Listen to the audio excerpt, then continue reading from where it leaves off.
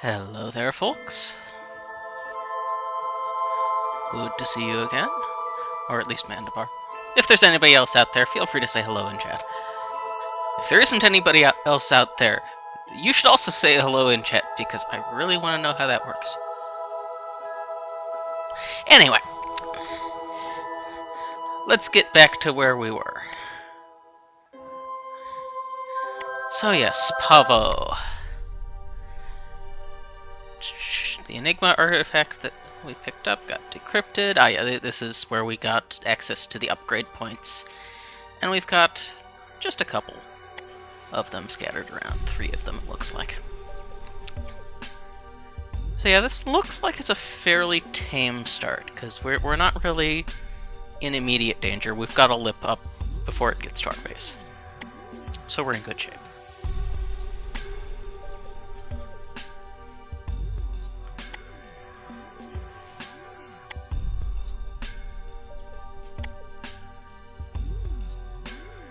I'm not so much intentionally going for this artifact as I am just laying out an energy network. But the fact that I get it is a nice bonus.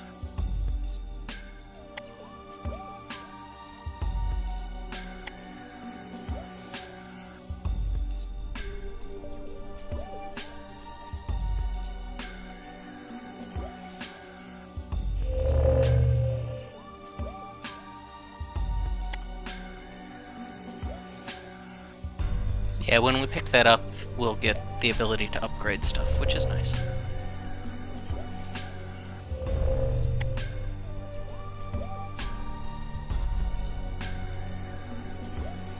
Okay, so building does actually accumulate deficit.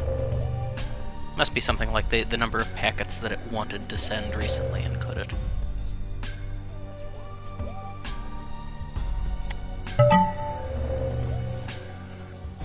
Okay, so first upgrade. I mean, extra energy is a pretty darn nice one. Lower building cost, I'm not terribly fussed about. Building things faster, also not that necessary. Yeah, I think I'm leaning towards more energy now, and then fire range and rate as I get the other 2 points.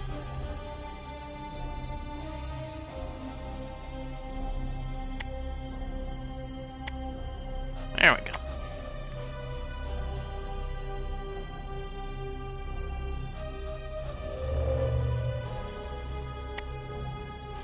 So I want a mortar there.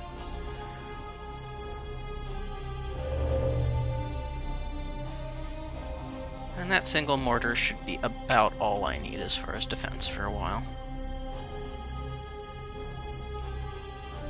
Because keeping this pool down is going to kind of pull down the levels of creep everywhere.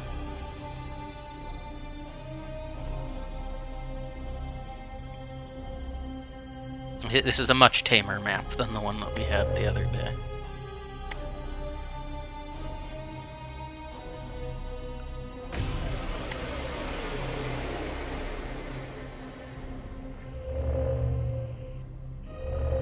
Your relays can be good. They're not something that you should just ignore. In fact, I probably use them less than I ought to. But they're also not something that's extremely critical to have most of the time.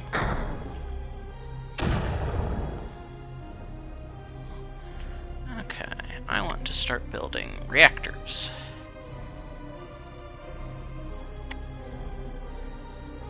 Because as far as I'm concerned, that's the best way to develop your base.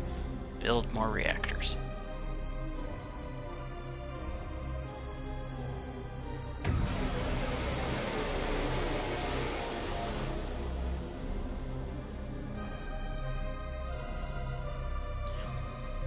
Back here is where it would actually be getting dangerous if it was that color. Yeah, I'm just gonna let things build up for a bit. I don't need to worry about creep for a little bit yet here.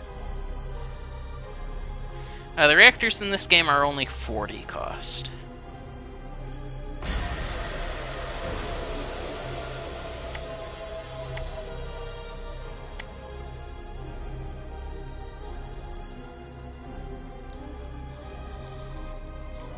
They're pretty cheap. I mean, obviously they're a lot more expensive than the Collector's 10, but they do pay for themselves over time.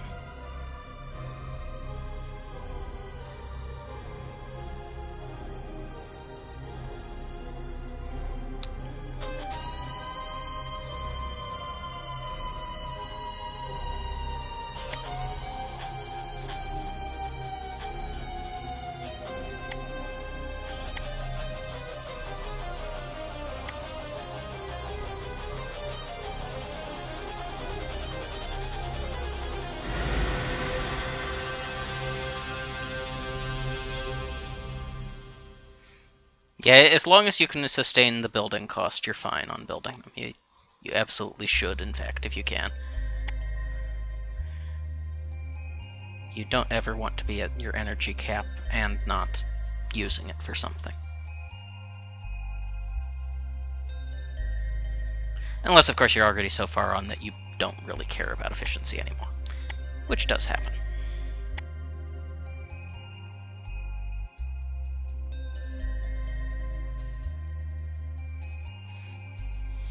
Yeah, but basically everything that you're doing is feeding out at 1 per second. That's just kind of your baseline rate of packet send. If you get the build speed increase, then at that point you're going to be sending out, obviously, more packets per second. But unless you do that, you are in good shape at 1 per second. Okay, I should rearm this now. And watch it do some pretty significant damage. Oh yeah, that's nice.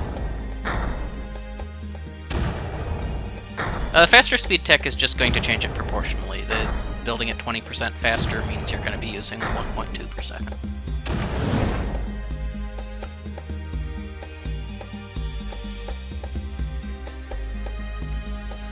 We'll go ahead and build a second mortar here.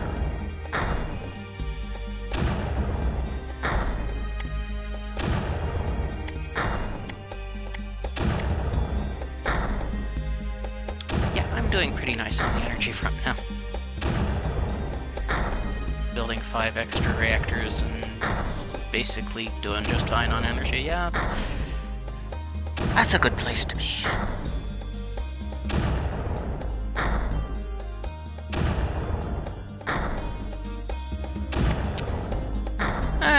The easy expand there, we can get it still, it's not a big deal. Because the creep over here is never going to be very thick with it being low levels down here. If this built up to the point where it could flow over there, then this would start to be more of a problem to go after. But if that happened, it would also be overflowing over here, so that's not going to happen.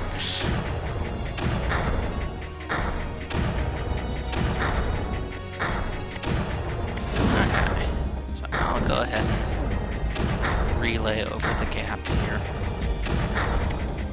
This is the sort of situation in which relays are actually useful.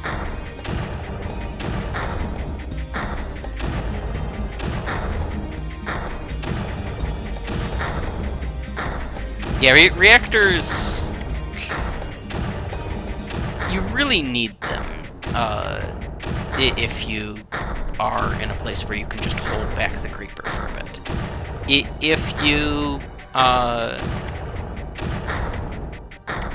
If you get to the point where you just can't expand and you don't have reactors yet, you really get into a bad dead end. And in a mission like the one we saw yesterday, where the creep was actually threatening you early on, you can't afford reactors. You need to get to a stable position before you can even think about doing reactors, because they are so expensive. They pay off in the long run, but you can't go for them too early, or you're just going to end up doing it yourself.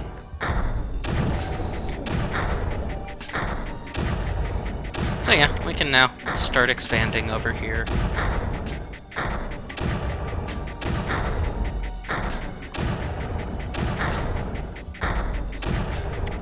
I could use another blaster here.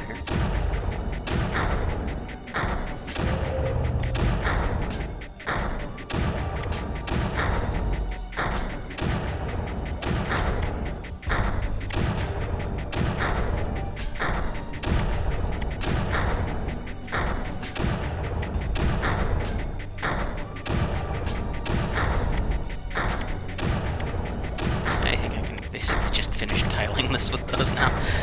I think there's one more spot here, maybe? No.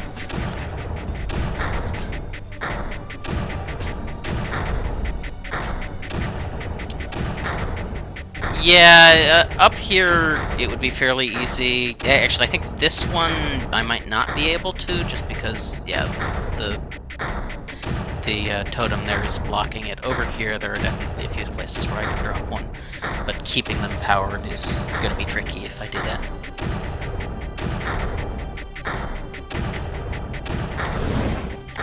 But what I can do is just expand over here and grab my second upgrade totem.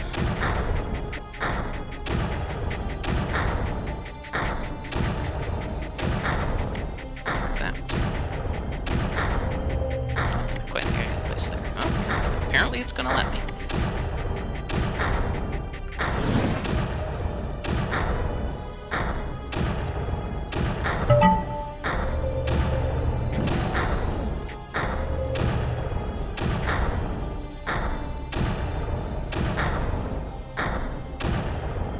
What was the original release date on this game? Oh man, I don't know. It has to have been at least a decade ago. Because this is classic game as far as I'm concerned. And they've had enough time that they've done at this point 2 mainstream successors, and I seem to recall Creeper World 2 people thought was a long time coming. And then also Particle for the Emergence, which is, as I've mentioned before, not as unrelated as it seems. It's not just a separate game by the same developer. Okay, this is going to be Fire Range, because Fire Range is really nice, especially for mortars, because that extra range allows them to get to much deeper pockets. It is really nice.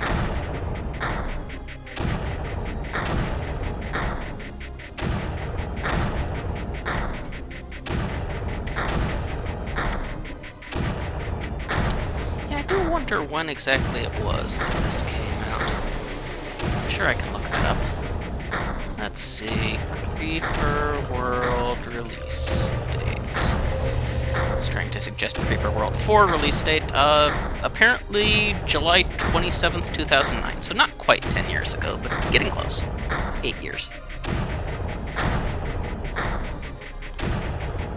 You can tell that looking at that really hampered my progress on this mission.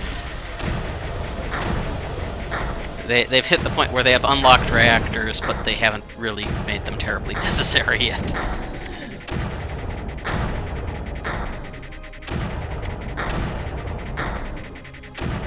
It's kind of the standard rate of progression. So you get a new thing, it dominates for a bit, and then you start having to use it to its utmost.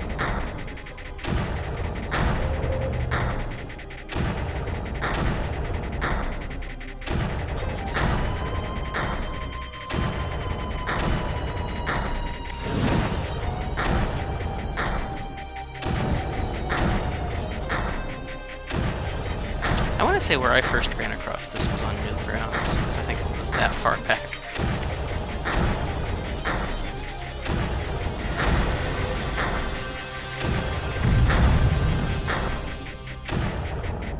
Yep, still 2 locked weapon types. I know what one of them is. I might know what both of them are. I know there's a at least one type of flying attack unit. I don't remember if there are 2 or not. There may be a pair of them, so that it's kind of like you have blasters and mortars. You then have fighters and bombers.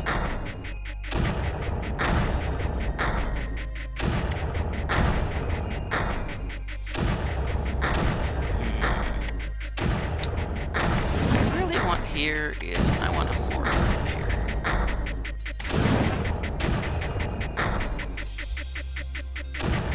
Yeah, I'm gonna enjoy playing through too.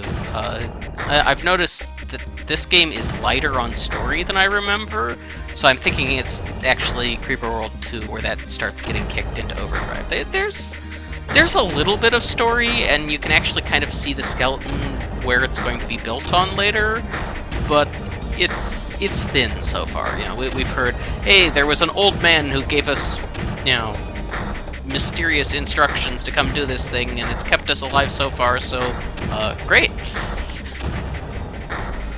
but that's pretty close to the extent of the story so far.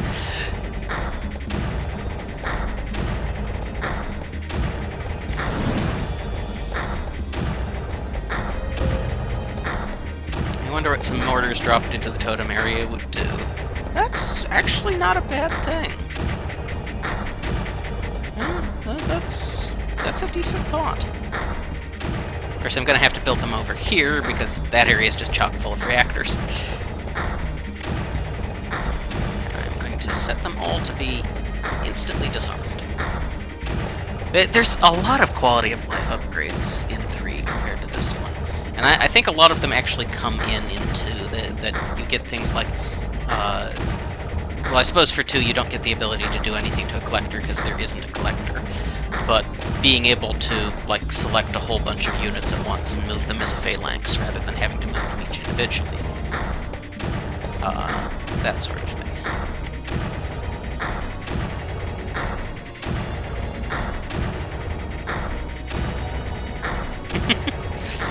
I had some viewers for a short period of time. Back to just you again. I'm okay with just talking to one person. That's pretty fine by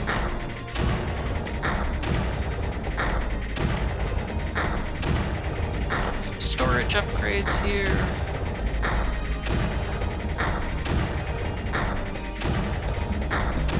Yeah, you'll notice even in this one, it doesn't really give you the hotkeys for these things. I'm not 100% certain they have hotkeys. I mean, is it hiding in here? Let's see. Yes, the really, really basic sort of tutorial stuff here. Does it bother telling me hotkeys for anything? I want to say that there's... Yeah, point 10. Use keyboard shortcuts. Hover over a button, the shortcut key will appear in the corner. Right, okay. Where? What corner? The shortcut key will appear in the... Have you seen a shortcut key appear anywhere as I've hovered over any of these buttons? I'm not so much believing that particular claim. It does not seem to be displaying them anywhere. Oh, is it displaying 1, 2, and 3 somewhere? Oh, in the very bottom left corner of the button where it's basically completely obscured by the highlight of it. Okay, so it is there, it's just impossible for me to see. Good to know. You guys probably have an advantage on this. You can probably see it larger than I can because my window is, you know, a little bit smaller and you guys can maximize it entirely. Which is handy.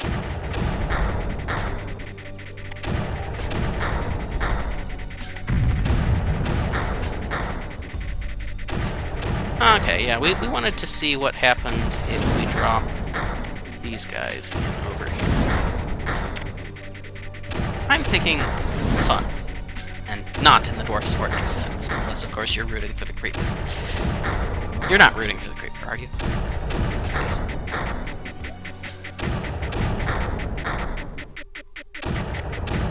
Maybe we could use a couple more blasters too.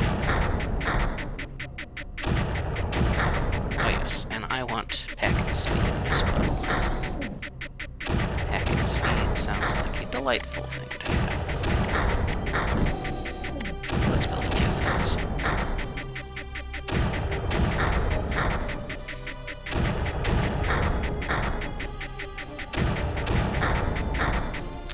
Okay, let's activate these guys and see how it goes.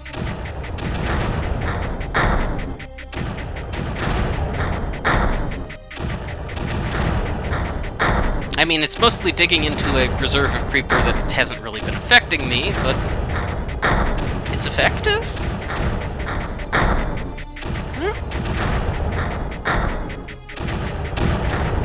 I mean, I suppose it looks like things may be retreating back here a bit, so maybe it is actually being useful. A little hard to tell.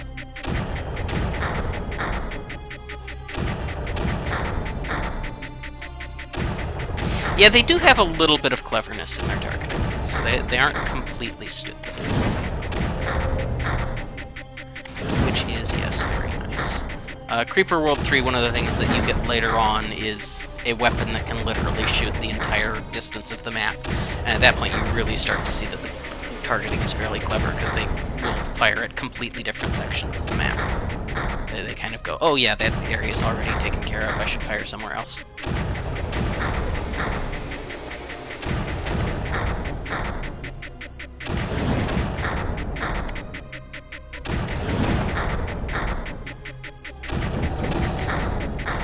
Those two land. Move this guy back, bring the mortar up.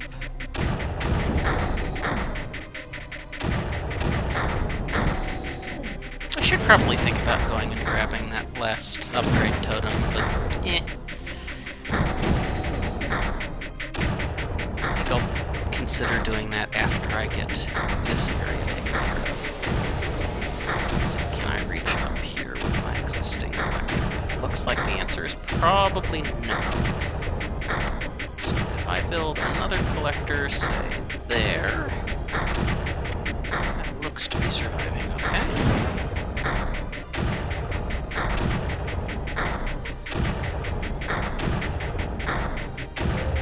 Yeah, I spotted Let's Narvik show up, but I didn't see what he'd said after Good Morning. Glad that you enjoyed me enough during Zeldathon that you wanted to tune in and see me more.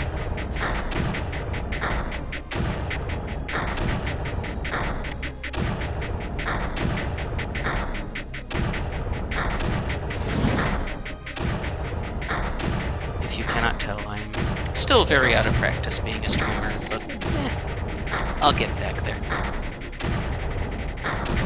Also doesn't help that I used to do my streaming with the group, and so while I was playing the game, somebody else could be reading the chat. Much harder when you actually have to do the multitasking yourself.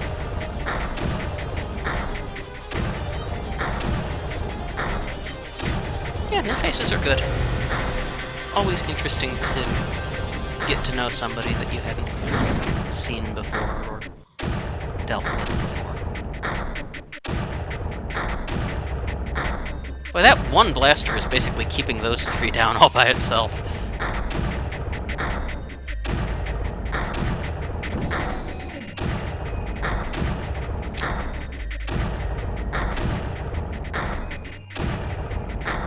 If you're thinking about the time course stuff, that ended up getting canceled due to various scheduling issues. We just finally came to the conclusion that we couldn't manage to meet often enough and reliably enough to be able to keep the game alive.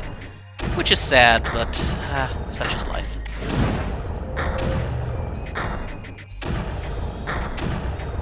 But going back further than that, I used to be part of the Coast Quest livestream group many, many years ago, back on livestream.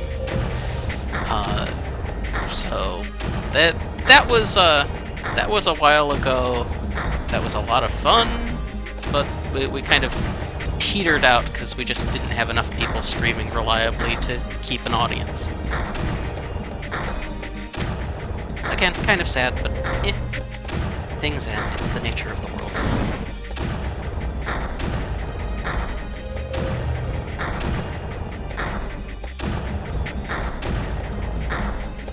Yeah, I still know a lot more about that universe than ever came out in the role-playing. So I may see if I can do something more with it later.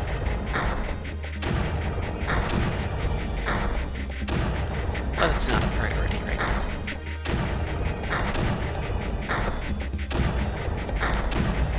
It'd be better if I didn't accidentally put another window on top of the game. I want to be able to see what I'm doing.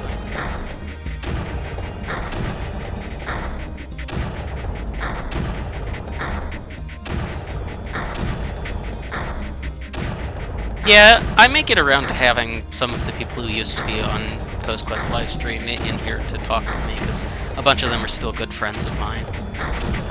And I know they enjoyed streaming. They probably would not object to doing a little bit of it again, as long as there wasn't a huge pressure that you have to be doing this or else we're constantly losing viewers. Oh my god! That was one of the things that was really problematic, is the more you realize, oh crap, we really need to stream more, the less you actually want to stream more. Funny how human nature works, isn't it?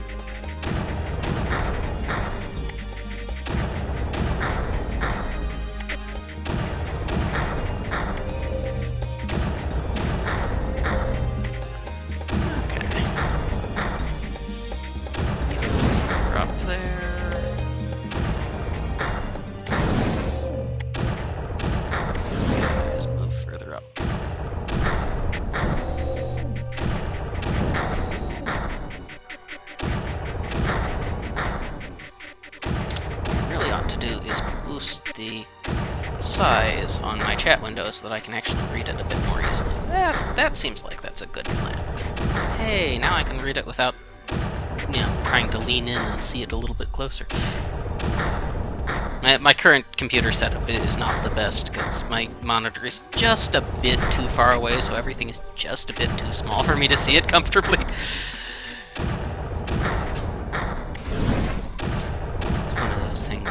Really ought to get around to fixing at some point, but somehow I just never quite have. It's been in this temporary configuration for about over a year now, maybe closer to 2 years. Yeah, entirely too long. Hi 177 Mike, how you doing? That or look in another computer monitor. The biggest problem is that I'm sitting in a chair that leans back, so I'm leaned back in the chair, which takes me about a foot further away from the monitor. The monitor itself is like a foot back on the desk. And then I've got the keyboard and mouse sitting actually on my legs in front of the desk. So I'm like 2.5 to 3 feet away from the monitor. And it's a pretty good-sized monitor, but it's also a high-resolution monitor, so being that far back just makes everything a little bit small. I'm doing pretty well also, 177. It's good. Yeah, that or you're getting old. Yeah, I know that feeling too.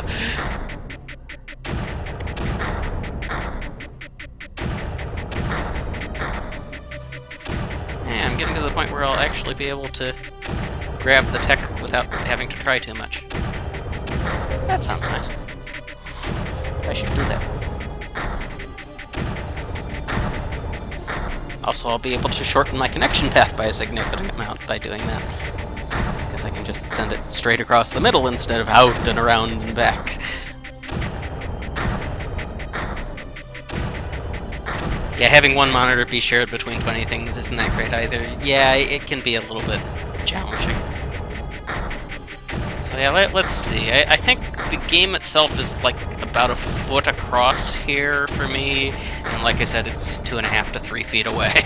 So it's not the largest size it could be.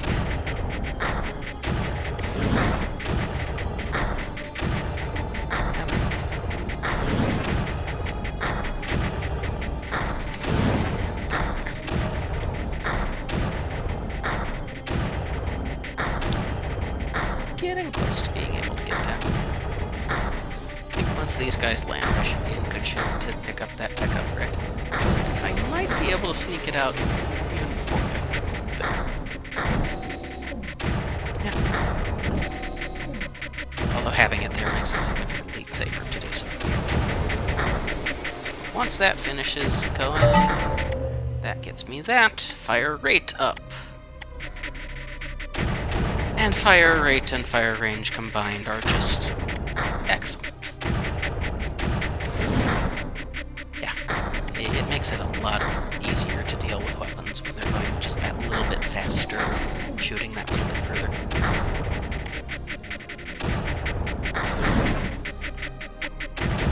And I can bridge the gap now. Yay!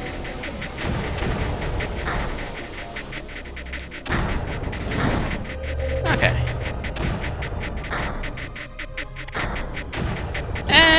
It can be double-bladed, but it's actually generally not that bad because, you know, what happens if you're using too much because your weapons are firing too fast?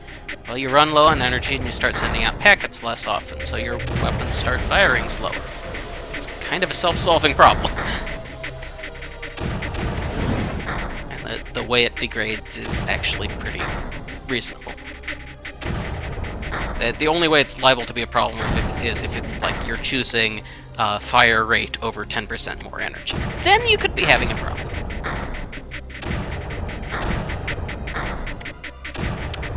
So that 10% more energy could have been really good for me. Oh yeah, I haven't quite connected up to that totem. I should do that. I've got, at this point, 2 of the 4 totems once that finishes building.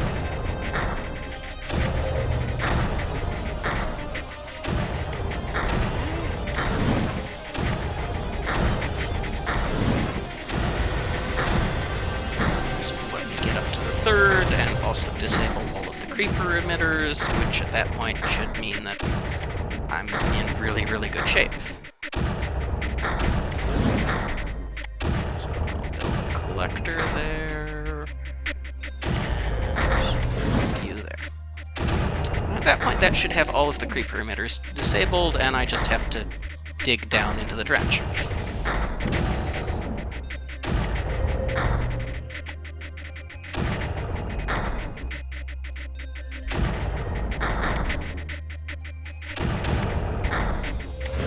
Err on the side of being paranoid. Leave more things protecting that than I actually believe I need. Just because it'd be embarrassing if I accidentally let the creeper out and killed myself with it. Yeah, the intelligent packet system is actually really nice, and it's a deeper mechanic than it seems like it might be. Because, you know, just looking at it, it seems like it might just be a way to visualize how stuff is flowing around the system. But no, those packets, until they arrive, the energy has not ended up there, and in fact, if they're on a link when that link gets disconnected, the packet is lost. It has to start again. You lose that point of energy and have to send a new one from your home. So, keeping aware of how the packet system works is very important. And that's one of the reasons that people are kind of iffy about the second game, is it kind of lost a lot of that.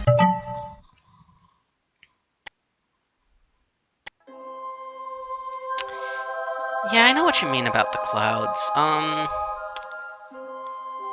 This game takes almost no time to start, so let's just go ahead and say mist effects off, exit the game completely, and restart the game. If Steam will cooperate and actually start it. There we go.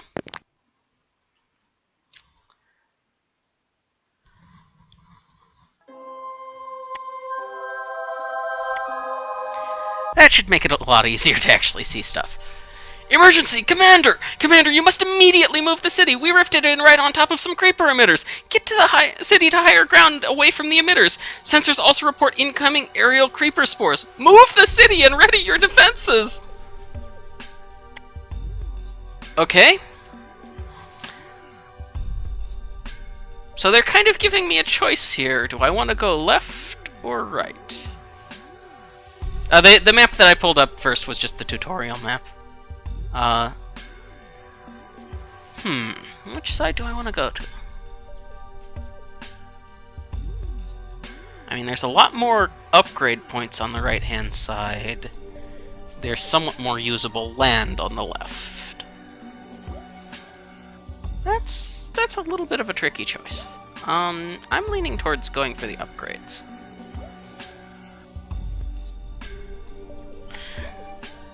So let's go over there.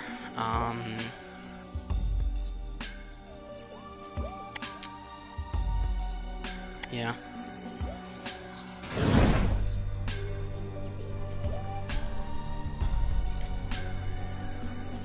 Spores attack in just under 4 minutes. Yeah. They're trying to make this a little harder on us, but it's not going to be that hard. Because the creeper is still not pressing us that hard. We've got 3 upgrade points that we're getting basically immediately. Yeah, we're in good shape. So I'm going to say more energy is the obvious one. You almost always want that first. 10% less to build. Yeah, it's not a bad choice.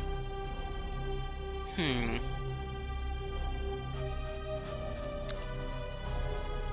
very tempted to just go with the set of 3 that I had last game, because that's a good set of things.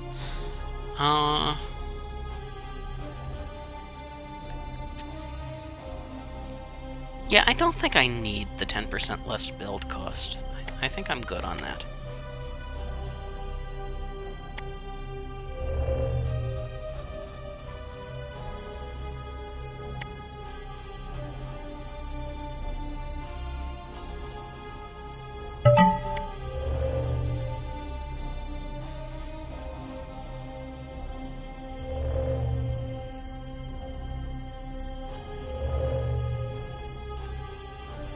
If my network looks a little bit strange, it's because most of the time I'm doing less spacing than usual. In fact, I placed that one in the wrong spot.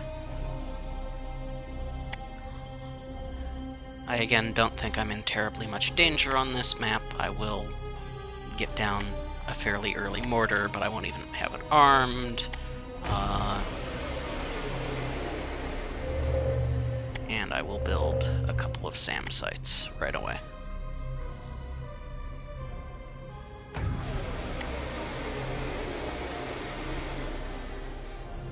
I'm absolutely building more stuff at once than I ought to right now, but I don't think it's going to matter.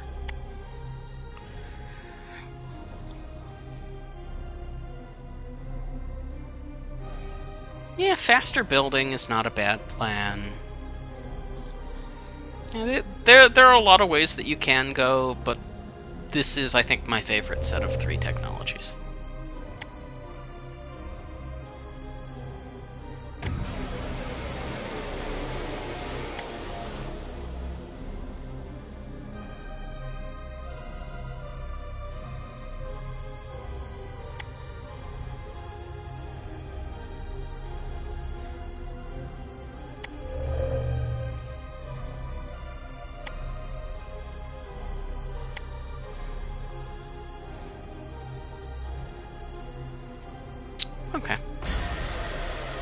Yeah, we're really not at all threatened here.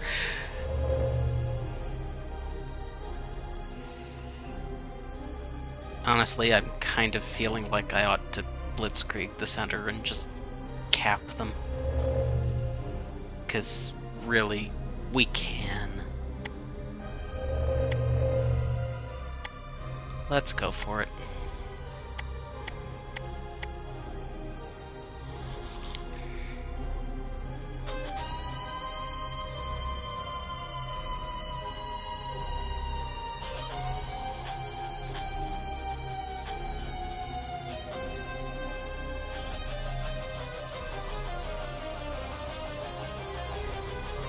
So the nullifier serves pretty much the same thing that capping does.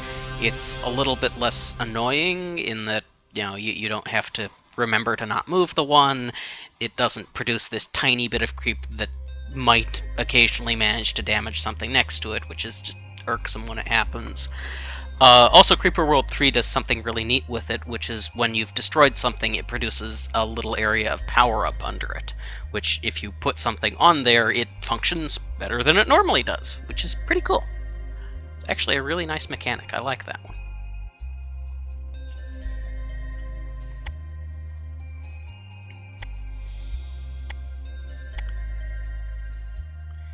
Actually, I'm going to send that pair first, because I want to try and get them landing at about the same time.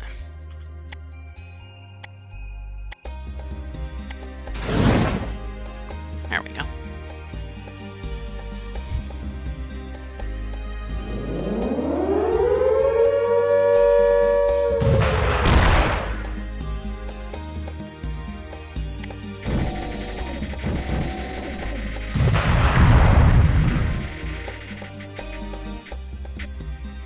Well, that was just annoying.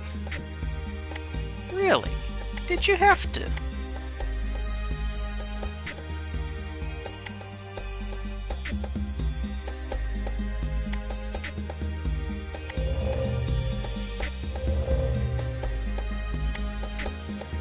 Yeah, that was just... Really? I mean, it's covered even! It just managed to get there before it could be shot down and explode. That's really shitty. But hey, I've already capped the creeper emitters, so, yeah, nice map. I'm running low on firepower in the first of the two there, but there's a backup, so we're fine.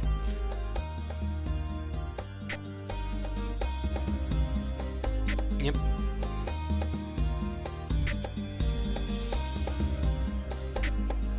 Yeah, the easy map there is, yeah.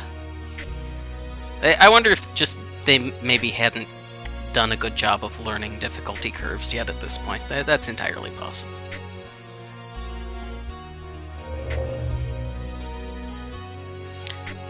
So, yeah, we can go up this way and connect to that one, and down this way.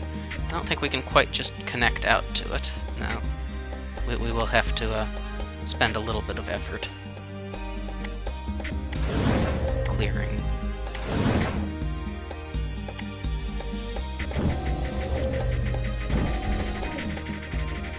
There we go. Oh, come on.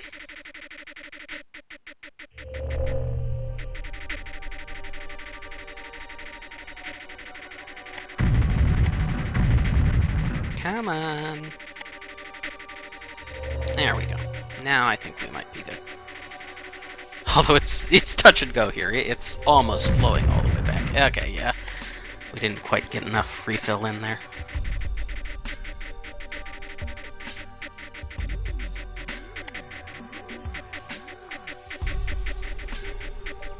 Yeah, the creep does evaporate slowly on its own. So if you just destroy all of the emitters, or in this case, cap all of the emitters, at that point, you will eventually just have all of the creep evaporate. But it's very slow, so a deep pool of creeper is not going to go away on its own very easily. Yeah, and so we've already got a portal here. That was fast. 7 minutes, 9 seconds.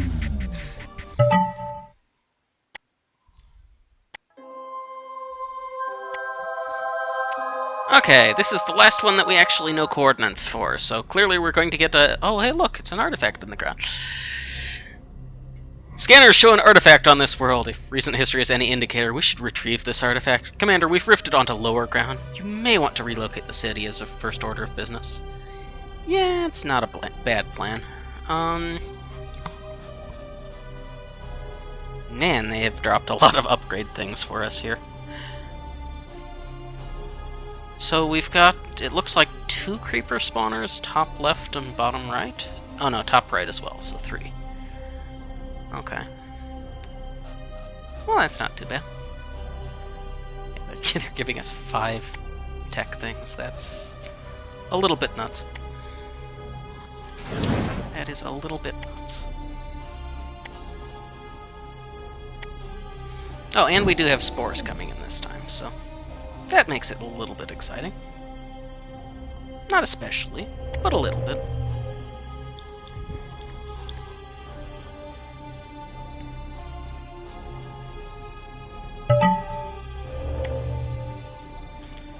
And that point is obviously going to go into producing extra energy.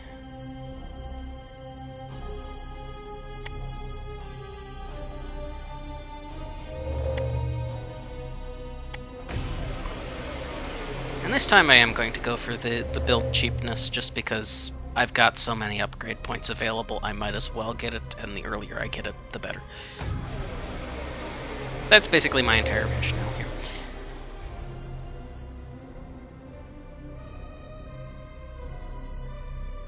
I think I'm going to try to cap this guy.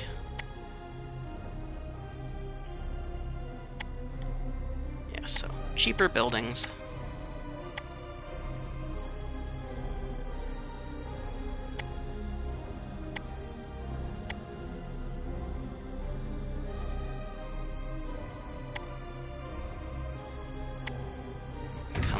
Here.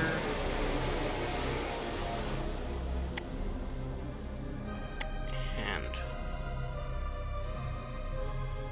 can't quite cap it from there, but once I get the tech boost, I might be able to.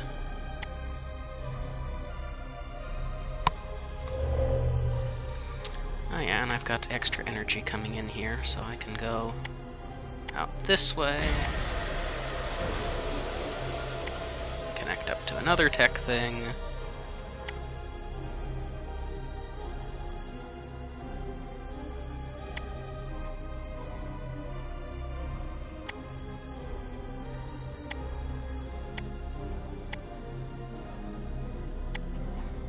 There we go.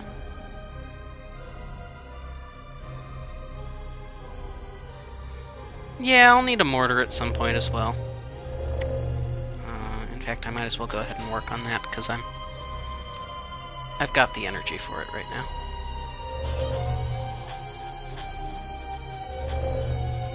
Although now I have less energy available. I'll be okay.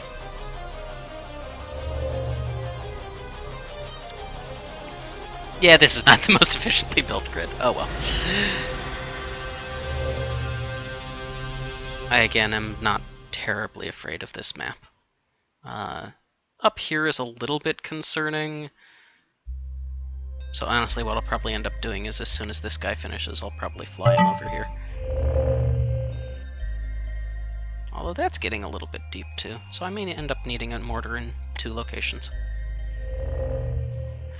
So, upgrades. Fire range sounds like a good plan. So at this point, the blaster there might be able to reach. I don't know, hard telling.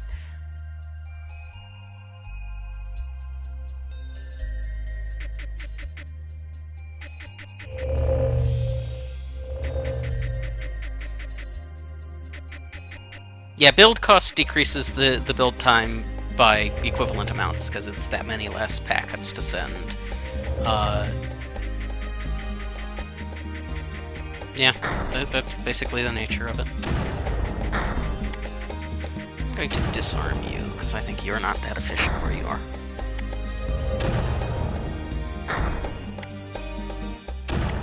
I'm going to build a mortar up there, because this is getting a little bit deep.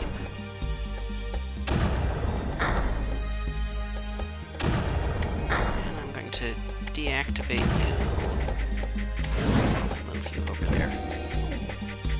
That's a much better place for you.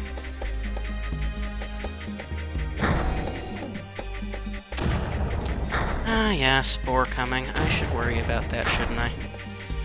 Okay, fine. There. There. There. There.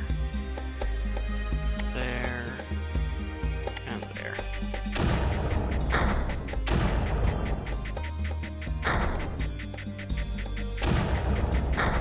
Thank you for the reminder. Not sure I'm going to have the SAMs up in time, but they'll at least be in progress.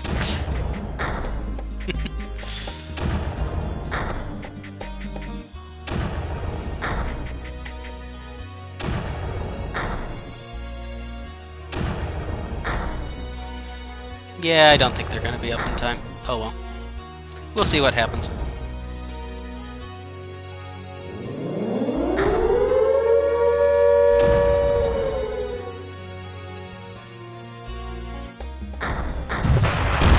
Oh, I got one.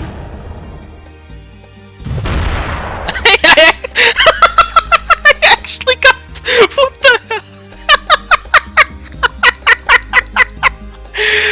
Okay, that was way luckier than I deserved. Wow.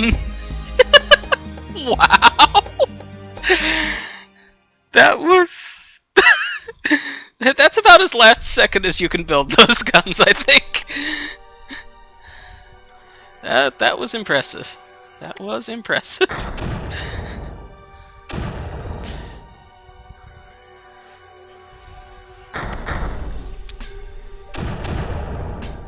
Yeah. Yeah, it was probably coming for literally that collector. Because that's about the only place that it makes sense for it to have gone that far without dropping its payload.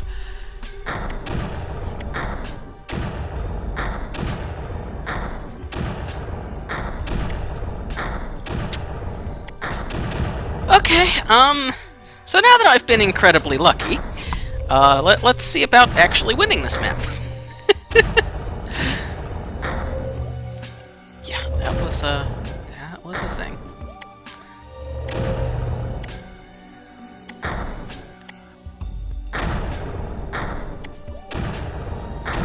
Okay. Yeah, I don't really need to worry about getting a weapon up there yet. Except, you know, a SAM. Because I should remember to build my SAMs, actually, before I need them, rather than just-in-time SAM delivery. That was a little silly.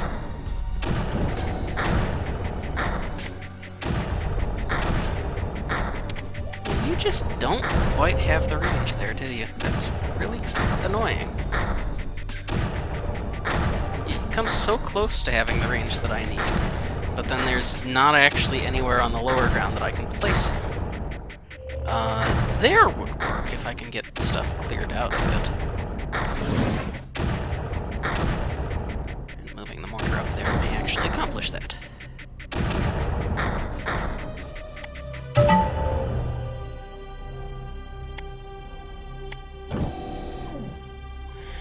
Commander, this artifact is different than all the others. It isn't ancient. In fact, it appears as if it may only be days old. It may have been made moments before we arrived, for all we know. What's unbelievable about this is that this world has been dead for over 5 years. And, Commander, there's little mystery to what this artifact means. The coordinates of 5 worlds are clearly indicated. The artifact is also signed with the name Platius. Does this name mean anything to you, Commander? Yes. Enter the first set of coordinates, Hops. We're leaving. Yes. Yes, sir. Yeah, the lore is starting to pick up a bit here, so I may have spoken too soon when I was denigrating the story earlier.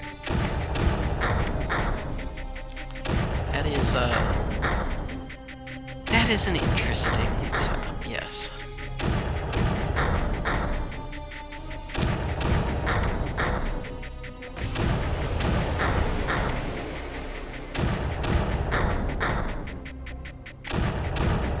Let's build another blaster down there.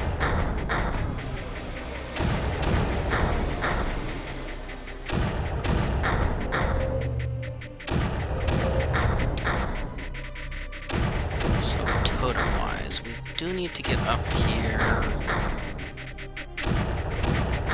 We could come pick up this tech point, and I probably ought to get a fire rate boost.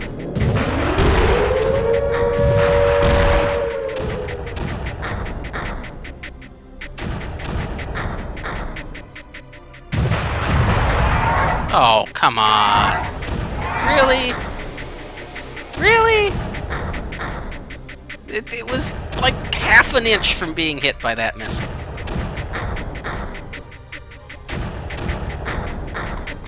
That was crap. That was the karmic payback for how lucky I got earlier.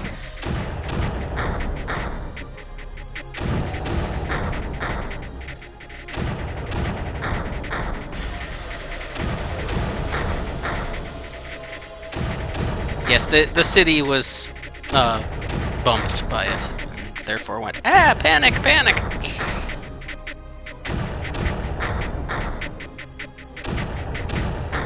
Yep, it's not a glass city.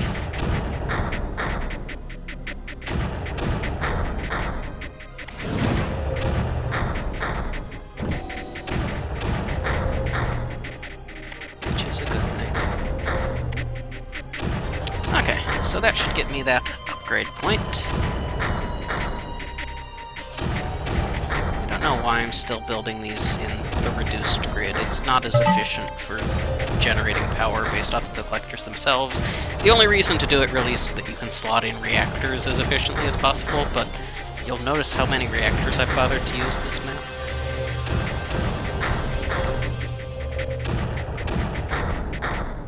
Yeah, it just has not been necessary to build reactors, so I haven't bothered.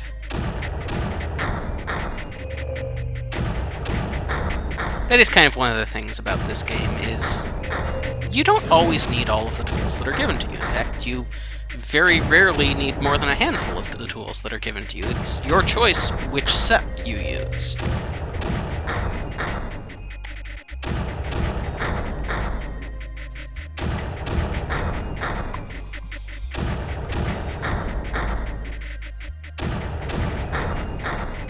Yes, I know. It was absolutely, completely necessary how I was using them before. Completely, yeah. Somehow I don't think you guys are buying that.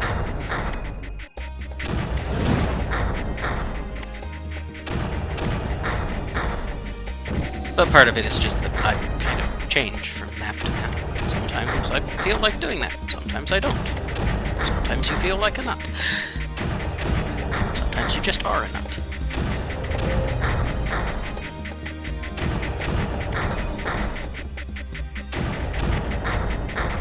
I'm going to add a shortcut across there, because I do not like that long path.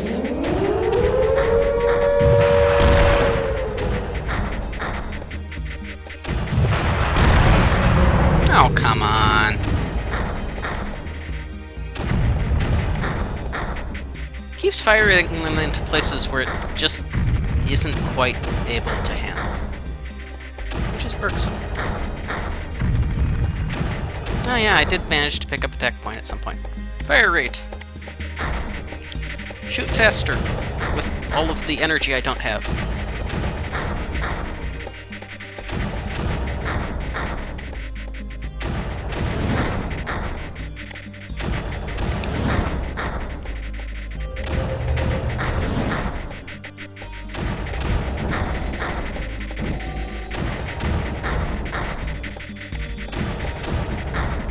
I really probably ought to have built some reactors by now, because I'm kind of not having as much energy as I need for this much combat.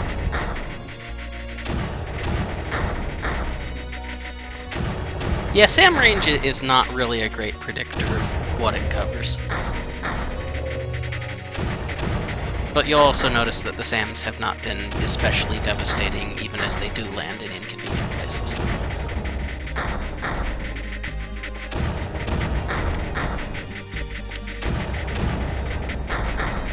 Okay, fine, I'll build some reactors.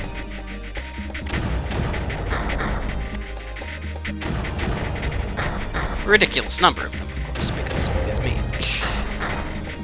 But some.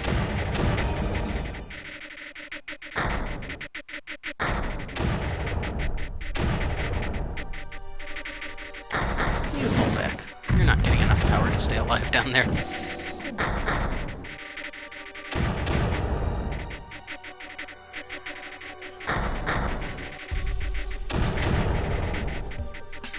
I mean, there are places where it would be more inconvenient, but even then, like, this guy has a pretty good charge. He can keep that locked down for a while. The biggest thing would be if the guys up here weren't getting as much, but this area is fairly well under control. This would flow out to, like, there and decay on its own, because it just doesn't have the oomph to get further than that.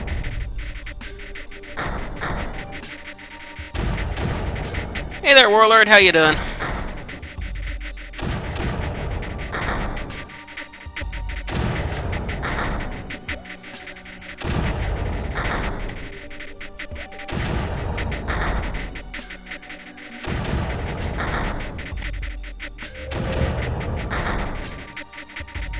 Yes, I have some more energy, because I built some more reactors. Need more reactors.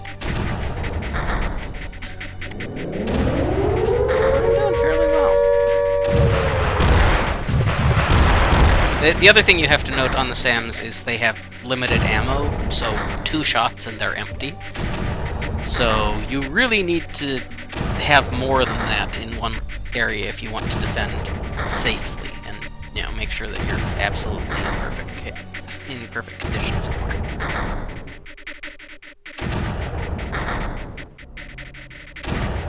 I think this guy does have more health than he did when he landed. I think it's just incredibly slow regeneration. Jeez, that's really slow.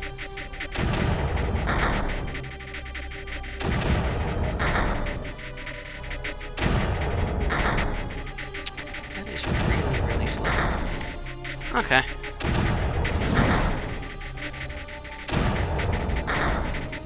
Actually, nah, I don't want to send you over that way. I want you to go over this way. Because I'm tired of that guy and I want to cap him.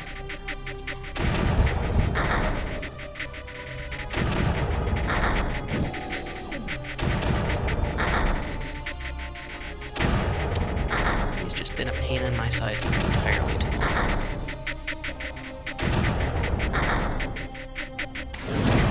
Oh yeah, he definitely has more health even than he did a minute ago. He's getting close to being full again, so yeah. They are regenerating, it's just incredibly slow.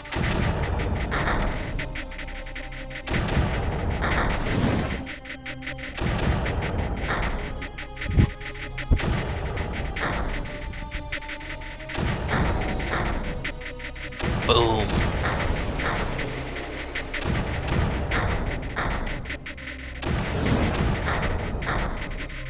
Okay, that's a lot better now.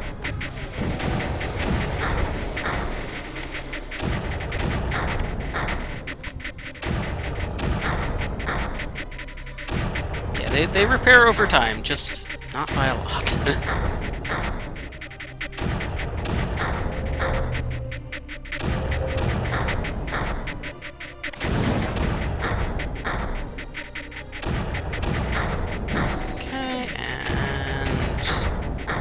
That should be the fort held down. The rest of the creeper there will kind of evaporate on its own, and I can collect the last tech point. Because why wouldn't I collect the almost everybody. It's there.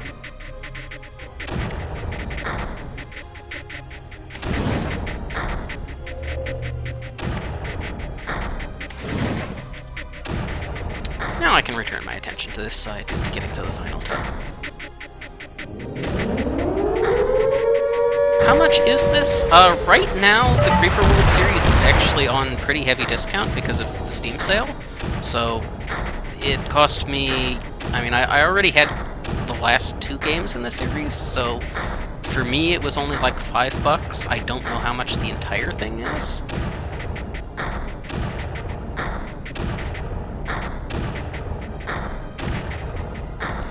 Yeah, and then there's also the Particle Fleet game, which I also recommend picking up because it is also quite good.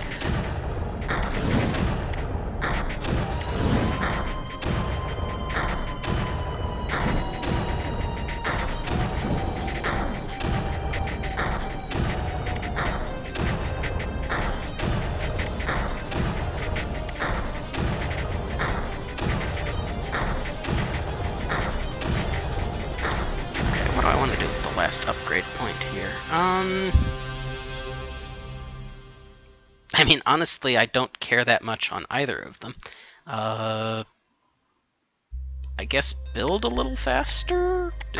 Yeah, they're both pretty, equally meh.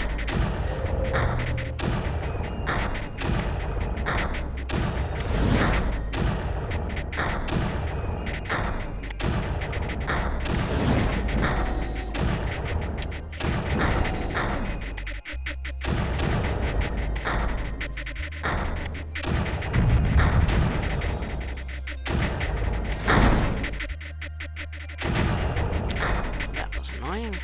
I'm occasionally remembering that I have shortcuts here. There we go.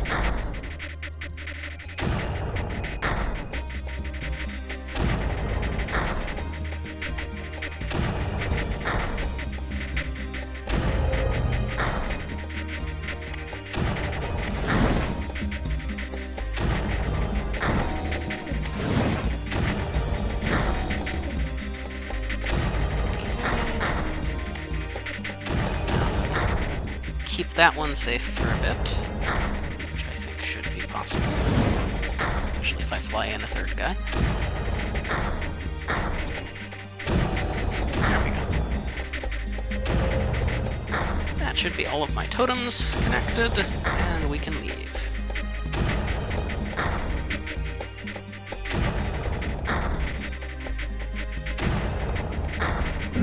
There we are.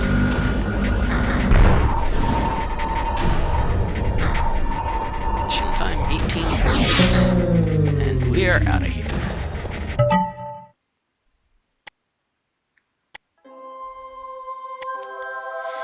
So yes, another 5 worlds, and you notice this time it doesn't go off to a question mark one at the end. Also, that's only 4 worlds. They said there were 5 coordinates, didn't they? Oh no, X is also counted. It's just... it's the one that I can get to, so it's different colored. Okay. Yeah, they're very aggressive about the don't you want to submit scores for this in this series of game, which it annoys me a little bit, but I can just click past it. It's not a big deal. We have arrived on Ix. I was afraid of this, Commander. I've spent some time on this world in my youth. Ix has striking geographic features, and we've rifted right at the bottom of double caldera. The Creeper has emitters in each crater, and we're on the lowland. Commander, I'm not sure we'll be able to mount a defense in time. Once the Creeper spills over the edge of the craters, it'll flood down onto the plane we're on in a nearly unstoppable force. Check the scanners again. There has to be some way. We wouldn't have been led to this world otherwise. Sorry to interrupt, Commander, but you're right. Scanners show a nano-schematic for a new technology on this world. Ix was a peaceful world, so I'm surprised to see this technology here. In any case, this tech looks amazing. These schematics will allow us to build drone bombers. Commander, you should collect these schematics immediately. These drones must be manually targeted once they're built and charged, but Commander, they can be targeted anywhere on the map. The drone will fly to the target area and deliver its bombs. If you can get the drones built in time, you should target them onto the center of the craters. This will destroy the creeper at its source and prevent the creeper from spilling over the crater walls. Hurry, Commander. Is it just me, or is that a lovely face up there? It's not just me, right? That's totally a face. We've got the two eyes, we've got kind of a nose here, and it's frowning at us for some reason.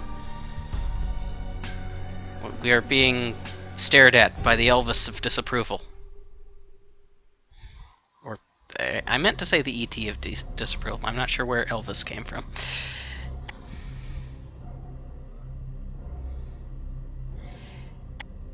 Yeah, that's an interesting little feature there.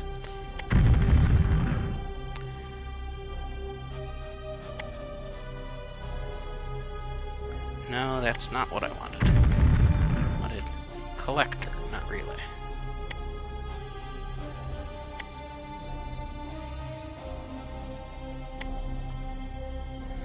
I am very much missing the quality of life from 3 that allows you to just drag build collectors. And it produces them at perfect spacing.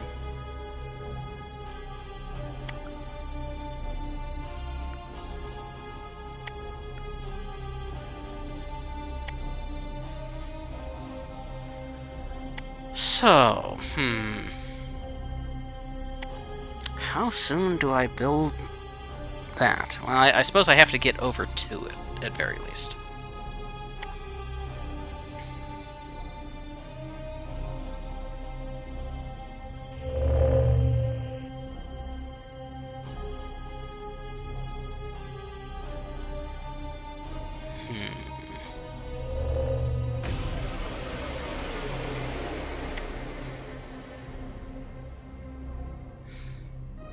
Yeah, the maps in 3 do get reasonably large eventually. So that's almost certainly why you were seeing zoom and going, why is this not useful? Because you weren't to the things that would make it useful yet.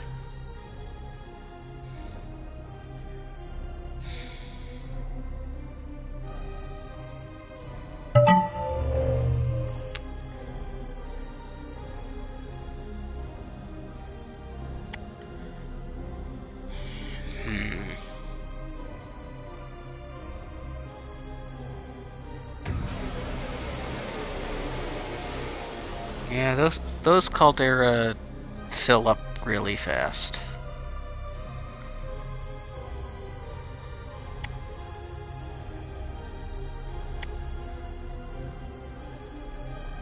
I think 10% energy is really important.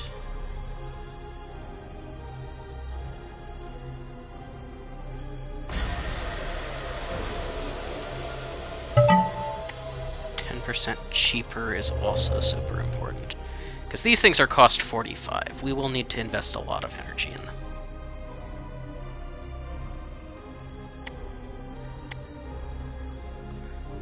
And because they're cost 45, we know they used to be cost 50. And I will need 2 of them because there are 2 caldera up there.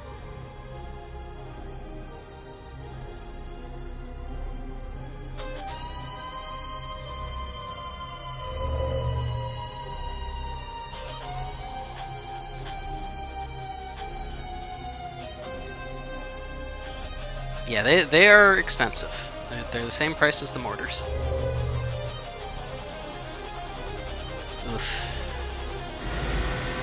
We've got a little bit of leeway because we've got those, but it's going to flow down to us really quick here.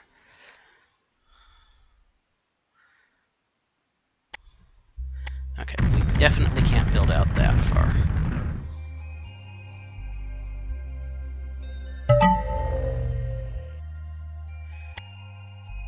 Build faster, damn it! Build faster! Oh good, they're built. You aim there. You aim there. And whenever you're charged, fire!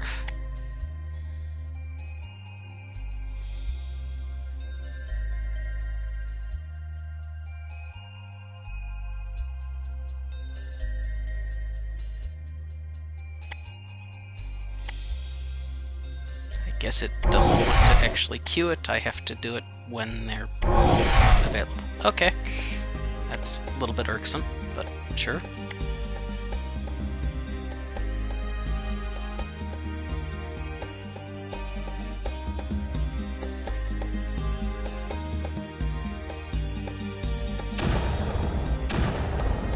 Okay.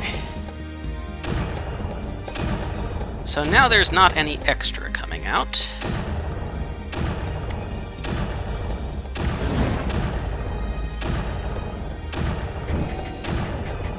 Okay. I think we're in good shape now.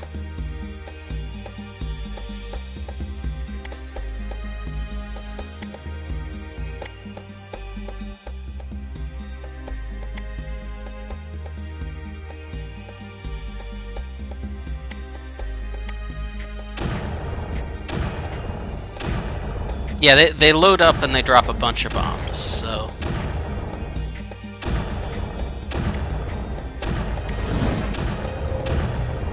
yeah, we are in really good shape now.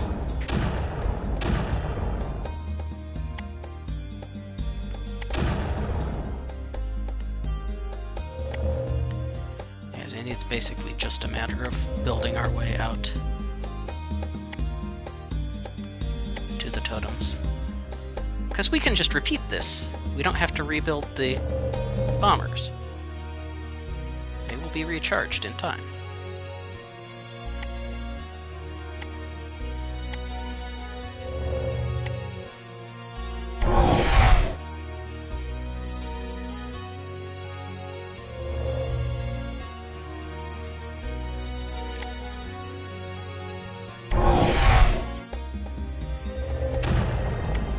I think mortars are significantly more energy efficient, but I could be wrong on that.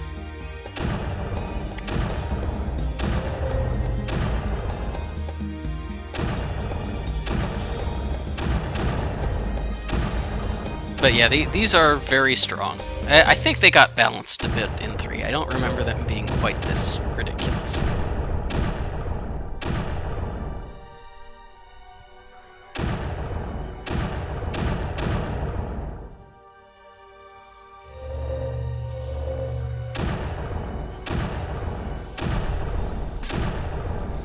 Storage is nice to have, but yeah, if you have spare power, you're probably either in a situation where you've basically won the map, or you're doing it wrong. So it's kind of a situational thing, and there's not much in the way of situation.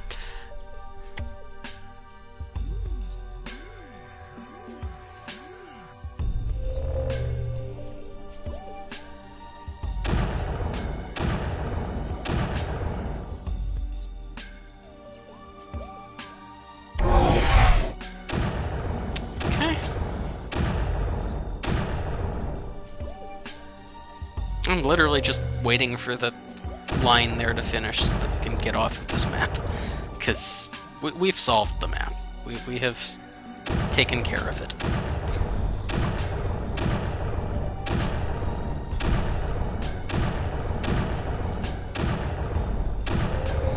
So I think what happens with them is I think they've got a set amount of ammo, and they will just fly back and forth and drop it until they run dry.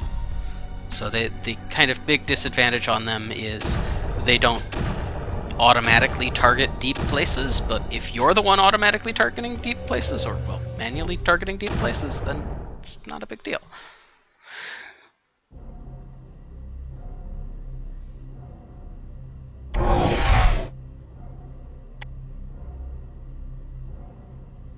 As long as you're good at targeting, you don't care that much. Yeah, the fact that relays are twice as expensive as collectors, I think it's still kind of important to remember here. If I build a single relay connection, that's equivalent to building 4 collectors. So, like, yeah, I could relay from here to up here, but those 4 collectors cost the same amount of stuff.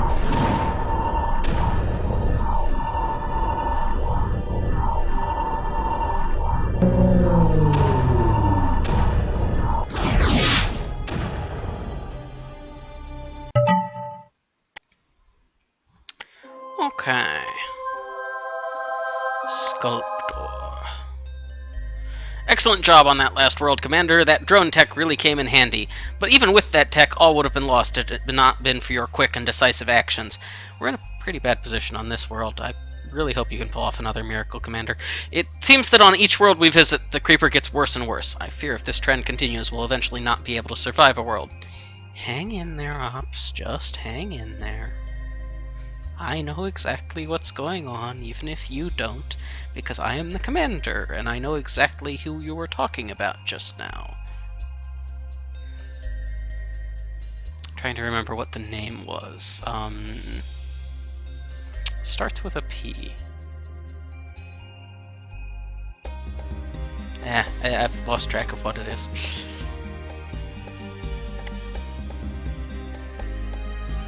It's a name that keeps coming up. Abraxas is the commander, so that is our name.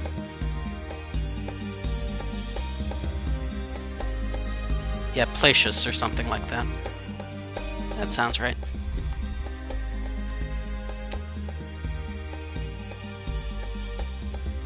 I mean, again, we've got a lip to defend in all 4 locations. We're not that bad off.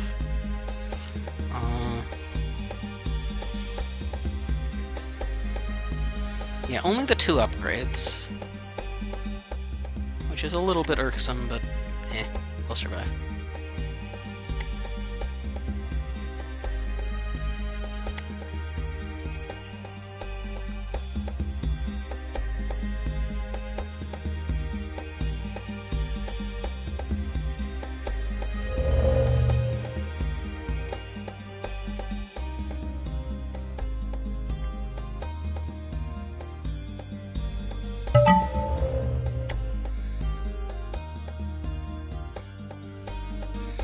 Collector won't actually reach across there.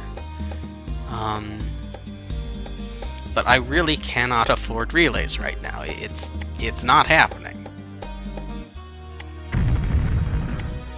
Because cost 20 is just way too expensive. I can produce some extra energy, which is nice.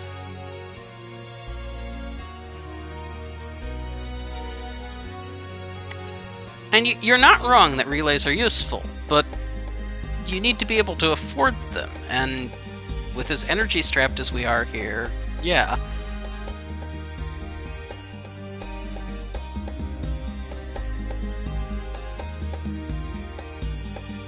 How close is this to overfilling?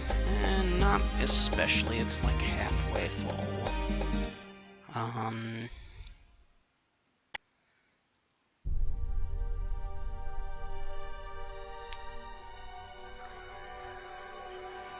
But that is the biggest danger right now, so I should be building my way down there.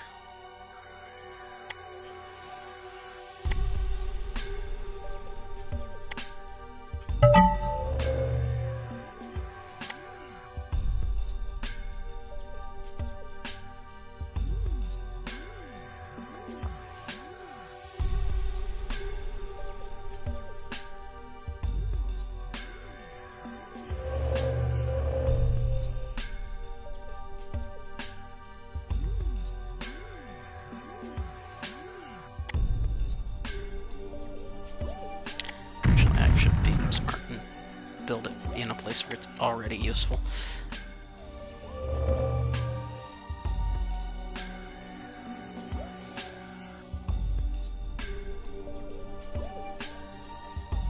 That's gonna be closer than I like.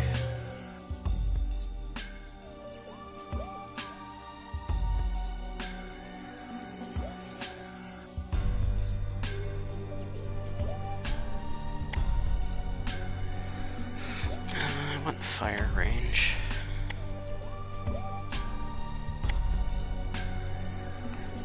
Wish I could see better how close this is to finishing construction.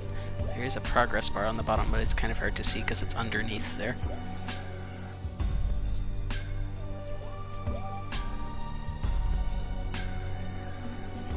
Okay, that's the last of those, and we start arming.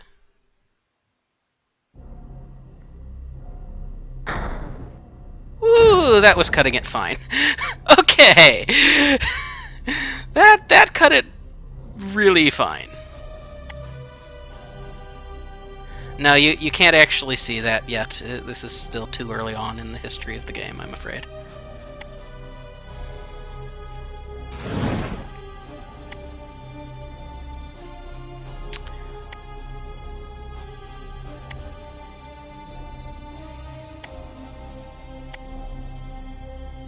Okay.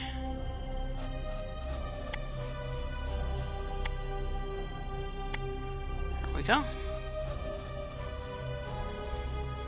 I don't think we actually even need a second mortar at this point.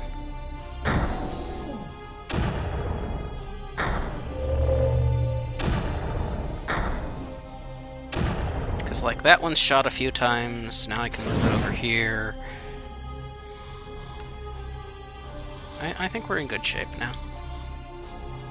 And even over here, the depth of that is ridiculously tiny. Let's send it down here just in case. Okay, yeah, it's not even needed there. I guess like there for the moment.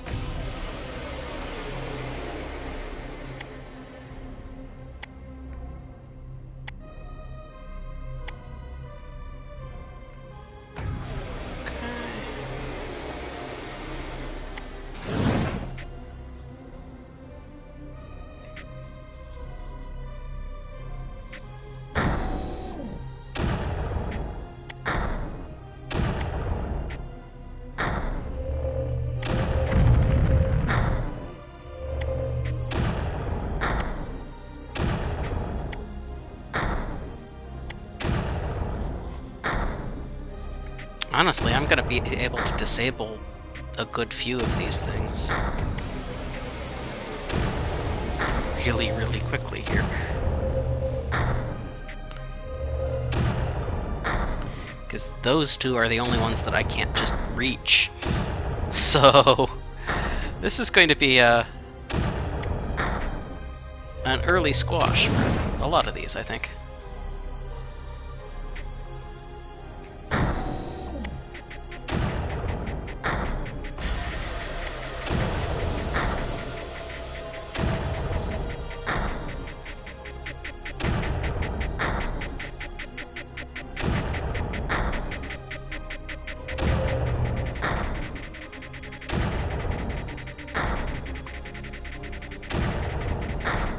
I'm just waiting for the creep down here to recede back far enough that we can actually get a full squash on that one. Similarly up here.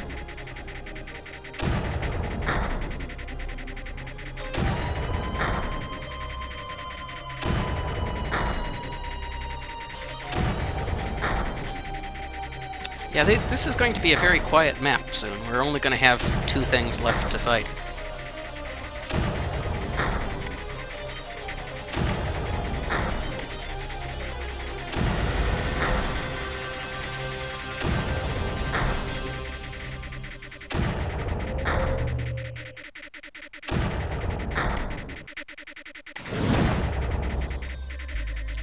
Let's push this back a bit further here. Boom.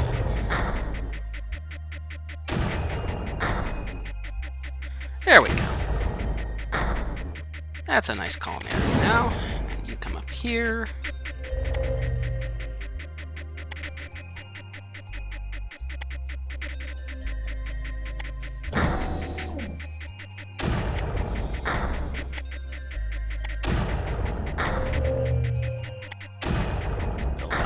Energy network. Yeah, depth charges. That is basically what the mortars look like. I mean, they fire into deep water, and after they land, there's no deep water. I don't think that's how depth charges are actually supposed to work. No matter. It'll be fine. There we go.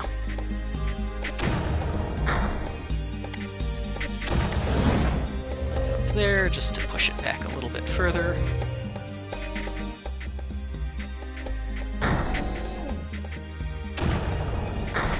Yeah, I could use a drone to clear out one of those. That's not a bad plan. let's go ahead and build one. Not because it's necessary, but because it might speed things up. And speeding things up is useful.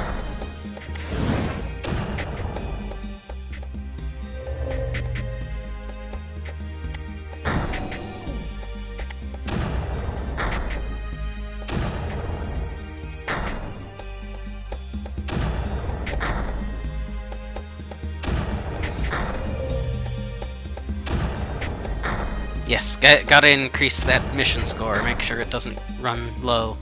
It's important.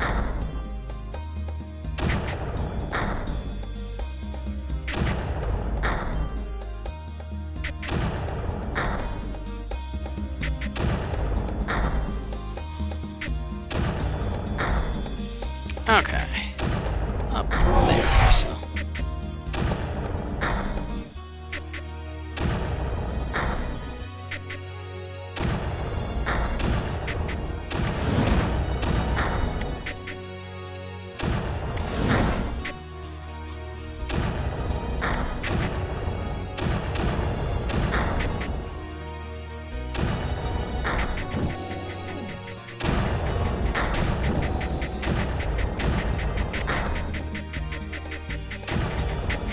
And that relieves the pressure there, which makes it easier for us to push in here with the collector.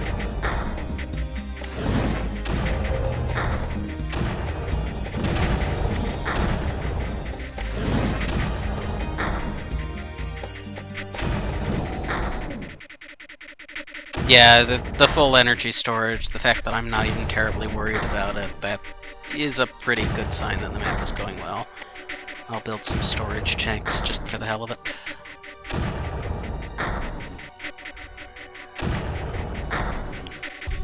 But I'm very much not worried at this point.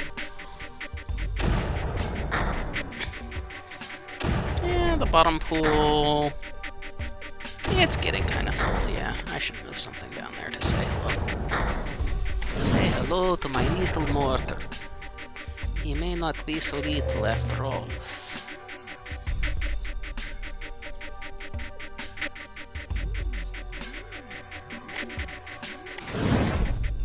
And I'll even send in some air support. But it's not like I really need it anywhere else right now.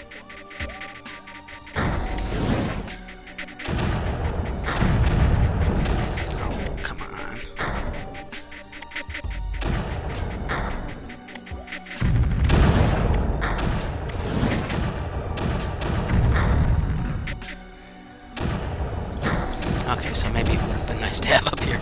Oh well.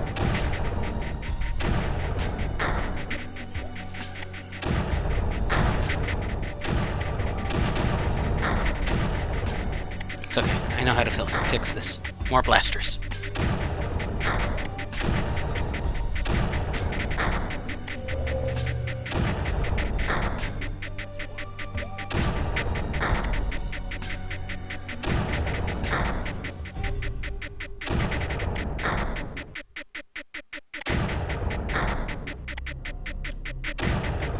Energy network in here. It's not where I wanted that.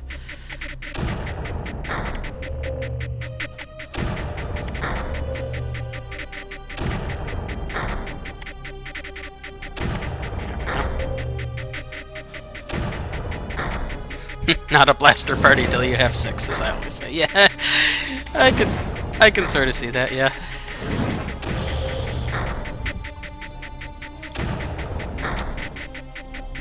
Okay. Let's push this back again.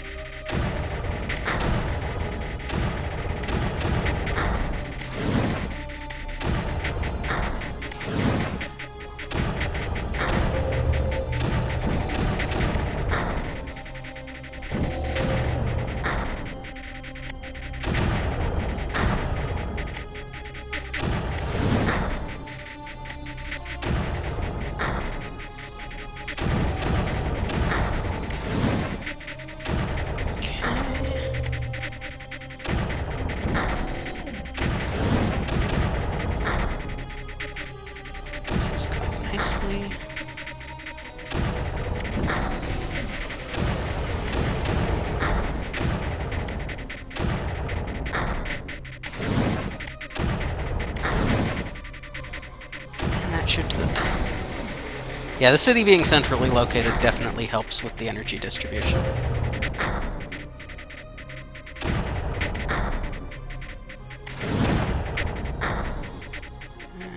Actually, there's a little bit better of a spot for you.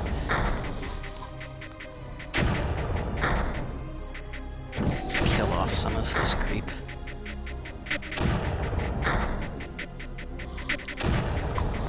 There we go. Now it's a bit more down to evaporation levels. Boy, there are not many good places to put a blaster down there.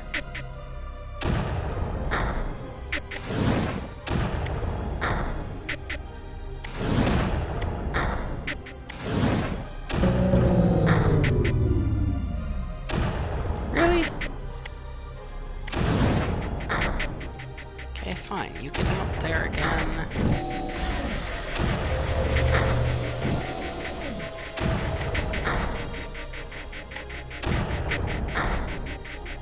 Yeah, this time I actually heard it for once.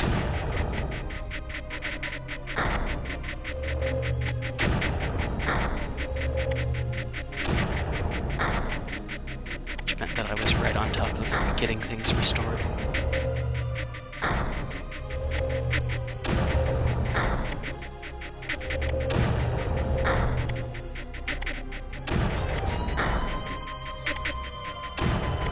Okay. That should be a nice, fairly dense energy grid now.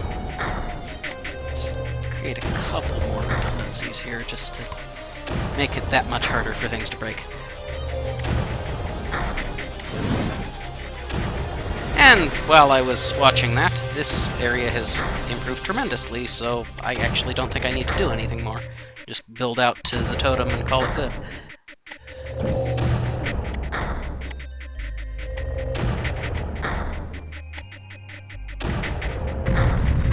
Why is my collector placement so bad right now?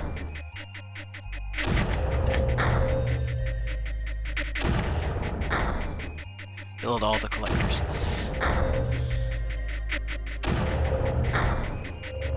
And not a single reactor, yeah.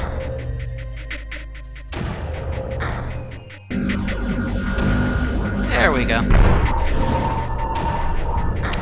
Moving on.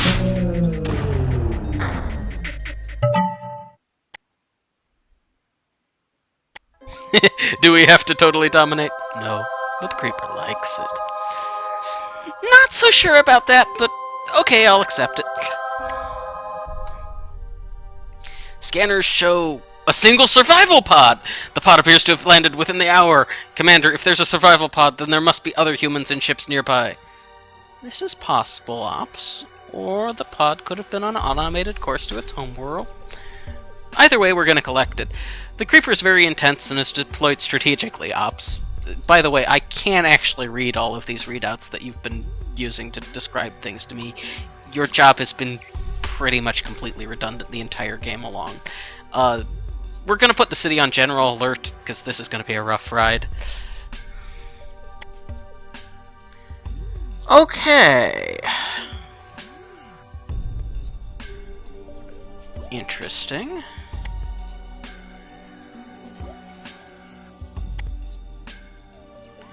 I can relay over to it.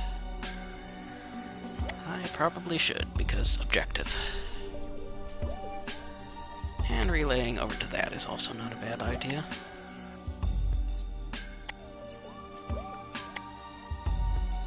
Really? I can't quite manage to reach you from the high ground?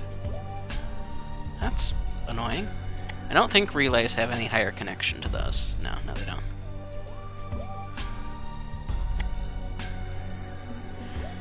Yeah, this guy is probably something that I should think about dropping a cap on soon. But I think getting out to the objective really, really quick is probably my main priority here.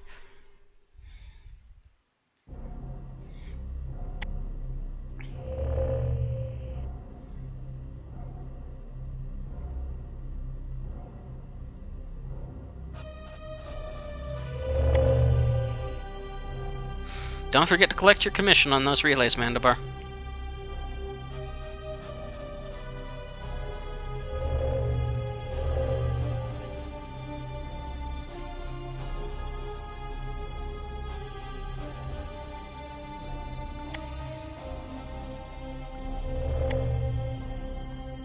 I think I will just sacrifice a collector to go grab that. I'm not going to destroy the collector afterwards, but I expect it to be grape overwhelmed before terribly long.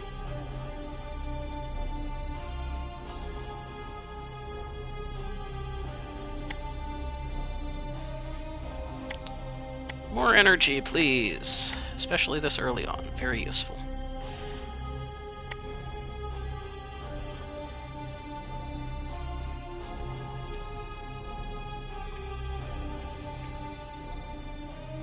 You can afford a Slurpee now. Creeper flavored. Blue or green creeper. Very important. One of them tastes like blueberries, the other tastes like burning. That's not what I was trying to do. I was just trying to get focus back on the window. Commander, the survival pod is empty. How did it get here? Really? You have us jump out to get to that survivor and save them, and there isn't even anybody freaking there? Rude.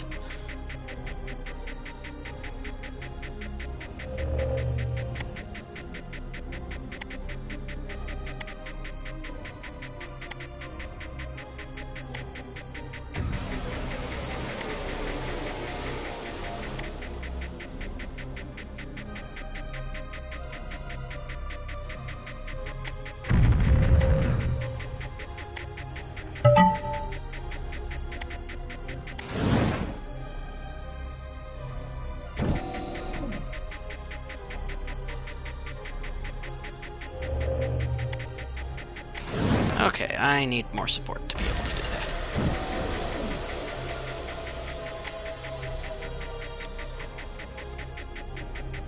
Yeah, the packet mechanic is pretty nice. And I've got another upgrade point. Fire range, I still am a big fan of.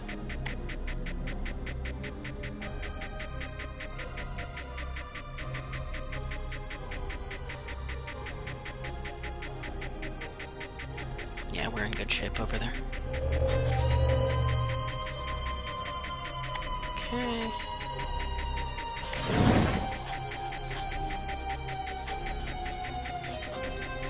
And this, I think, may be able... Yep.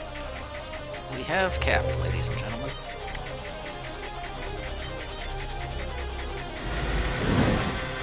Excellent.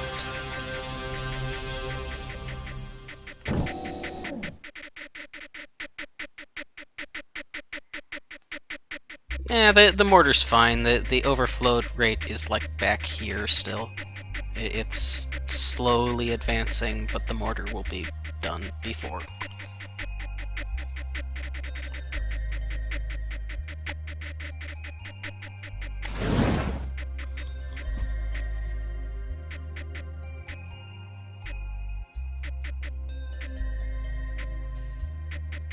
This guy is, of course, toast, but that was expected. Oh yeah, I can drop a blaster right on top of you. In fact, I can drop 2 of them there. I think I should do that.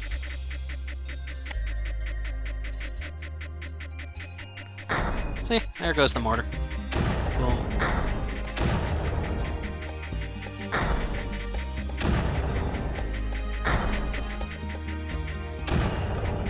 The thing about reactors is they are expensive to build. They're useful, but they are expensive to build. Don't really generally want to start into reactors until you've kind of exhausted the available terrain. I had a pool down here that I was waiting to drain. Therefore, I had not exhausted everything yet.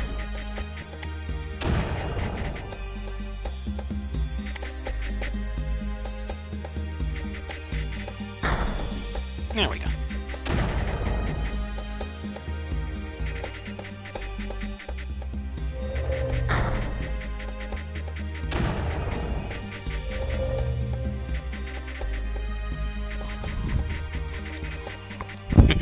Don't use your logic on me. It isn't fair. I'm unarmed. Does that mean you don't even have a sword, much less a pen?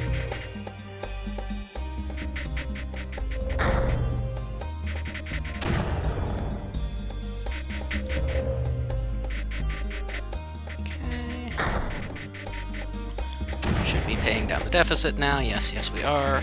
Good.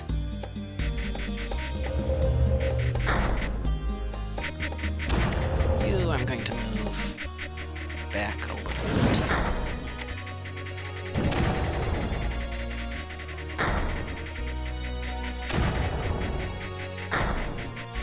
He's Vulcan? When did you get vulcanized, Mandibar? At the rubber plant?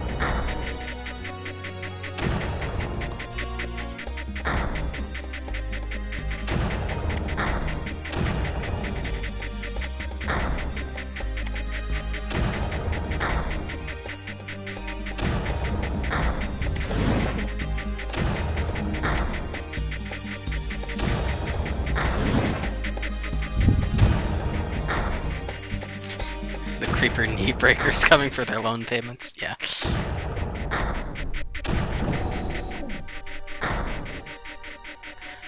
It's that one night in a bar. I think it was a Roman god. I think he just said he was a Roman god, but I'm a skeptic, so what do I know?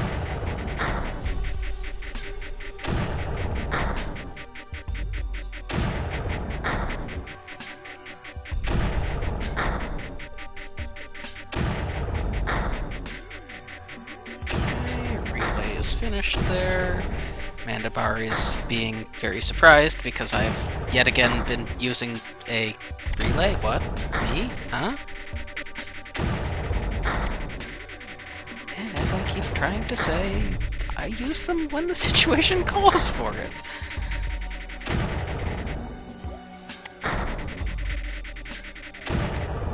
Clicking on the mission time gives you the score display early. Okay. That was interesting. A little bit unnerving, but interesting.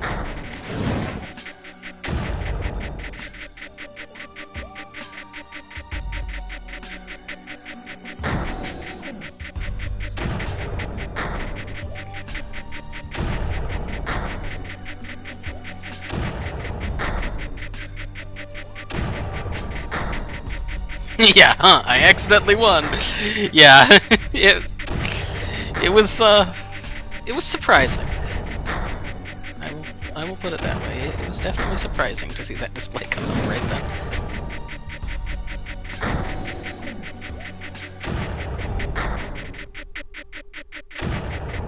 Shorten this path. No. Darn.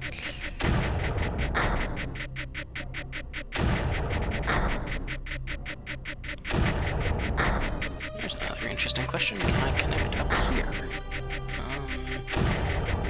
Again, not really. No, there's no good place to put things. That's irksome.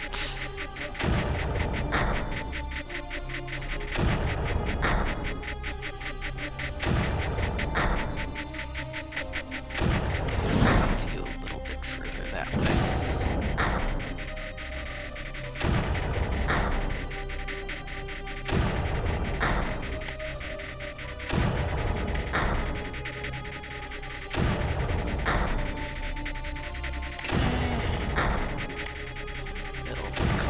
Blasters. And let's make sure I don't disappoint Mandibar.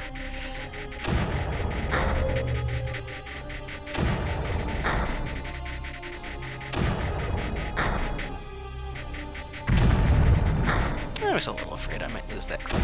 Not a big deal. Gonna be somewhat more annoyed if I lose the in-progress blasters there, but only somewhat.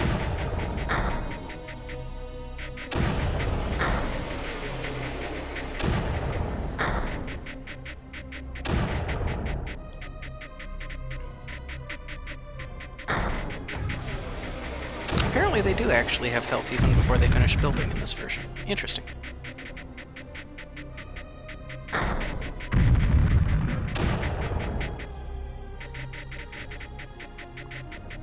I don't know if it says how much power each collector or reactor says. I do know that it said earlier on that a reactor is supposed to have as much energy generation as a collector, but doesn't actually depend on the terrain around it. So I think the collectors are about 0.2, which would mean that a maxed out... the reactors are 0.2, which would mean that a maxed out collector is also 0.2, assuming that particular bit of lore was correct.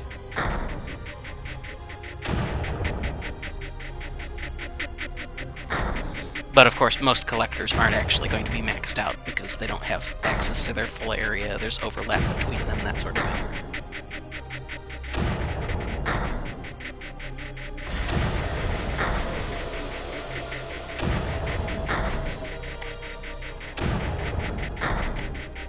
Let's try building those guys again now. Oh. Fine, let's try building those guys again a little bit further back then.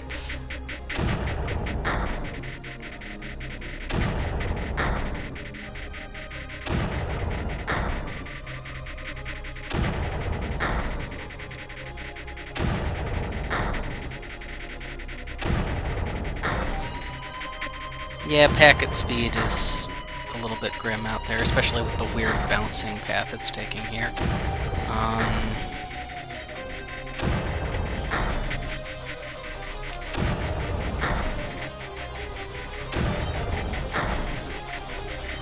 There's not really anywhere I could shorten that.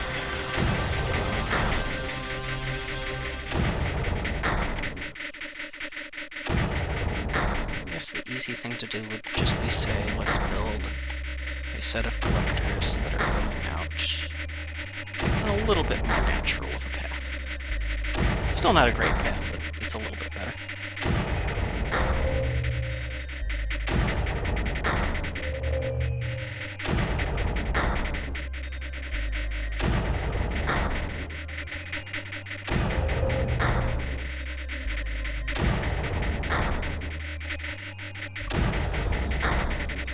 Okay, that's starting to look a little bit better in places. In fact, we're actually clearing out some terrain around here, which is nice.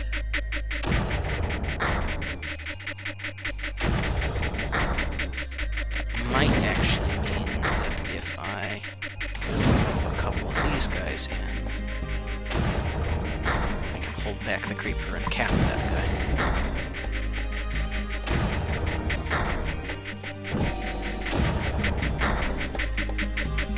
Yep. Cool. That is another capped one. Woohoo!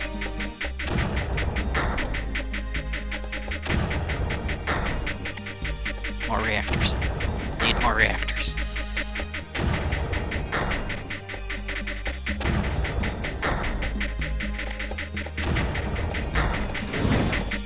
A few down there, 'cause looks like you don't need to be. That's better.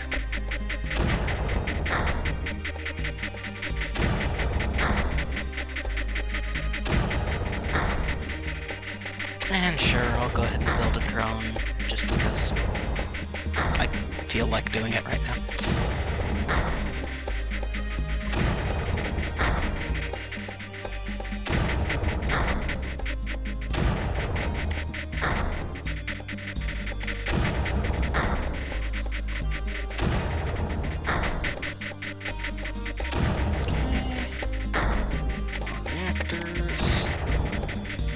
Still in need of more energy.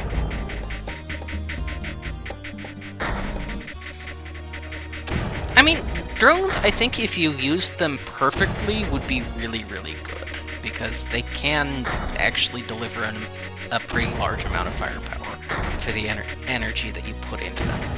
I'm not sure how they compare to mortars, but the fact that you can actually target them at the deepest spot of the creeper, that gets you a lot more effectiveness than the mortar, which often ends up targeting fairly thin creeper. Yeah, Warlord, I have played Factorio for sure in the past.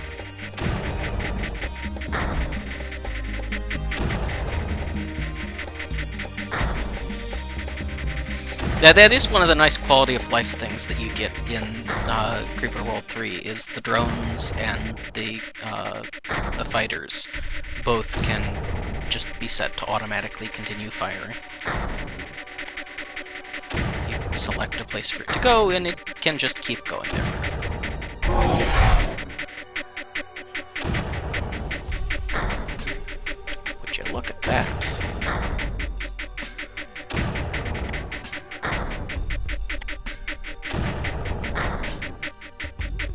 Bam.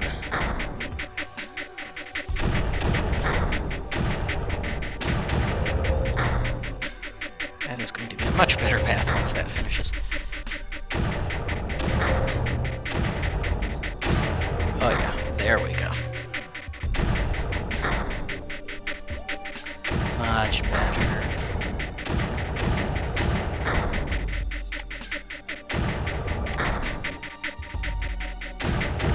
Okay.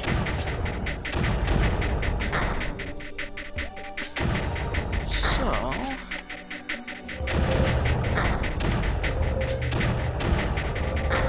let us advance further, shall we?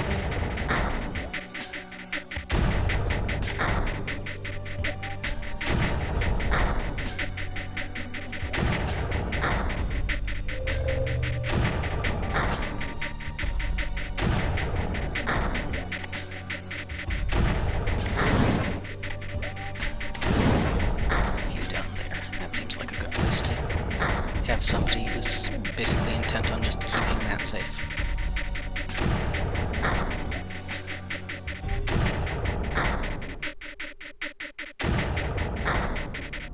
The relay speed up packets, yeah, I think because it's fixed transmission time from building to building in 3. So it's the number of connections more than the exact path that they take.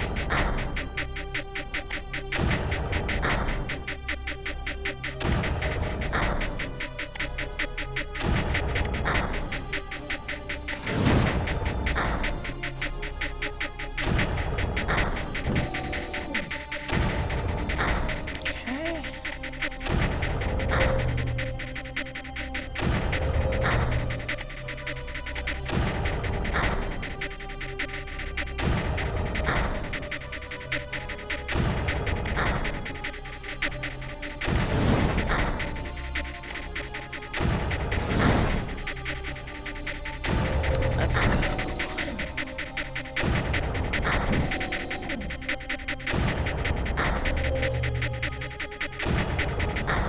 There we are. Energy to resupply, there it comes. Cool.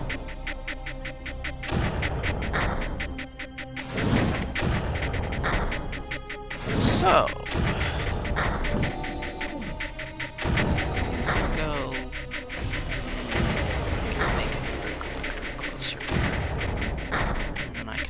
mortar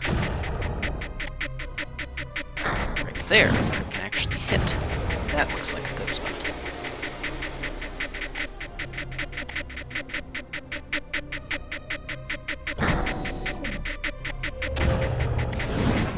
There we go.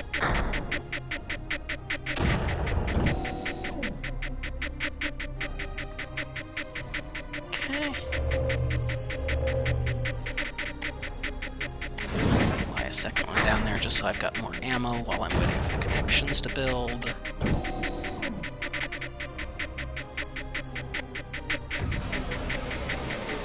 then it's time to start heading up towards this corner.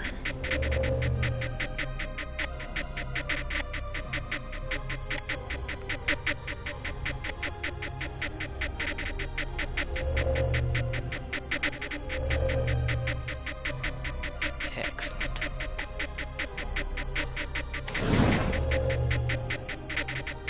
Hey, bummer.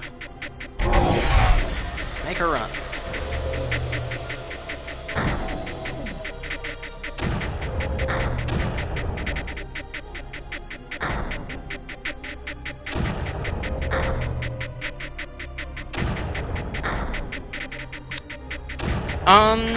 I don't think there's anything you can build that boosts research into, other than obviously the labs, which do your research.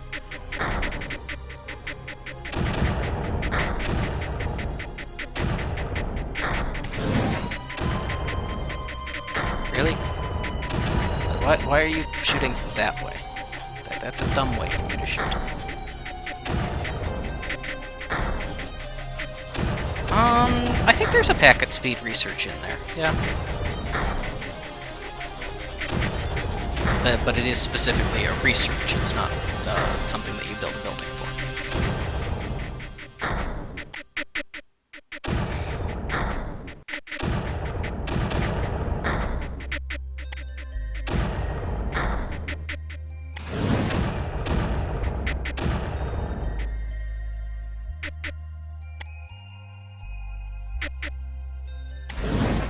Three, I think, is in much the same position as two, that it's a research and not a building.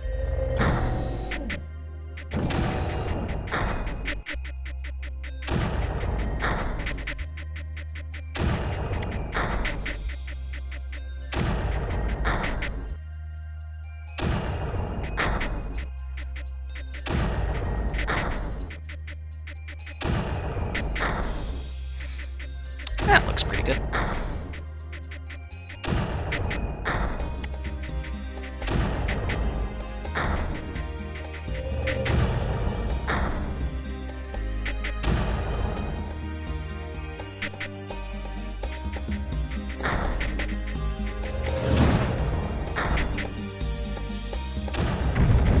Oh.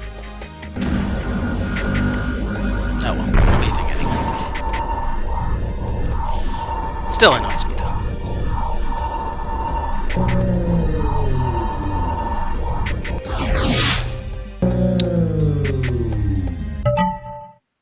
So there's Volan done, and we get again the graph of meaninglessness. I mean,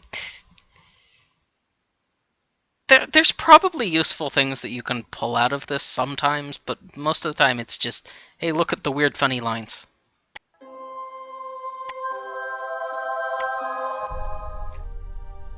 Sir, I've checked the scanners twice, but they are correct. The terrain here has been modified in ways we've never seen. The Pixians never terraformed their planet this way. The terrain has been layered into terraces. There are creeper resistance walls on the top terrace that are containing 3 creeper emitters. If it weren't for those walls, we'd be dead in minutes. They won't hold forever, though, so you'll have to act quickly to build our defenses. Commander, I feel it is my duty to ask you what is going on and who Pletius is. His name was on the artifact we recovered on Canis. Pletius is no one I've ever met. I only knew his name, yet I owe him my life. My birth parents were killed in the Toscana raids when I was only an infant. I would have perished too, but a man named Platius saved me somehow and took me to Aquila, where I was adopted and raised. My parents only knew that on the night of the Galactic Festival, a man delivered me into their arms, smiled kindly, and then walked away. They asked his name as he left, and he only said, "Tell the young one that my name is Platius." At that moment, the fireworks of the Galactic Festival apexed, and everyone was awed by their light. The sparkling light reflected off my infant eyes, and when my parents looked down, the man was gone. And man, I sound really poetic for talking about something that I was not around to see. Oh, and as for what is going on, all I can say is that we're surviving one world at a time. I wish I knew more, but I only know somehow that we must keep going. Because, you know, if we stop going, the creeper's kind of going to kill us. Well, in theory. We seem to be able to keep it under control, but supposedly it'll kill us, right?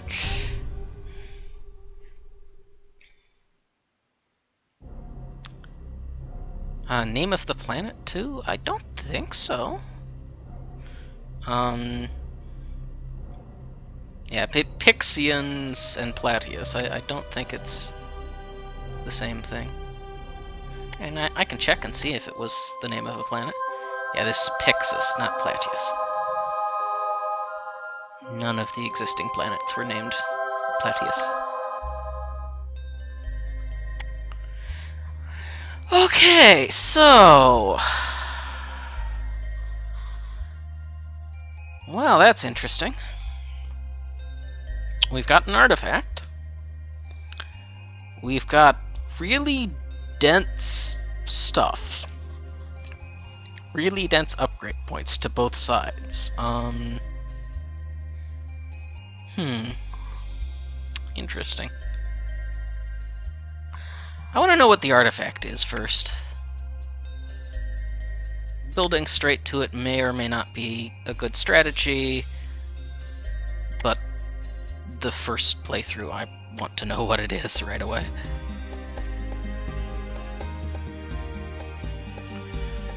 Hey Overdose, welcome back. Yeah, I tend to agree, Mandabar. This might work, or it might just be a complete trap.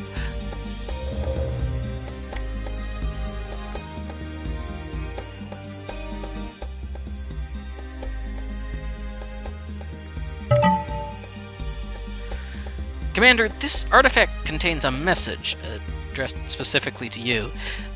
This is unbelievable, because, you know, everything else along this path has been completely believable. This is the first thing that I'm looking at and going, this kind of doesn't make sense. But the message does read as follows. Greetings, my young friend. You have grown much. It pleases me greatly that you and your people have made it this far. Through all of your human history, I always believed you would make it. The others were not so sure. You have one final task ahead, young one, and you know what you must do. Platius. Commander, what must you do? I lay in a course for the next world, Ops. Our journey nears its end. Commander? Believe in me, Ops. Enter the coordinates. Sir.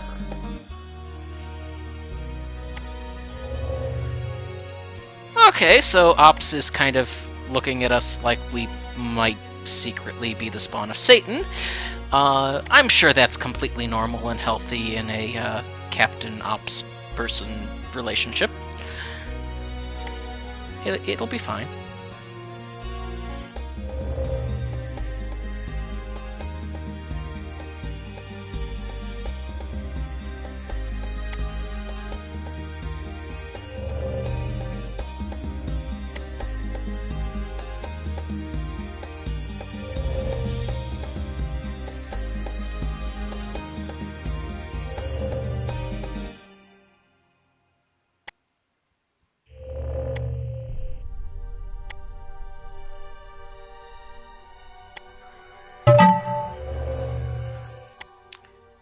Okay.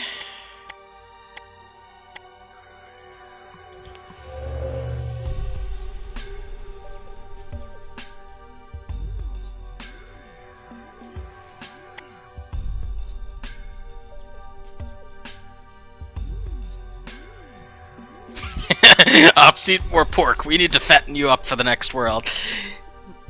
I didn't say that. No, I wouldn't say anything about how delicious the ops person is looking today. That would be wrong. It would be a violation of military protocol. You don't eat before 6 o'clock.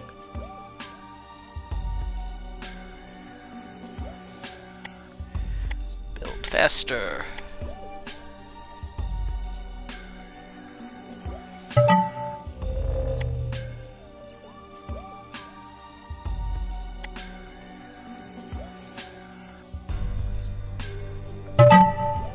Yeah, it's gonna be nasty when that wall breaks.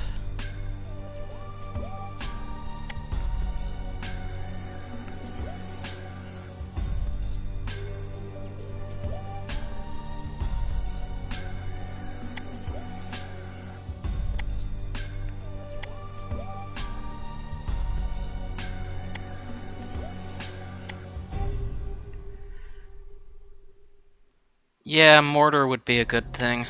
How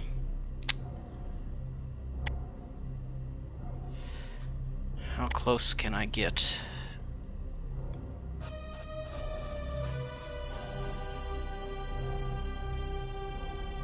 Let's start building it there.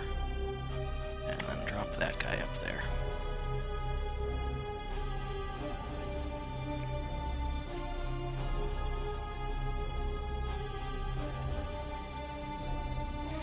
Yeah, being able to reposition your weapons is really, really key for this game. It is a major requirement, really. So we have all of the upgrades.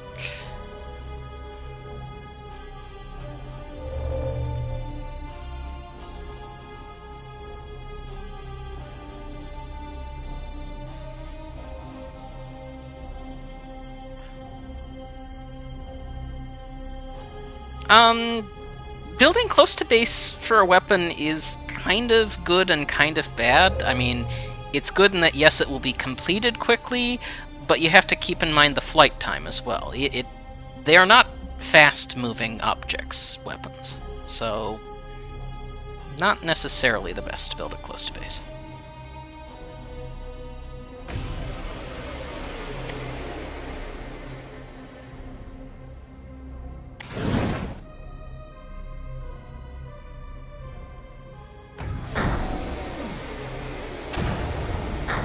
That'll help. Yeah, that'll help a lot.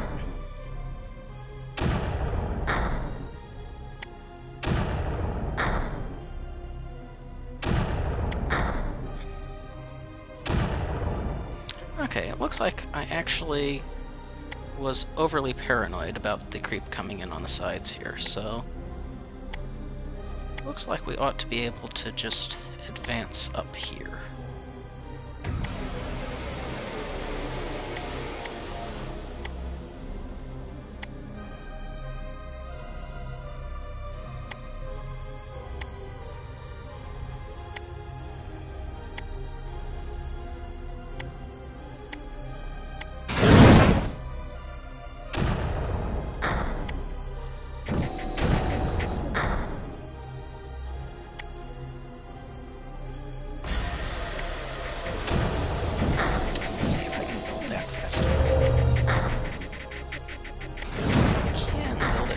Enough to these guys. Excellent. They can't shoot over the wall still, but that's a slightly different problem.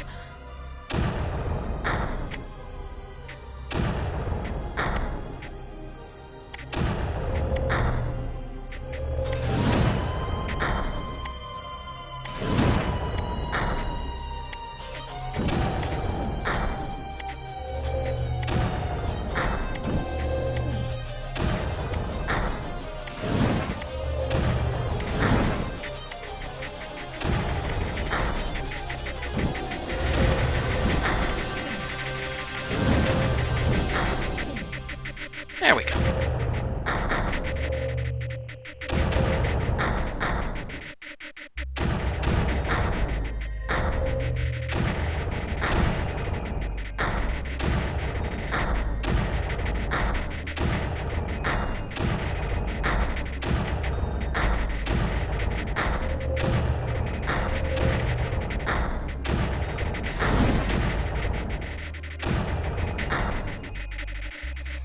This is going to be touch and go for a bit, I think.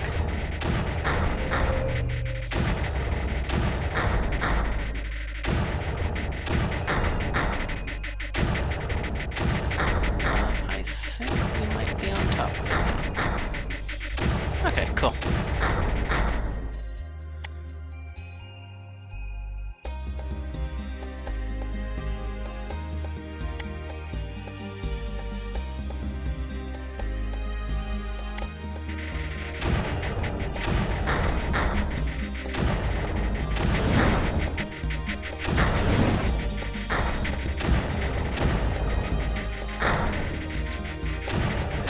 Pretty good.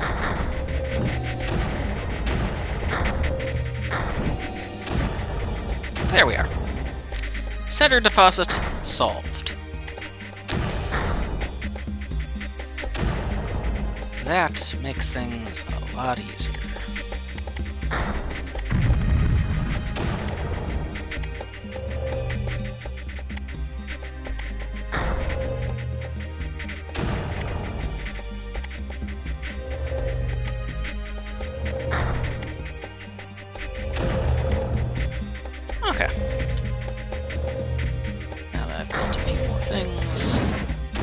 start pushing back.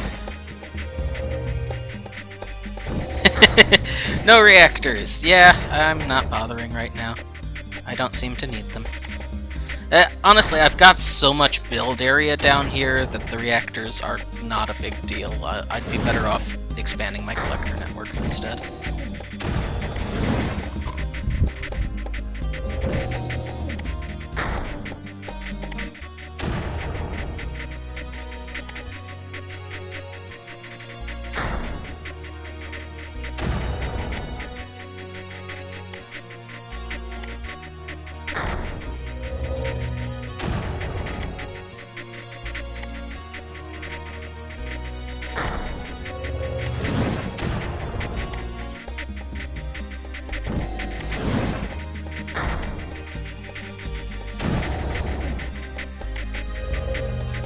Hey, at least nobody's mentioned relays.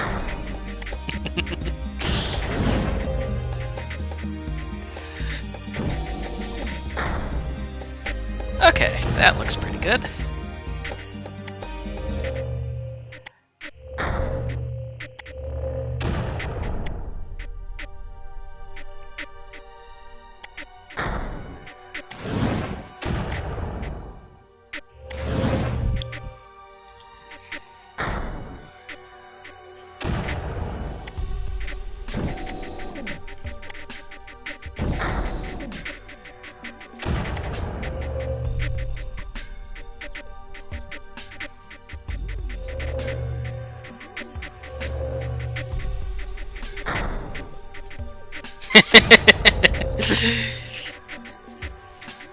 On this particular map, he is in fact exactly correct.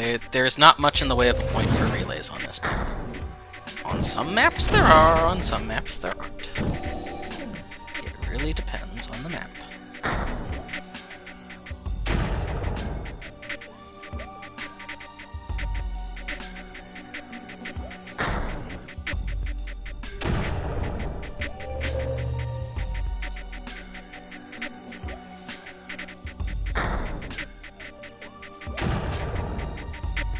I'll skip the domination here because it's trivial at this point. This one's already basically shut down anyway.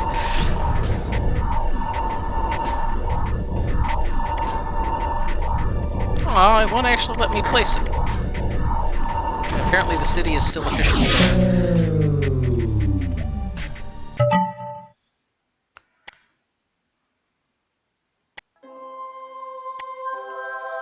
So, this one's named Loki. That can't possibly be a bad thing. Nothing named Loki has ever been terrible.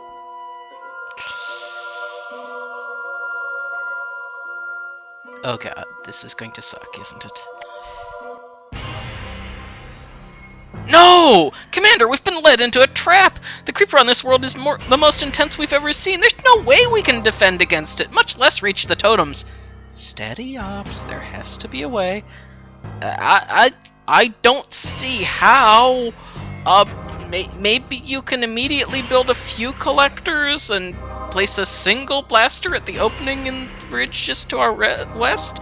That should buy us some time. But the creeper here's so intense it'll soon overflow the ridge and take the city. If you build a couple of mortars, they might be able to keep the creeper low enough that it doesn't overflow, but Commander, at best we'll be stuck here forever in a constant battle to survive. Scanners also show what looks like some kind of giant creeper nexus. I've never even imagined something like this. Ops to scanner show anything else? There is an artifact. Perhaps it somehow holds our salvation? Okay. No, I did not want to let it run for a couple seconds before I did anything. In fact, specifically tried to tell you to pause at the very beginning. Okay. So yes, artifact up here that we don't know what it is. And then the most annoying wall in the world because we can't quite build on top of it. Oh, we can build on top of it in like 2-3 locations.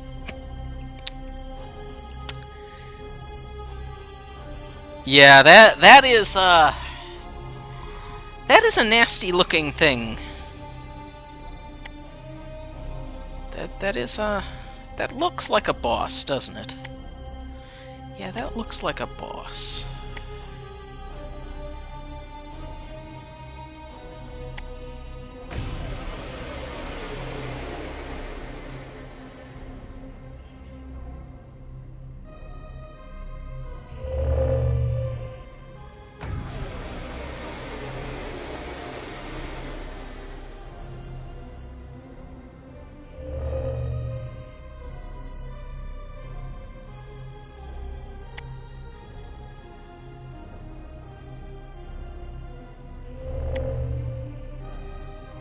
Okay.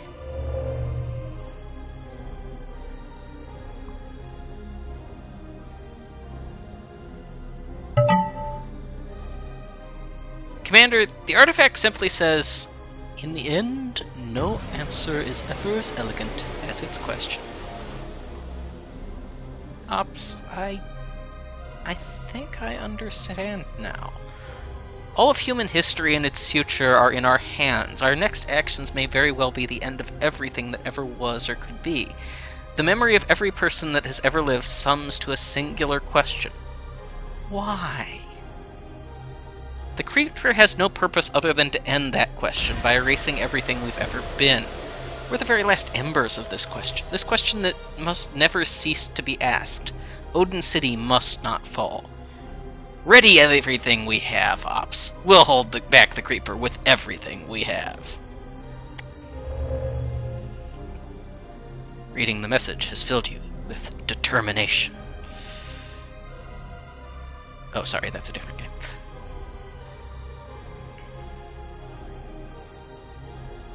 So is it actually going to finish building? No, it's not. Okay.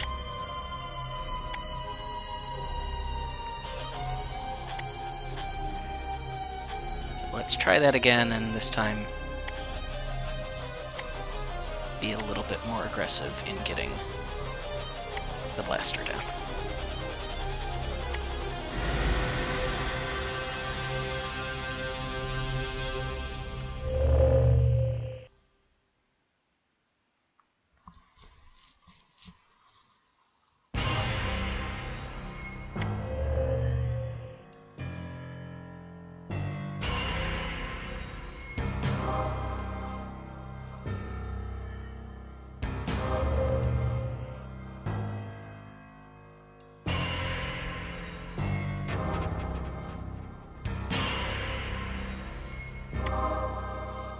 I do wish we could see how close this is to complete, but it doesn't actually want to tell us anything. Yes, we already read the artifact. We did it in a different timeline. What do you mean, different timeline, Commander? Pay no attention to what I just said, Ops. It's fine. Everything is fine. We're okay here. How are you?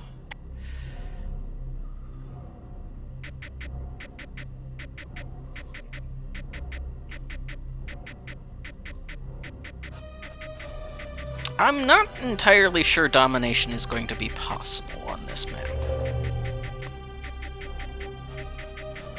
This map is very much set up to be bad news.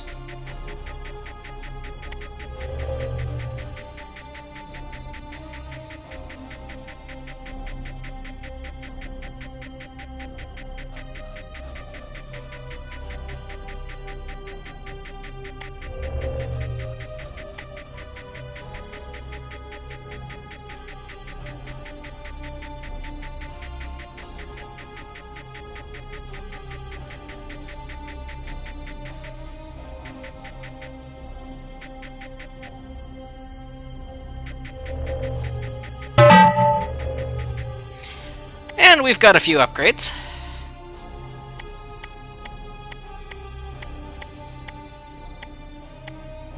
Also, that was a very loud upgrade noise because it was 6 of them overlapping.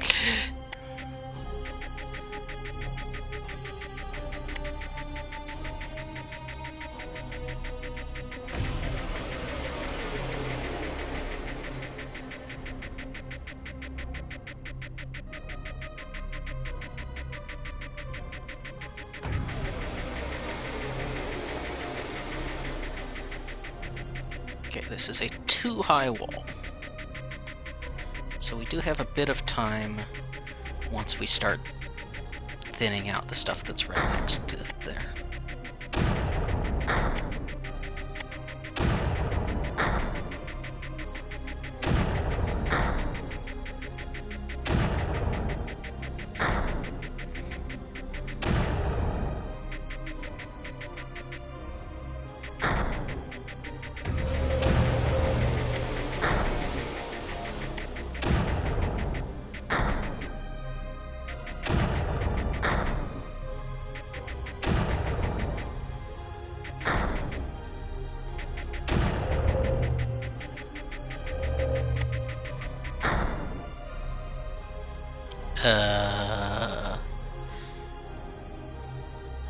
Creeper Nexus. Begin transmission.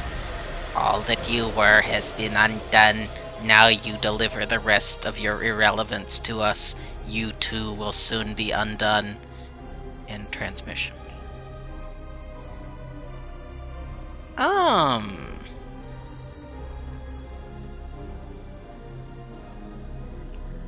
I'm sure that doesn't mean anything bad.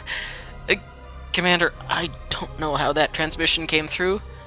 Broadcast this message on all channels, Ops. We are not undone. We carry with us all that we have been and will be. We are the living question that survives in spite of you. Sending, sir. Creeper Nexus, begin transmission. Your purity is nothing. Of purity of nothing is soon upon this realm. Your end is here. End transmission. Okay, so we just talked to the thing that doesn't think and has no purpose. I'm sure that's normal. Yeah, that's completely normal, right? Yeah, that's normal. Hey, everybody does that on Tuesdays, right? Is it a Tuesday today? Crap, I don't remember.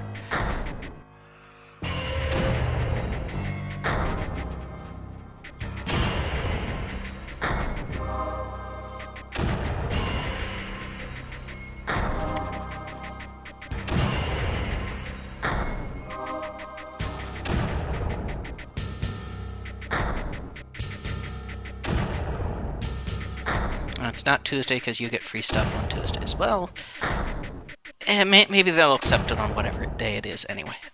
I'm sure it'll be fine.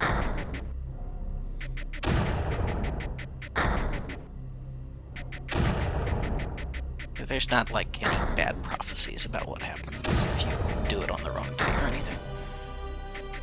It's not like some magnificent world-ending threat is going to be a problem here.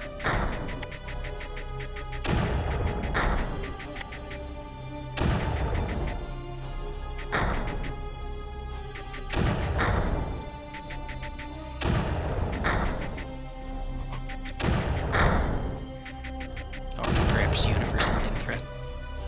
It'll be fine.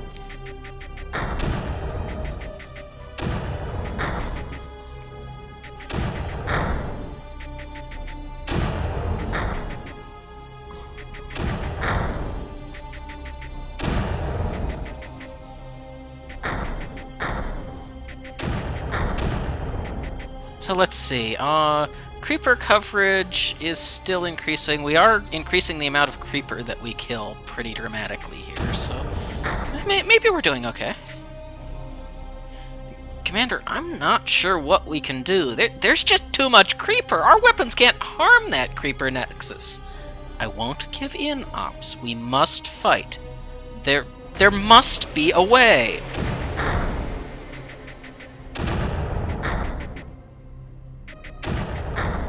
Well, Commander, you could try building more reactors so that we get additional power. Ops, what if I told you about looking at the battle situation before you give advice?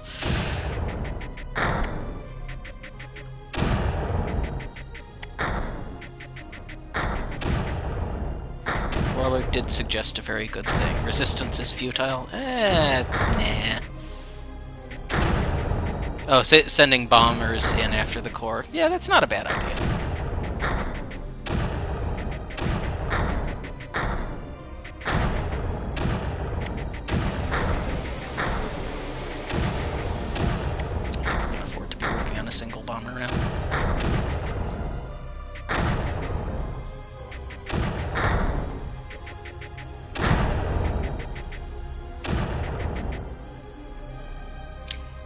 Greetings, young one. Gladius? Who? How? Where are... Come, my young friend, there is little time. Look for what I send. Take it and the stone you were given by the scientist you saved. That stone is the key. Act quickly, you will know what you and you alone must do. Gladius, wait! End transmission. An object just appeared on the map just outside the ridge, Commander. Throw everything you can at that area and retrieve it. Interesting.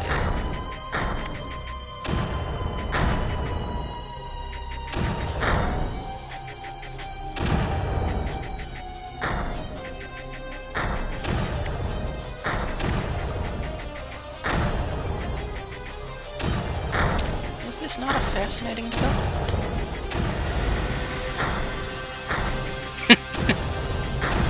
Fucking Elder God alien, aim better near our base. Yeah. It'd be nice if you thought to land it inside the wall. You know, like right here would have been a good place. Even up in the corner here. Heck, I would have accepted on the wall right there. Yeah. Could have aimed a little better.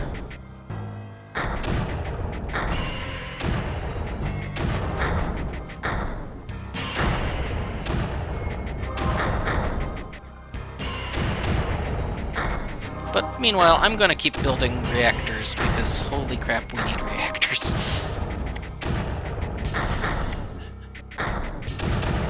This is a situation where reactors are absolutely required because there just is not enough space for as much energy as we need.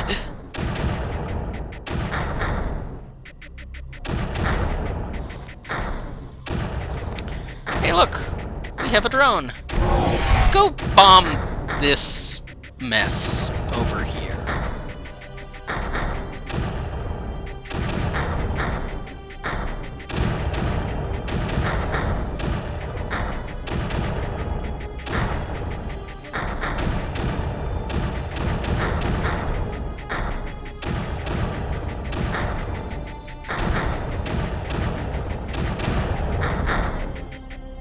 Oh yes, I need more reactors building. Always more reactors. More reactors.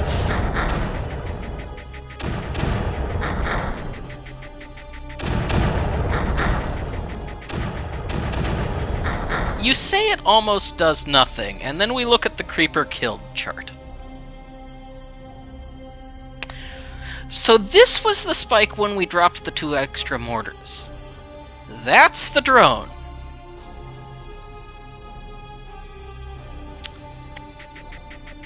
Yeah, I think the drone is useful.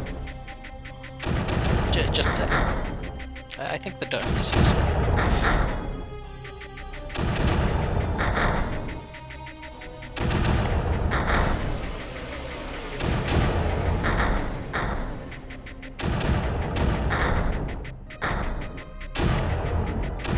I'm going to shift away from reactors into more drone.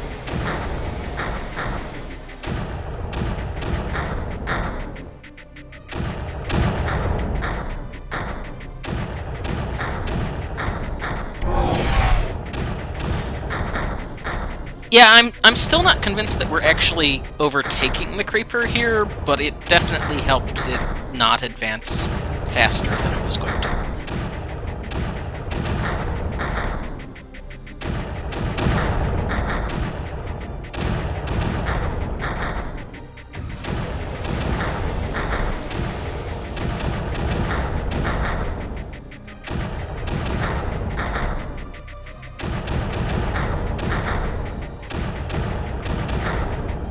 So yeah, the drone came back, the drone went out again.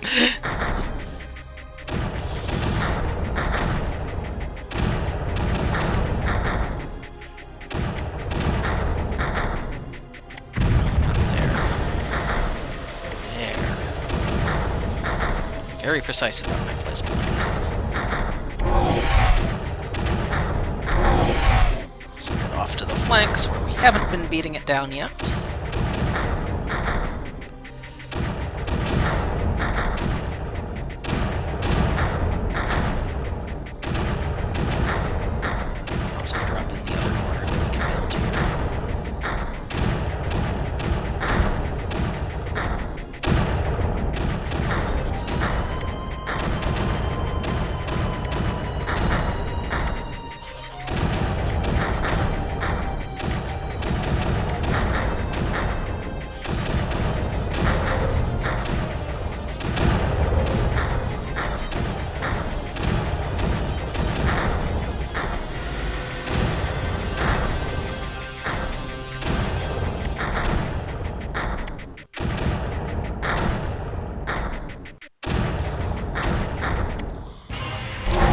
Yeah, you can tell that we're actually making progress now. This has retreated a lot.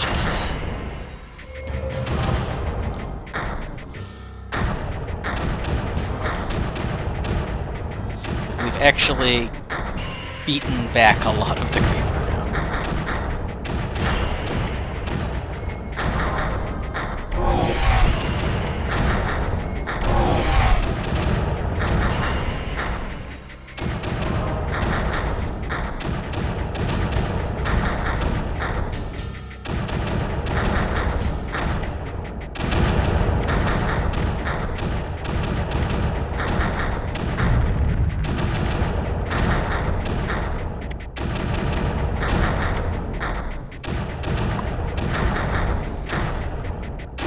Yeah, it's a really simple map, but oh god, is it scary because of just the sheer amount of stuff you're up against in the tiny little area that you're forced to start with. It's a beautiful map, really. And yes, I am pretty sure this is the final boss.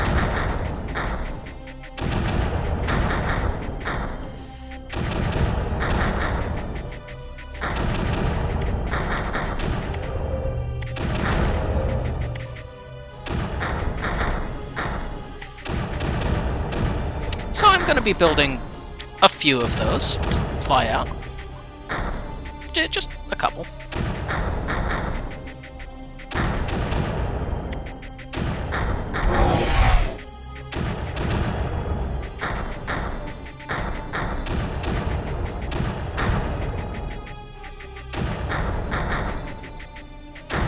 Probably should put a blaster on the wall next to the upgrade. So exactly which spot along this wall would you like me to put the blaster on?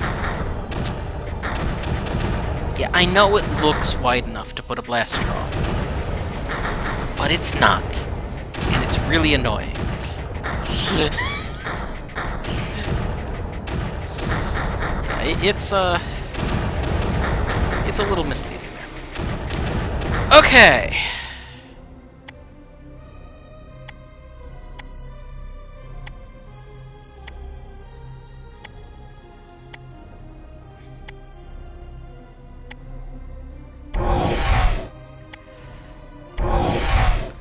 Let's do this.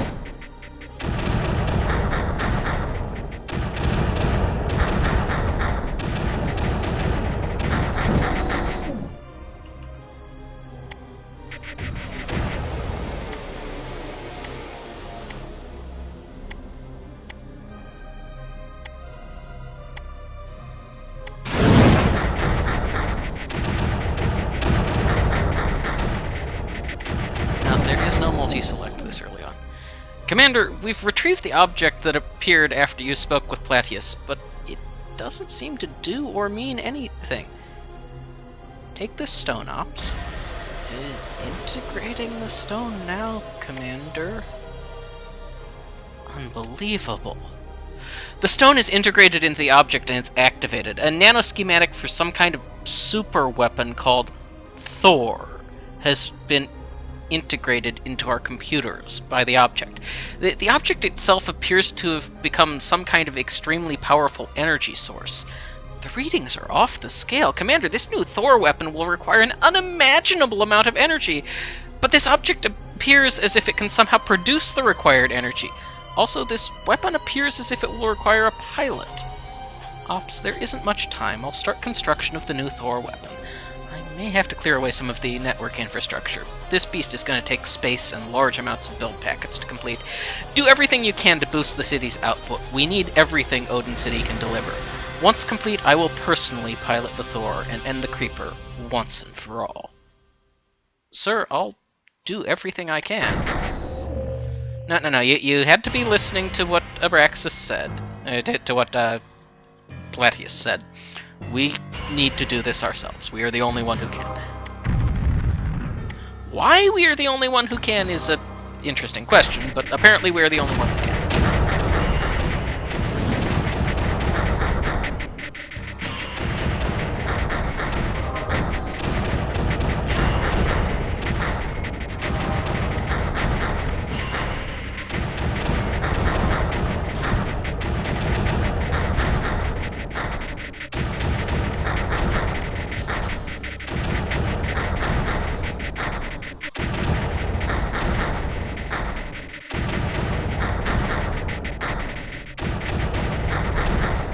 Yes, let's do it with the blasters. So I actually would not put it past it to be possible to actually do this without the Thor. Creeper Nexus, begin transmission.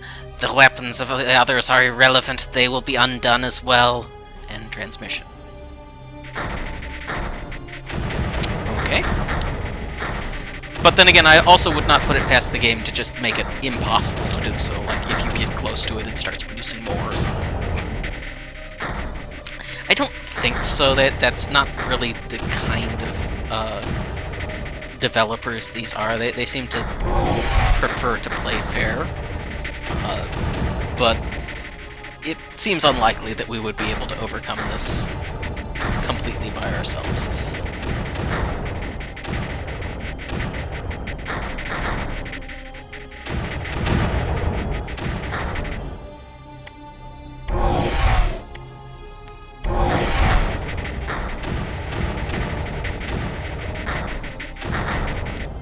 Creeper Nexus, begin transmission. You will soon be undone.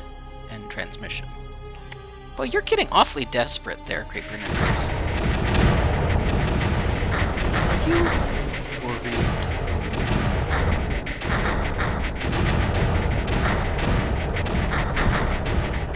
It's a pleasing thought that this implacable enemy we've been fighting along might be capable of becoming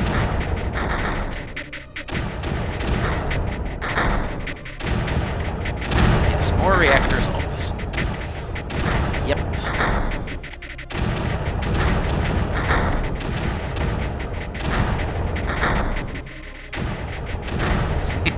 Deficit? Who cares about the deficit?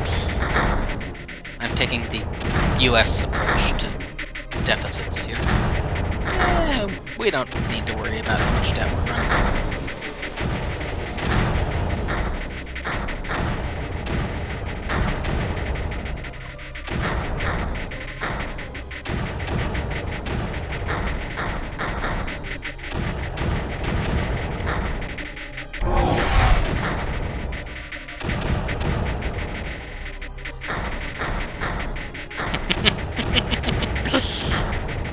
Yeah, seems good.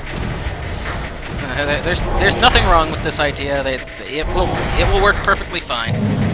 Trust me. Creeper Nexus, begin transmission. No, the undoing must be completed. End transmission. It's your turn, Creeper Menace.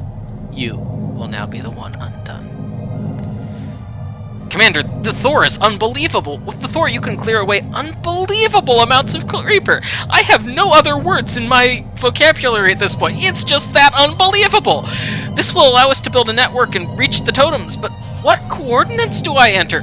Where will we flee to next? We aren't fleeing anywhere, Ops. I know what Platius meant now. Enter the coordinates I'm sending. I'll clear away the Creeper and connect the totems. Just make sure the coordinates are entered and totem packets are ready to send. Where do the coordinates lead? I don't know, Ops. I really don't know. I just know these are the coordinates we're supposed to enter. Sir, I've followed you through everything. I think you're kind of crazy, but frankly, I don't have anybody else to believe in, so I guess I'll believe in you and enter the coordinates. Oh god, please don't get us all killed.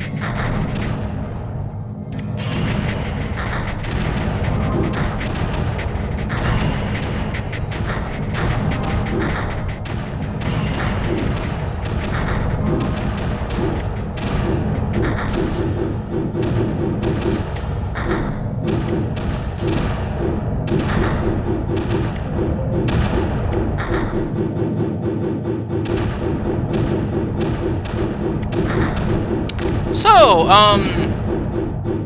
this was an interesting map.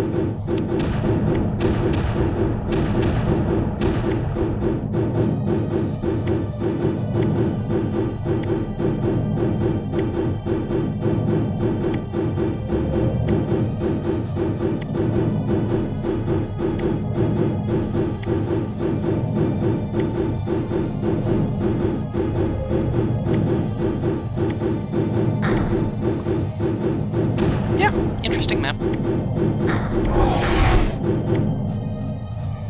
Creeper Nexus, begin transmission. The power of the others is truly impressive, but their power cannot undo us. We are eternal and unending. End transmission. Commander, that thing appears to be right. Thor can destroy any creeper it emits, but you can't damage the Creeper Nexus. Maintaining the assault ops. I'll dish out everything Thor has. I'll hold back the creeper until we can get the totems charged. Maybe once the rift activates. There has to be a way, ops. There has to. Creeper Nexus, begin transmission. Now bear witness to our all-ending spores. End transmission. Spores? Oh crap. Sams! Sams! Build all of the Sams!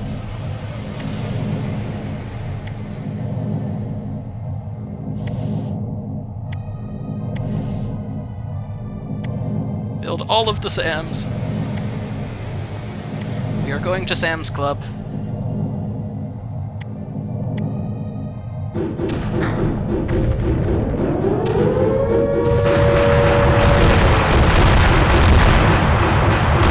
Or, you know, they could all just fly past the Thor. That works too, I guess. Oh yeah, whatever.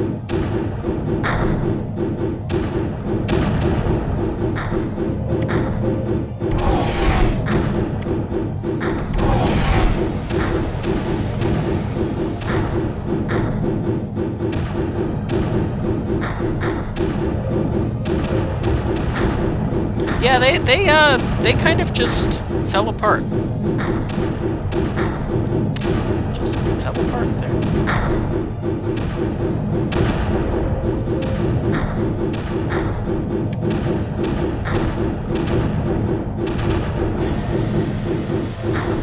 You want to try again? Yeah, that seems like that might be a thing.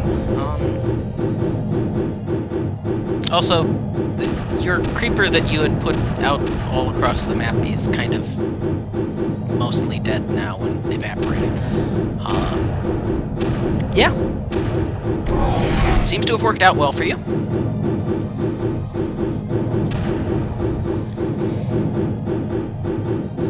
Yeah, the affiliate emotes sometimes behave a little bit strangely, especially with Better Twitch TV, so I assume things will get cleared up in the next few weeks.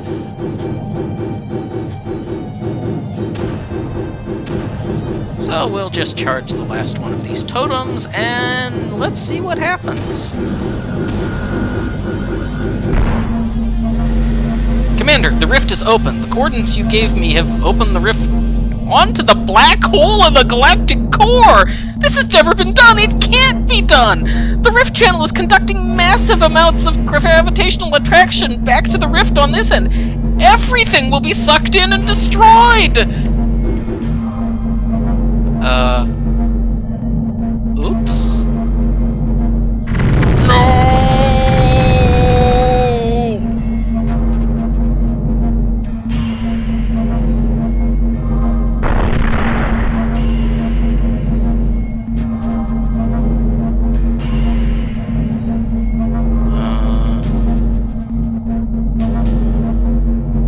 Should I be worried? I accidentally paused, that's why. The Creeper Nexus and all of the emitters have been sucked into the black hole. We've defeated the Nexus and saved our people. Commander, the black hole is still... Ops, come in! I can't allow the black hole to destroy everything after all we've been through. There's only one chance. I'll pilot the Thor into the hole and detonate its power source at the event horizon. That might close the rift and save the planet. Heading in now, Ops. Take care of the city. It's been an honor and privilege to lead our people. And I don't even have control over this. This is... yeah, goodbye.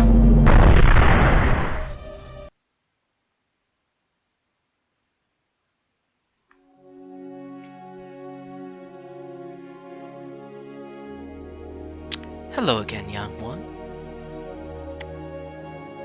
Thaddeus, where am I? You are with me, young one. Am I dead? You would be, had I not saved you. You released the energy of the Thor reactor and sealed the rift. You would have been completely destroyed along with the Thor had I not taken you away at the last moment. Who are you, Platius? I have had many names. I have walked amongst your people when they left the plains of ancient Earth. I have been there when the first stones were set at Babylon. When your ancestors sailed for new worlds, I was there. Through great and terrible wars, I have been there. For the thousands of years you have spread through this galaxy, I have been there. And now, most recently, you have come to know me as Platius. Your people know me as the Old Man. You are the Old Man? I don't understand how you could be all of these people, or how you could help us now. What is the Creeper, and where did it come from? What are you? Where are you from? What the hell? Young one, patience. In time, you will understand everything. For now, I can tell you what you call the Creeper is a degenerated form of a race called the Loki. You see, this galaxy is but a grain in the vast multiverse expanse. Space is nearly infinite and extends far, far beyond what you call the observable universe. But time is not infinite, at least not for this reality. So there was a beginning, and the Loki were amongst the first to rise to greatness. They rivaled even my people in their power and wisdom.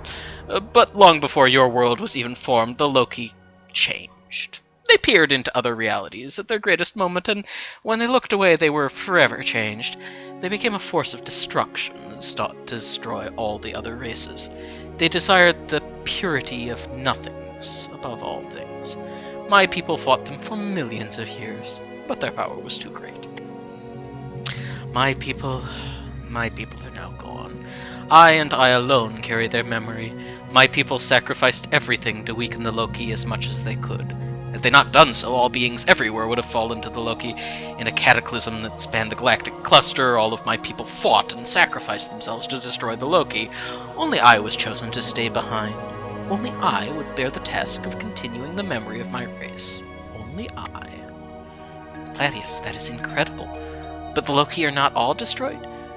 No, young one. The Loki were stronger. They were nearly destroyed, but a single nexus remained. It hid in the ruins of the conflict, with its rage growing stronger with each passing millennium. Then, when the memories of the great conflict had all but passed into oblivion, it emerged. The rage and destruction of the Loki once again ravaged worlds where new life had emerged and grown. How long ago was this, Platius? When your Earth was covered with giant and terrible beasts, the Loki Nexus emerged. But the Loki were far from Earth. Many thousands of galaxies would fall before they would come to your people. You were on Earth tens of millions of years ago? Yes, young one. The Earth held great potential, and greatness would be necessary to fight the Loki. So I have seeded many worlds with the encouragements of intelligence.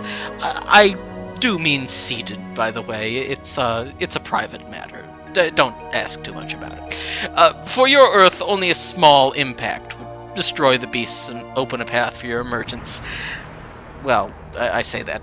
Actually, I kind of bumped into a rock and destroyed my first choice. But you guys did fairly well anyway. Your people would grow with encouragements along the way, and this path has brought you to this moment. But we were nearly destroyed. Everything we were is gone. Oh, young one, you still have much to learn. Like the fact that your people are completely valueless. I don't care. You destroyed my great enemy. This is amazing. But your people do live, and their greatness will rise again. You've defeated a nexus, which so few have. My people destroyed a few thousand of them, and you only destroyed one. But nice job. Well done.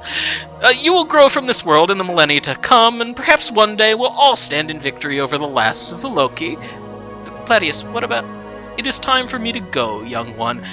I got a new series on Netflix, and I really need to go watch it. It's pretty cool. Don't worry, I'll not be far. You have much left to do for your people, and I promise not to sleep in and accidentally let you die. Platius, wait! I return you now to your great city. Lead your people in peace and return to greatness, Commander... whatever your name was. And, oh yes, do not become too complacent. I'll need you again soon. I need my garbage taken out every other week. So, goodbye, my young friend. Goodbye, for now. Lord of the Story. And Loki.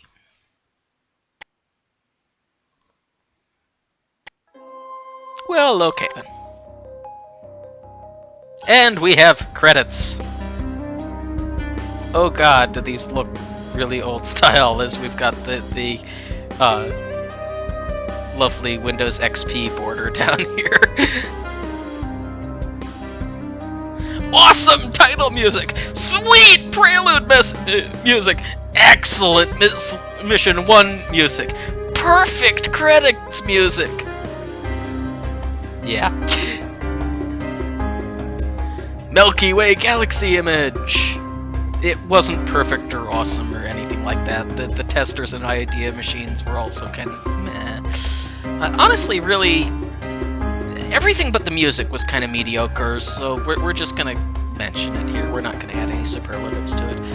The dedication is special to April Wall.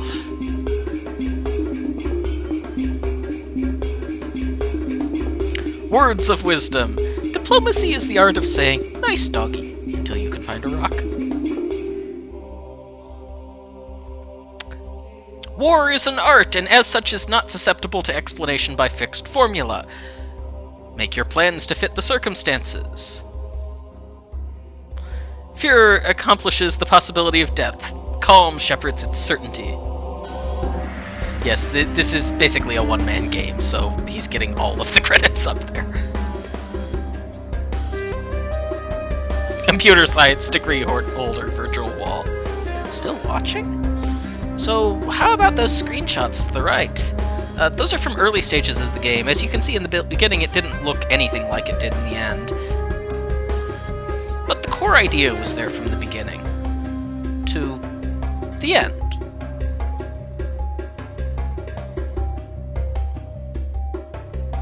Okay.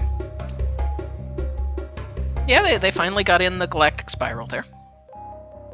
Knucklecracker is virtual wall. Game concept, virtual wall. Anniversary unit graphics. Hey, we actually have some things that were done by people who worked virtual wall. Oh, and now we're back to the awesome title music. I think we've now actually looped around on the credits. Woo! Yes, Doubter-in-Chief, schedule mission there. Yeah, pretty much. So yeah, that's been Creeper World 1. Pretty good game. I'm thinking about it and going, I might have actually played through that end map before. So maybe Creeper World 1, it actually was out at its entirety on Newgrounds or something like that. I know for the later games, it definitely, the one that was available publicly was the demo and had its own little storylet. So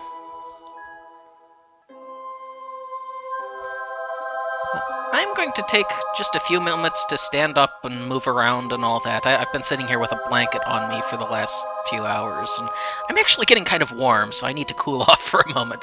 So I'm going to stand up and go do that, and I'll go ahead and actually switch it over here to Creeper World 2, because that's going to be what we play next. So let me go ahead and get everything reconfigured for that, and then I'll step away for just a couple minutes here. Hey, Longweird. If you wanted to see Creeper World 1, you're a little bit late. Otherwise, you're in fairly good time. In fact, maybe a couple minutes early, as I'm going to step away for just a little bit here. Let me grab my dashboard and set this over to Creeper World 2. Update information. Okay, so we are now actually set at Creeper World 2.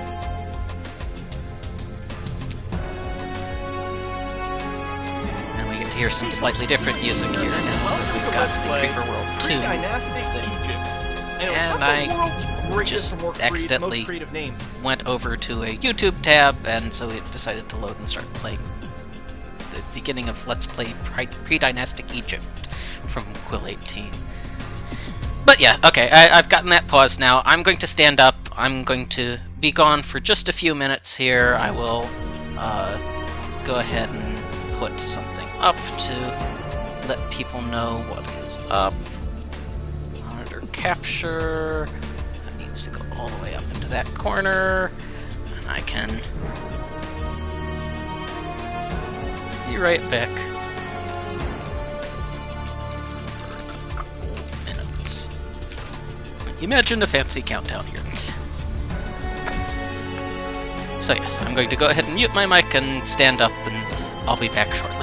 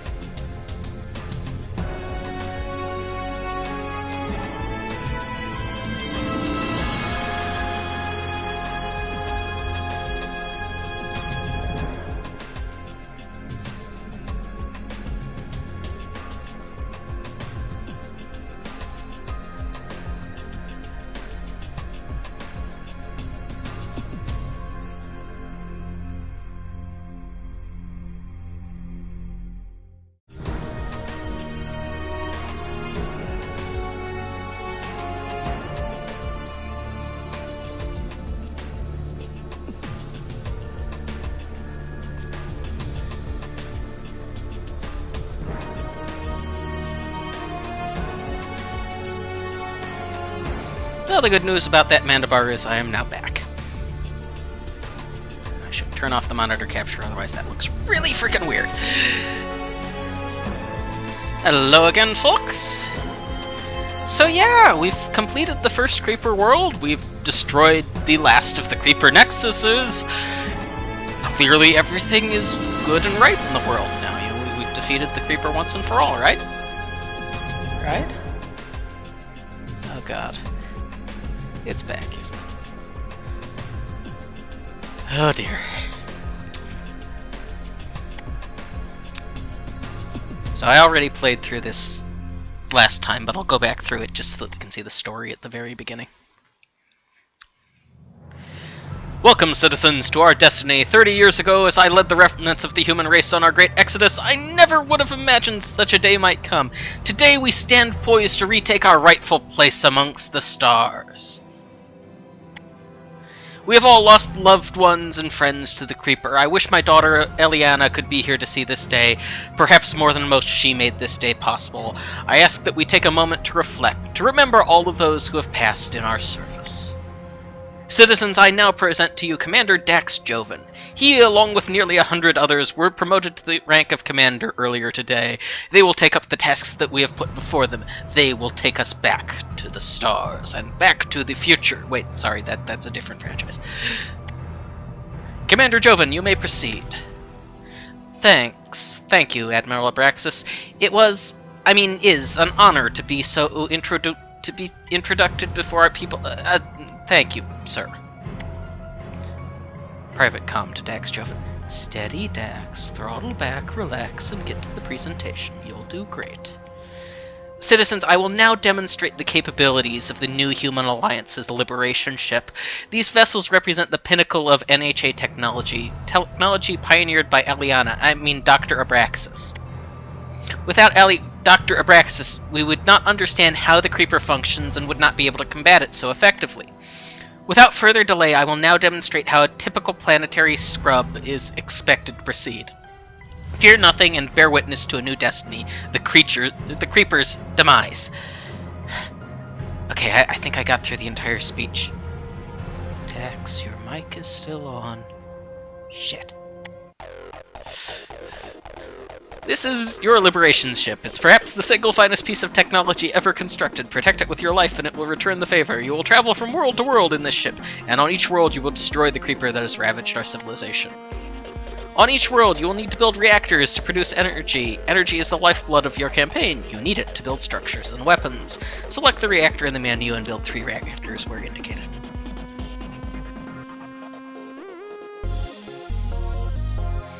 Excellent! Every item you build will consume energy as packets are dispatched by the Liberation ship and make their way to the item being built. Keep an eye on your energy bar to see how much energy you have on hand, how much you're producing, and how much you're consuming.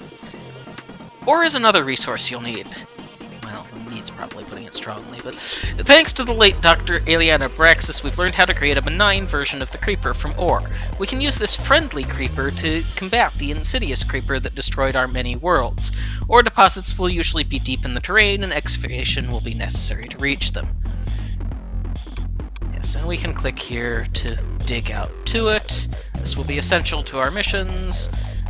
You'll need to excavate to reach and flee from the creeper, recover valuable resources, and collect lost artifacts. Just be careful not to excavate too much too fast, else you will starve your energy reserves. Yeah, like everything else, this takes energy. Build an ore rig on top of this to start gathering ore. Future missions, you can also excavate around the ore deposit and attach ore rigs on each face, which is actually pretty neat. We generate ore. Watch the ore indicator at the top of your display. If I try to move my mouse up to point at it, it goes away. Ore deposits are finite, but they do stop extracting if we're full on ore. So, time to take out some creeper. We tab over to weapons. We build a blaster. Yes, that is a great emote. Cricket, huh? That is a great emote for something like this. Lore! Okay, blasters, like all weapons, consume ammo. We dispatch red packets. You're familiar with a lot of the mechanics here. Yeah, they charge up with the packets that we send them. They shoot. Things are a little bit different in that we no longer have an energy network. We instead just build reactors all the time. Yeah. That's kind of the way it goes now. And there's more to the map. We can scroll down, and this introduces the replacement that we now have for the existing power network. Is we now have these beacons that expand our wireless network. We have gone completely wireless, yeah. This is 802.11 power. Now we're ready to demonstrate our greatest ability. We can manufacture our own anti-creeper! Build a maker! Woot. So, you are going to be producing. Yep. I almost always set my makers to 4x production. I don't really think there's any reason not to, because otherwise, as I see it, they're producing at a quarter of the rate that they would, so haven't quite figured out how that one's supposed to work. Anyway, anti-creeper, it flows like creeper, etc., etc. Yeah, emitters are impervious to all weapons. Even friendly creeper won't harm them, but leave it to Dr. Abraxas to come up with the nullifier. The nullifier module somehow causes the emitter to slip in between realities. It slides between our universe and the next. Trapped in this region, the nullifier alters the rules of physics around the emitter, making it possible to actually destroy the thing. Our best scientists still don't really understand how it operates, but for Dr. Abraxas it was obvious. Yeah. It's an interesting bit of lore. We can't destroy it in this universe, we'll just shut it halfway off to the next, and then destroy it by altering laws of physics. As you do.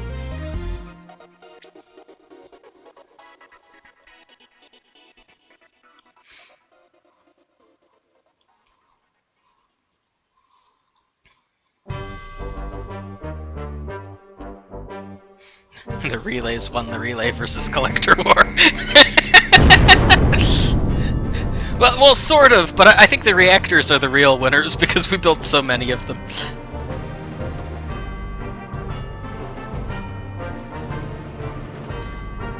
Yeah, buffers are useful on anti-creeper. Come on.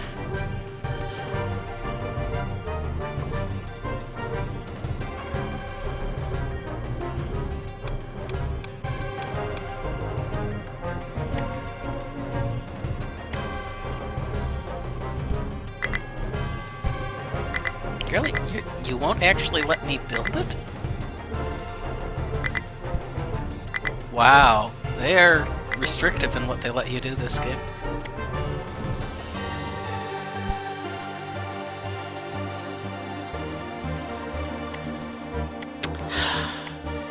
Stupid tutorials.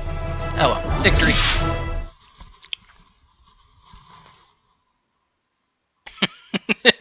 Muffler, yes.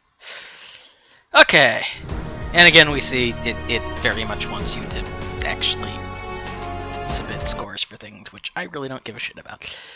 Day 2, Far York. Game type, obliteration. Destroy the creeper. That was quite the speech you gave yesterday, Dax. Well, apart from the false start, the stuttering, the stumbling, and the bits when you said Eliana instead of Dr. Abraxas. I'm glad someone enjoyed it. Maybe I shouldn't have slept through the public speaking class at the Command Academy. Maybe you also shouldn't have caused the elite team to fail the simulated battle in front of the entire graduating class. It was quite amusing, but you're lucky they let you off with giving the presentation. I made a few alterations to the creeper's behavior here and there. They're not much of an elite team if they can't adapt to a changing enemy. Right. Commander, we've just dropped out of Rift space at our intended destination, Far York. Threat assessment? Minimal, as predicted. Scanners detect a single emitter buried far beneath the surface. Readings suggest it has been in a dormant state for some time. Looks like I spoke too soon. The emitter is activating as a reflex to our presence. Also, the terrain under the emitter appears to be atypical. Anything else notable? Central Command sent ahead some construction bots that have already built some structures. Also note that most of our systems are still off-sign. CENTCOM's policy, not mine. Also, Far York was once a great colony and one of the first to fall to the creeper. CENTCOM will no doubt be monitoring our progress here carefully. If that's all, let's get to it. I sure wish Eliana was around to see this. Dax, you seem to have missed my hint that they may be recording us here. Build blasters to destroy all creeper and a nullifier to destroy the emitter. Yeah, pretty much.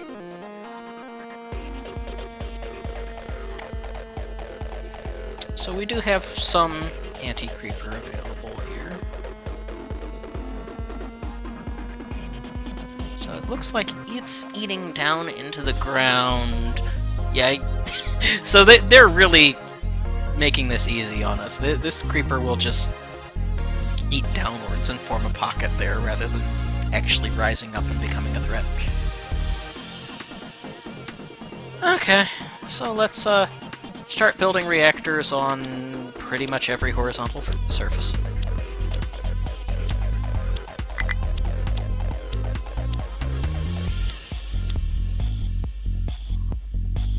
I suppose I shouldn't actually queue up all of them, but hey look, I can now deactivate stuff. What is the key for this? It says it has a key there, but god, that is tiny. 1?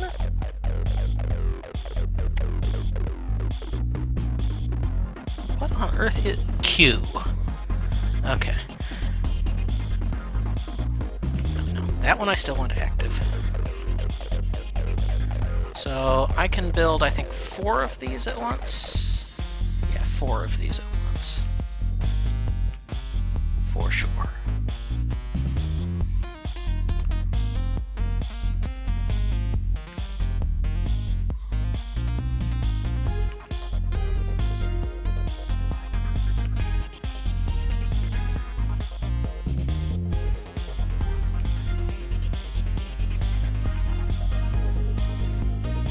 Good news is because they take so little stuff, they build pretty quickly. Okay.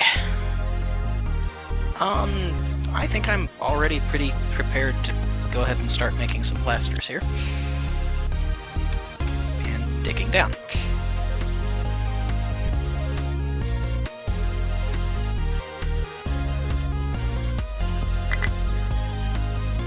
So yes, now we can actually shift to select multiple things at once, which is nice.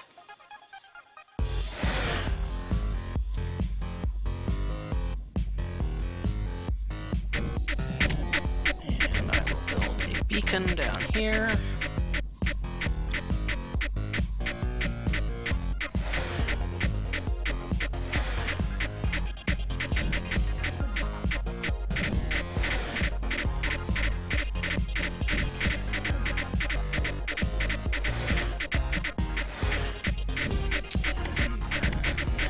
Nullifier, range.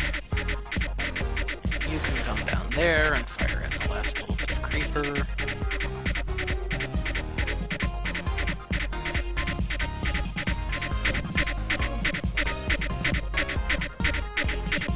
Anti-creep I find very, very situational. It's nice occasionally, but I don't really use it that much.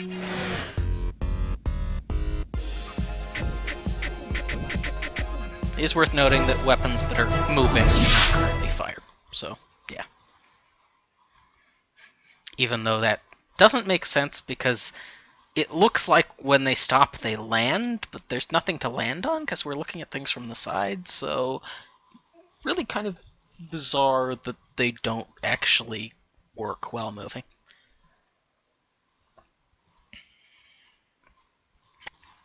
This version of Creeper seems more manageable. You say that now! So, the thing that really affects the Creeper a lot at this point that we've seen is gravity.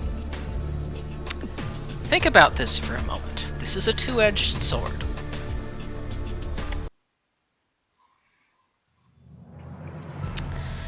Dex, I took the liberty of reading your debriefing on the Far York mission before sending it to CENTCOM. You put considerable emphasis on the Creeper eroding the terrain.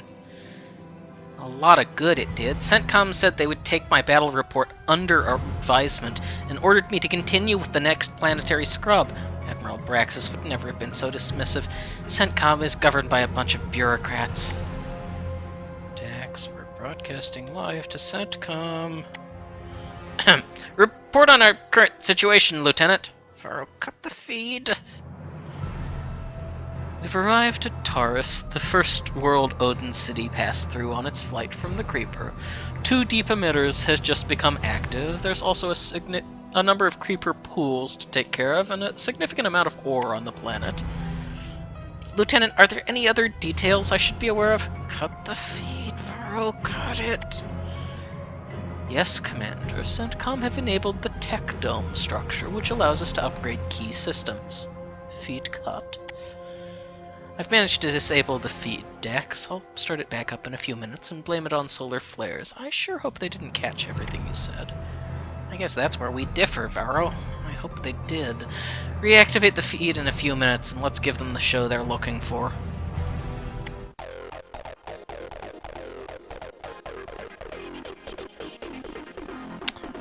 Okay. So yes, tech domes generate tech knights. Each time you build a tech dome, the price goes up. Tech button in the command bar spends tech knights on technology upgrades. In other words, we can make tech points. Yay.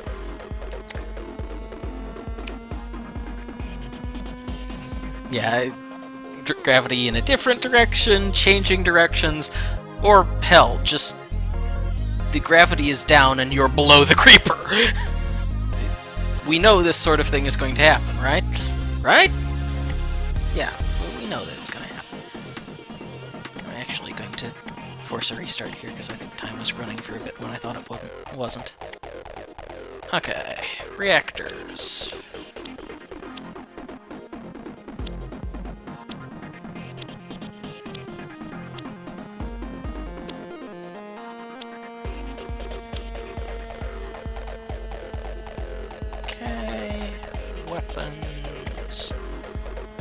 build a couple blasters. Am I even gonna bother with tech on this mission? No. We really don't need tech on this mission. We really, really don't.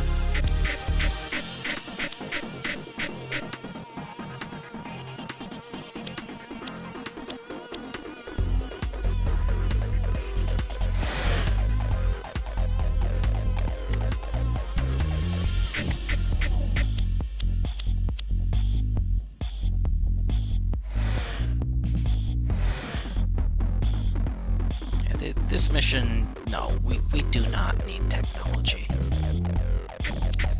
We just don't.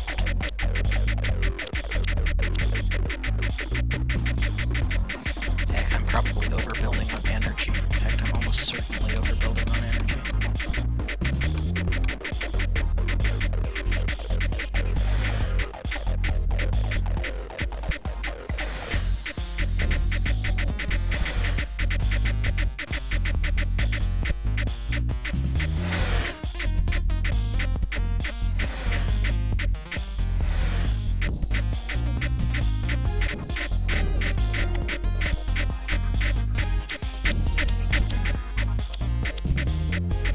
Yeah, the power is not really a concern here.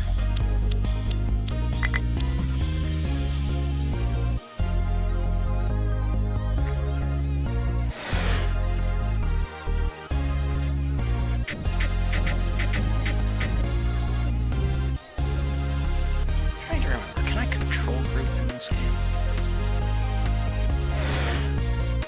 No, okay. Right, because one is the build reactor key.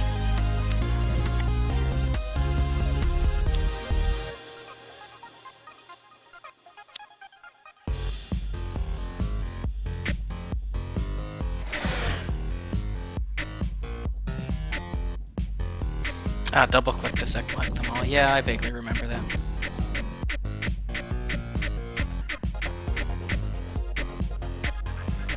Come on, power the beacon. Power the right beacon.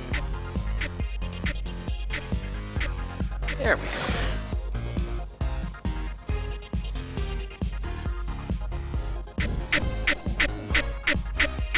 The select all is area sensitive. I thought I remembered it was. Okay.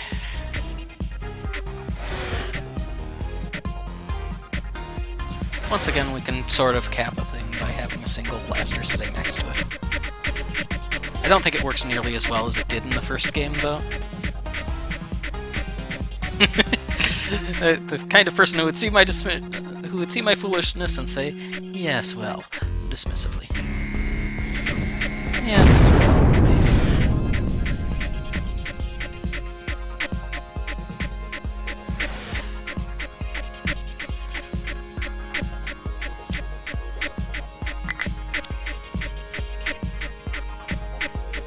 Yeah, I really did not need to worry about technology at all on this map.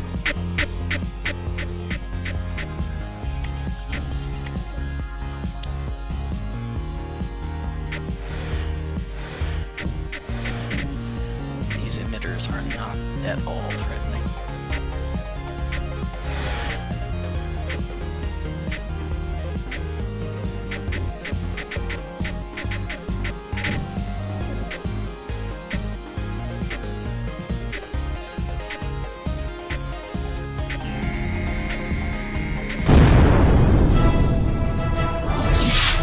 Yeah, repulsors are interesting when we get that far. Okay. Number 4. Commander Jovan, where do I begin? Sir? Your comments at the liberation of Taurus didn't go unnoticed. You caused quite the stir. The council wanted to have you relieved of command. I see, sir. Varro entered the coordinates for Colony Prime. We will Not so fast, Commander. CENTCOM was persuaded to reconsider. Sir? You will continue to fight the Creeper, but on planets with little significance to the NHA. I'm transmitting a list of mission coordinates. You will visit these planets in order and eradicate the creeper. You will begin here, on UC 1004. And Dex, one last thing. You were right. I never would have dismissed your observations on our enemy so easily. Abraxas out.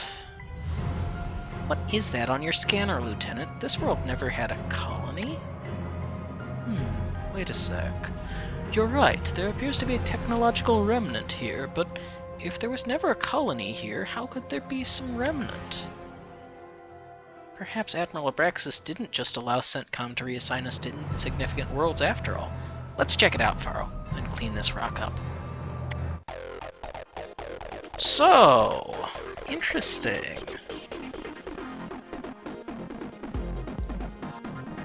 Yes, the Admiral Abraxas is the person that we were playing at in the first game. His voice has gotten a bit deeper because he's gotten older, obviously. But that is who we were playing as before. So, we've got a few emitters here. You can see now as I hover over the emitters down here, it tells us information about it. So we know this is strength 20k, interval 0.2, 20k 0.2, 20k 0.2, 10k 0.2. So this is a half strength emitter compared to the other three. It's useful to know. In here we've got... I'm trying to remember what that is. Is that 4 points? Oh no, that's the technological remnants, right?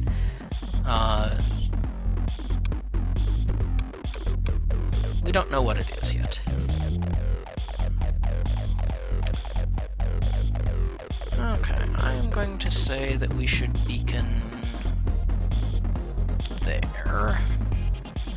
And we should beacon probably down a bit further on that side.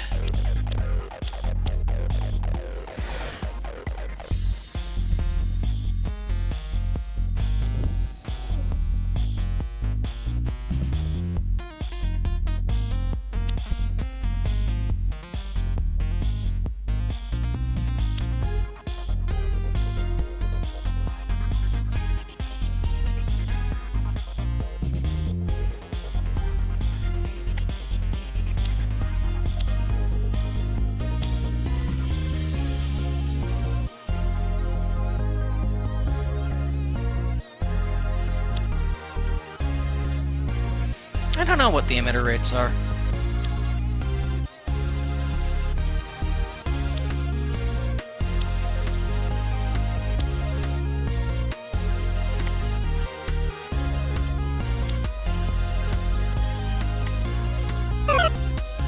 Dex, I've analyzed the remnant, but I'm unable to identify its purpose or point of origin. Could it be a probe? Space debris? Neither are likely. The remnant is mostly made from ore, which is much too heavy for use in a probe. It's built according to common construction patterns, so it can't be a fallen meteor. We should construct a maker on the ledge and use the ore from this remnant to synthesize anti-creeper. A solid plan. Flooding the chamber below with anti-creeper would make the assault on the emitters much easier. It's not a bad idea. And we've got 2,500 ore sitting around from that, so that's not a bad thing to do.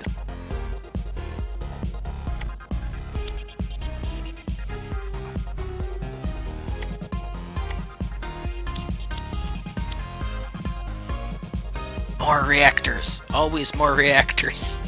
This has not changed from the first game. Always more reactors. In fact, it's become even more true than it was in the first game.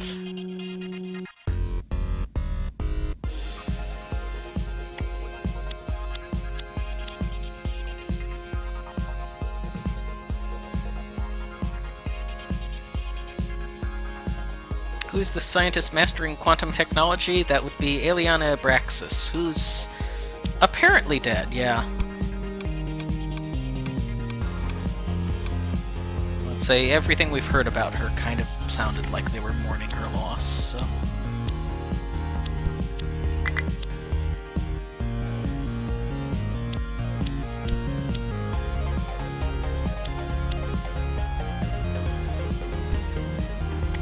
Okay.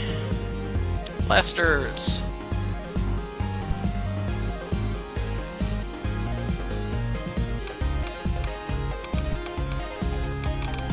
Alright, I can click and drag, I remember that. Doesn't work for building stuff yet, though.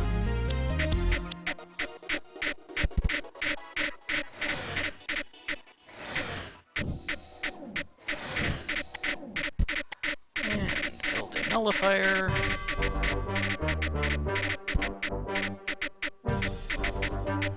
You there, vacuum in.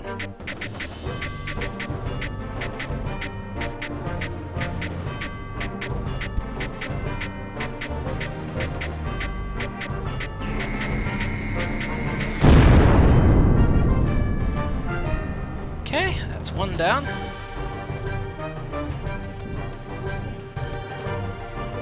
Why are you not actually charging on that? That's really weird.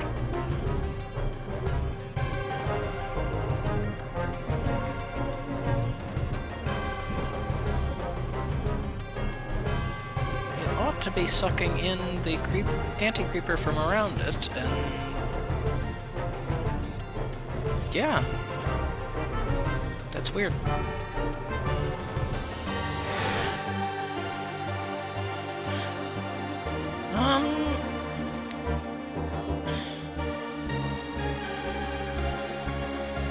So, when you have full ore...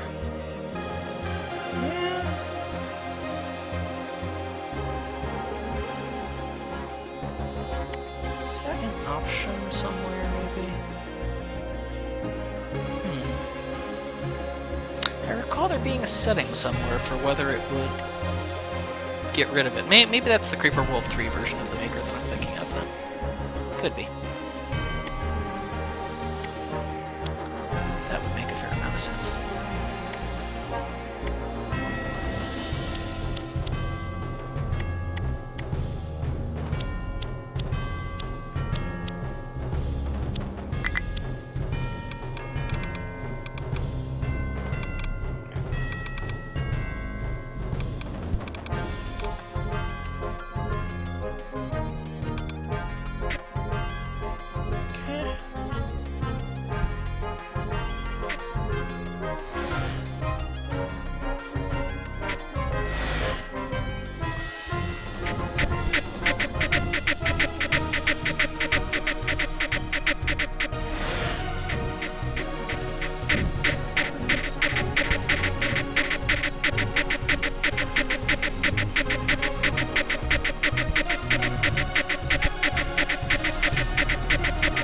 If it was so much evaporating as it was settling, because it is pretty dense down here.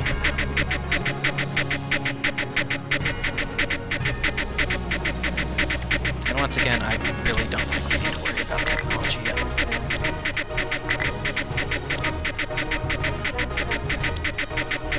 Because this stuff is still really tame.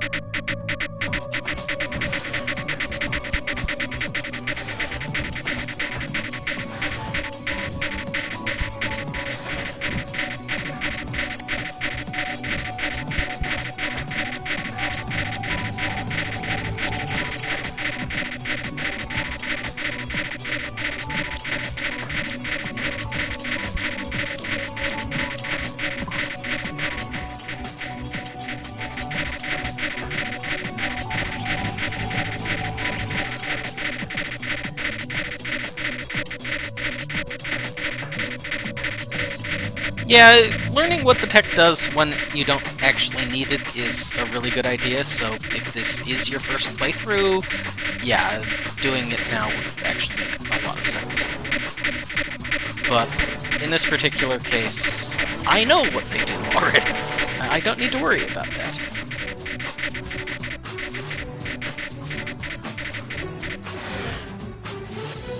Move down. Nullify! So we can actually take a look over the text and see what they are. So, there are several tiers of texts, and so you can see this is cost 1 for the first one, but it does get more expensive after that. So energy storage, really handy utility-wise. Ore storage, I don't generally use. I almost completely ignore anti-creeper, really. Packet speed is pretty nice. Reactor efficiency, as before, reactor efficiency is amazing. Tech dome efficiency, obviously the sooner you get it, the better. Or rig efficiency, again, if you don't care about anti-creeper, you're not going to care about this. Beacon range is really handy, but not necessary most of the time. Sometimes it can allow you to reach things in ways that you wouldn't have been able to otherwise. Decreasing unit costs by 20%, obviously nice, only one level on that one. And then the 3 that we had before, weapon move speed, range, and fire rate, all of which are pretty good. Well, move speed's kind of meh. The other 2 are really good.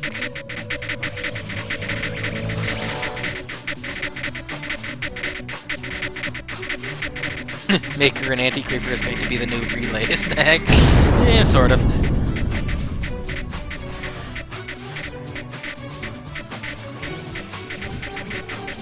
Basically, I only tend to go for anti-creeper when normal weapons just aren't cutting the mustard.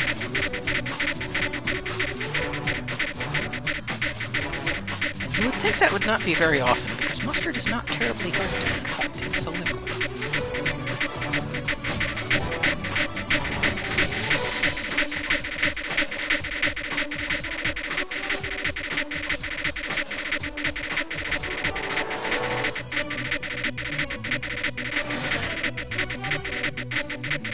As a nice safety shield, yeah, it can be useful for protecting things that are off in the creeper area. So like this guy, if he had some anti-creeper, he might be doing a little better.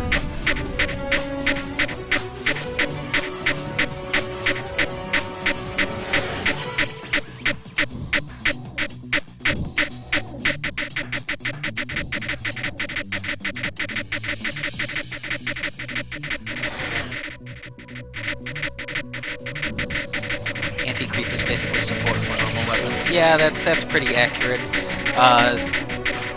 And it can be particularly useful later on when you start getting repulsors, because it is also affected by the repulsor.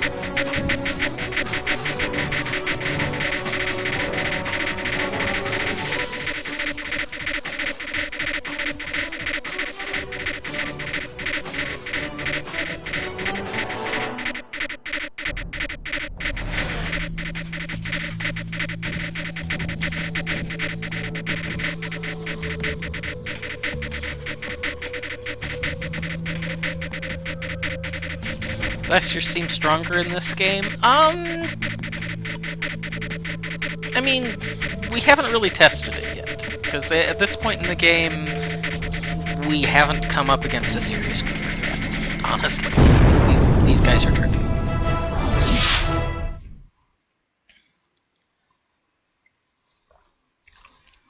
Later on, we will absolutely hit points where the creeper is overwhelming blasters.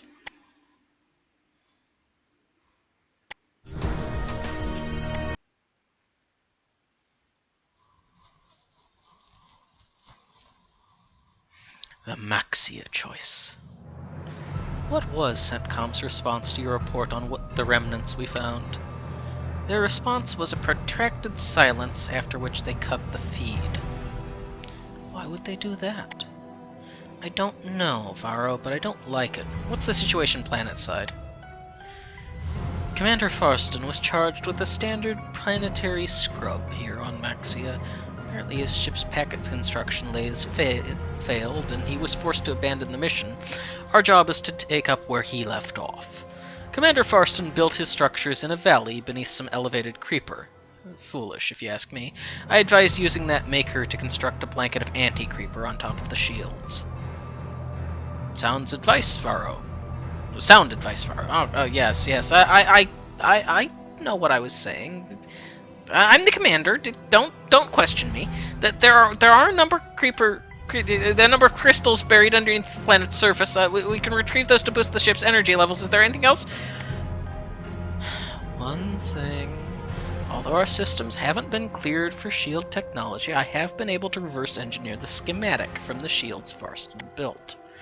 Shields block the flow of creeper and anti-creeper, but units and packets can freely pass through them.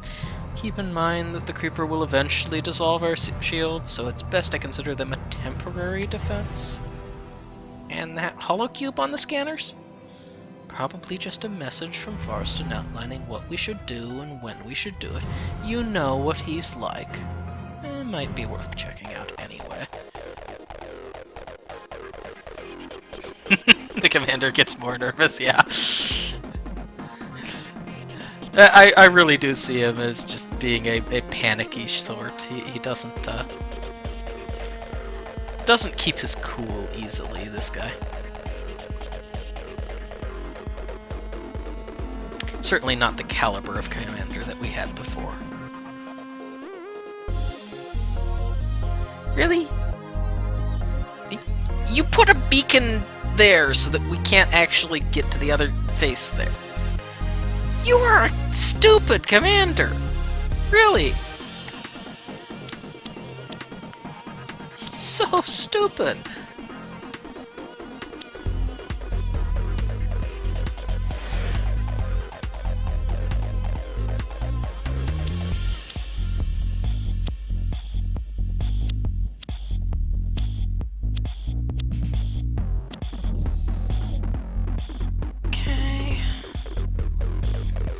His whole day must be, oh god, blue! No more blue! No more! Ah!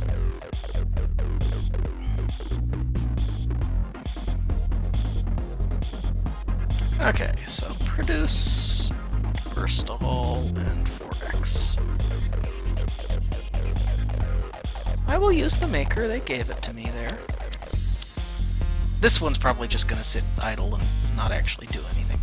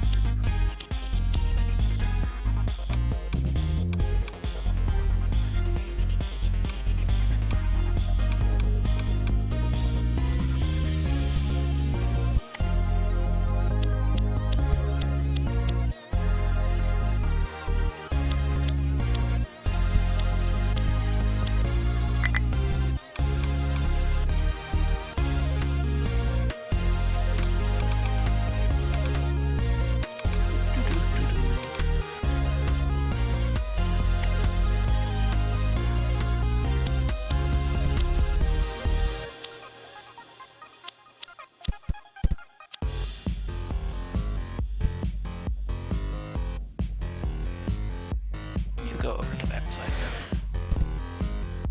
then. Okay, I want to dig in here and get that message, of course.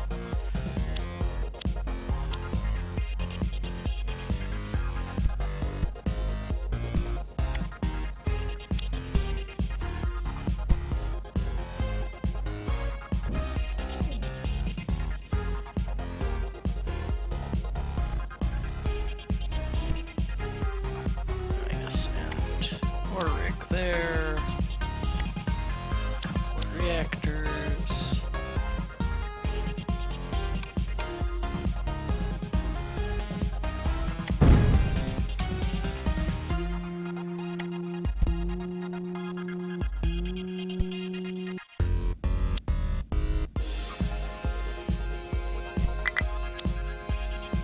There we go.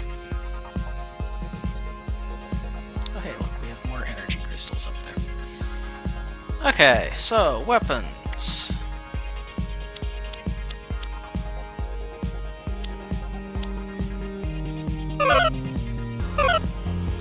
Yes, we've got lots of spare energy now. Oh, and hey, we can go get more ore.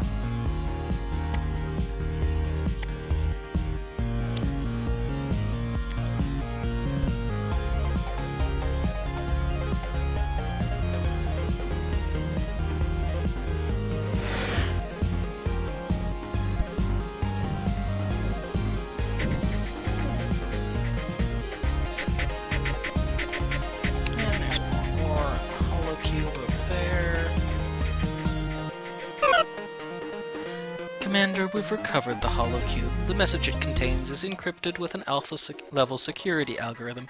Without the access code, it could take years to decrypt. I'll take it privately. I think I might have the credentials. Right away, Commander.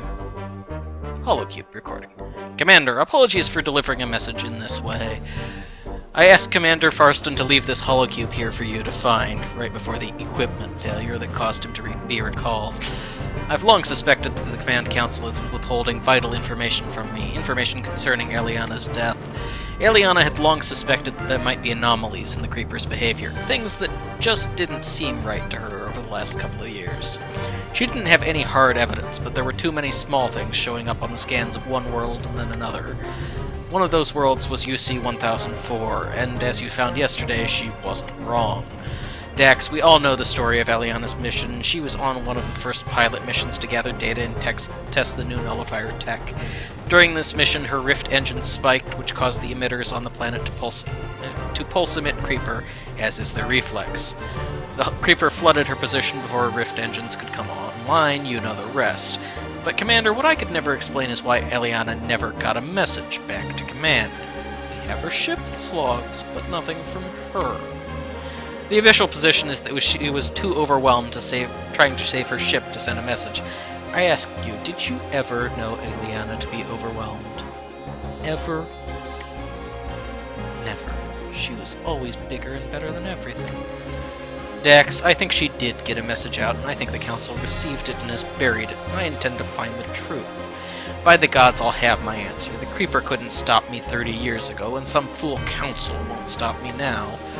Commander, by the time you receive this message, I'll already be engaged with the Council, showing them the evidence you retrieved from UC-1004.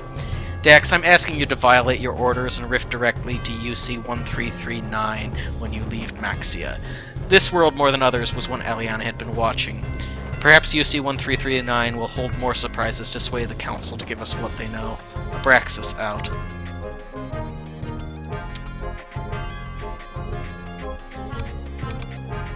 Yes, I do enjoy the story of this series.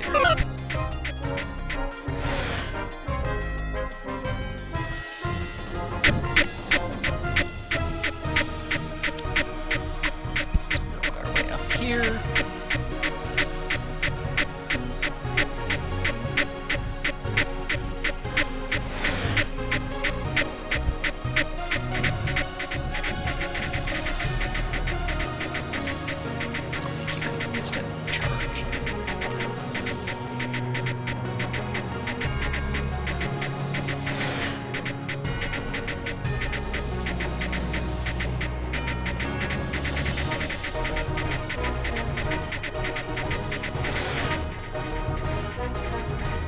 I'm still really not worried about this Creeper, so I'm not going to bother with tech at all.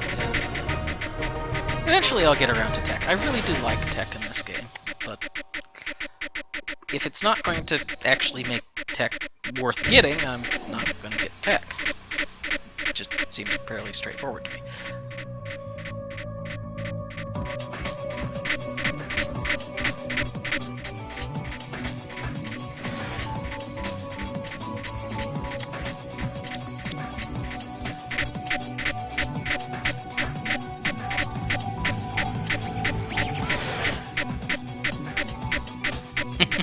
And Mandabar sitting there crying. 10-10 goo game. Yeah, well, it's definitely a goo game, can't you tell? It's also a good game, but that's slightly different. Okay. Nullify. Do I save any of these videos? I wasn't really planning to. This is just me streaming. I'm enjoying it.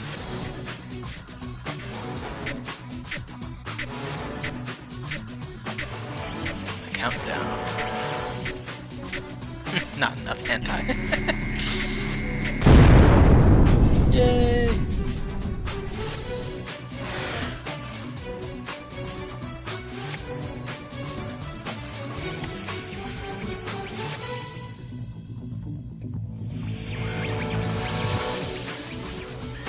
Yes, I have the VODs. It's going to keep the VODs just fine. I'm not planning on doing anything with them, but it'll keep them for the standard length of time. I don't delete them or anything like that.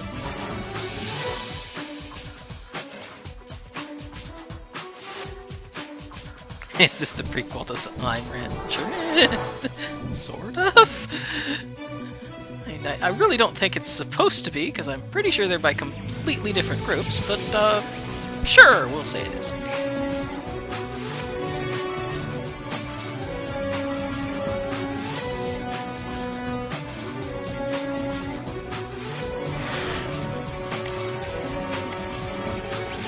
Another beacon here.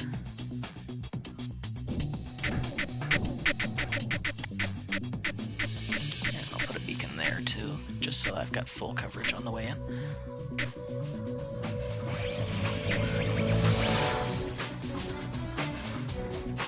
"15 days is so short." Yeah, well.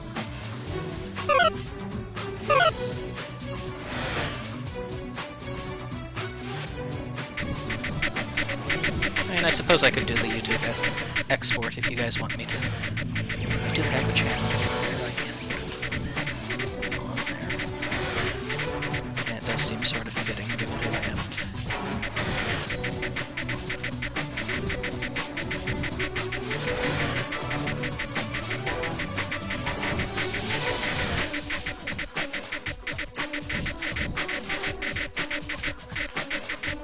Slime Rancher is a reality where the creeper isn't aggressive and has individualistic personality.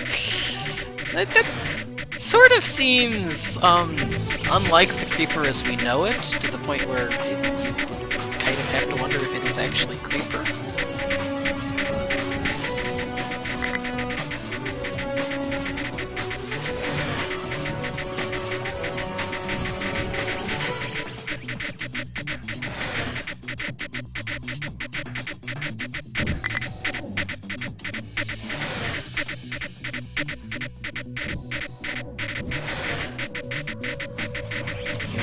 Pair of makers, because you would, you like makers.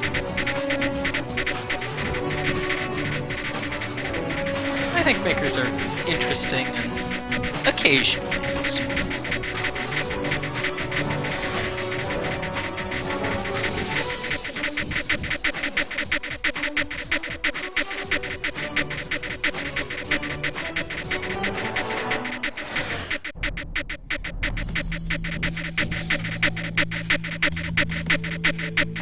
You see that even just the 6 of these is doing a pretty darn good job, even though they're getting kind of towards the end of how far it can actually supply packets to them fast enough. It's not that we don't have enough energy to supply them packets, it's that the packets are traveling that far.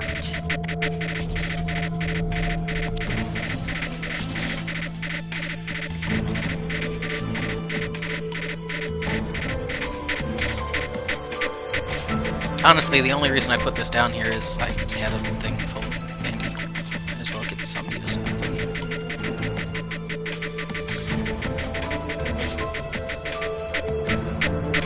Because warp risks are a thing eventually. They are really, really good. You will want them.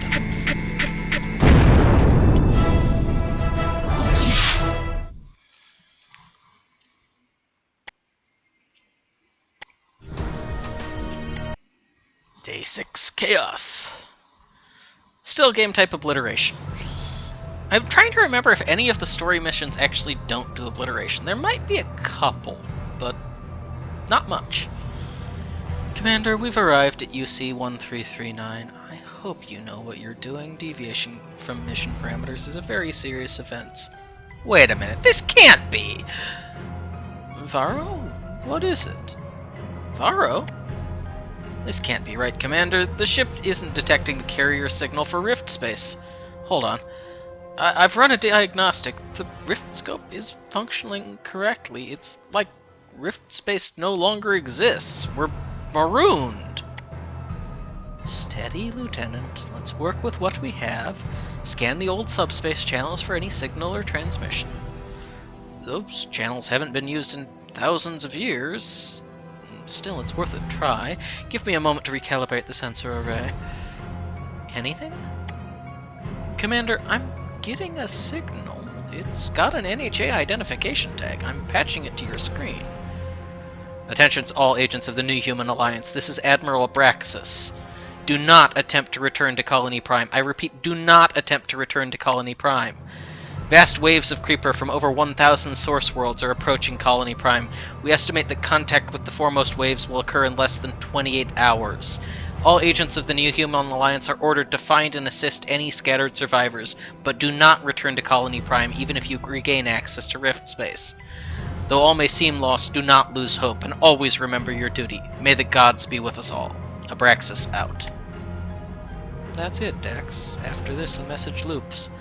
Are we going to inform the crew? They have a right to know, Varro, but let's do it after the mission. I need their full attention on the task at hand. Okay, that's interesting, isn't it? Yeah. So, we sort of have a bit of a problem going on here. Yeah, that doesn't sound good. We've lost access to Rift Space. That's probably a bad thing.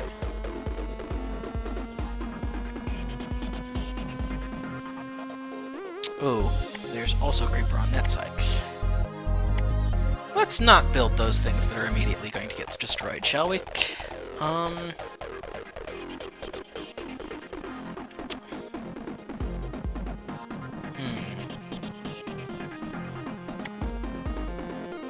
mean, I could build a weapon. Let me just wait and see how long it takes for the Creeper to clear out of the top here. Decent length of time.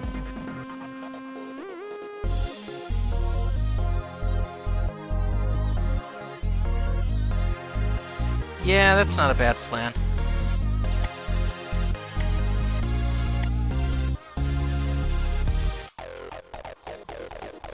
Just make sure that the Creeper can fall in immediately.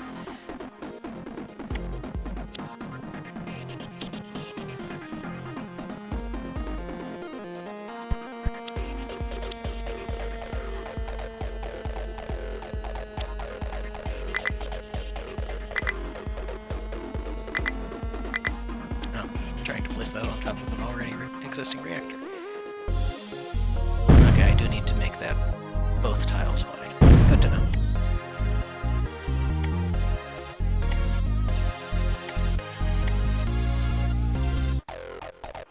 Okay, so...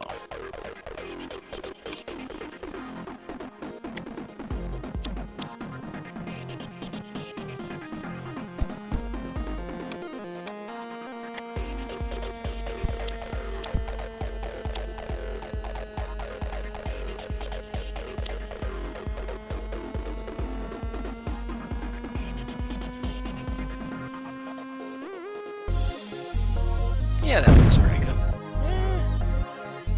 Mostly good. Okay.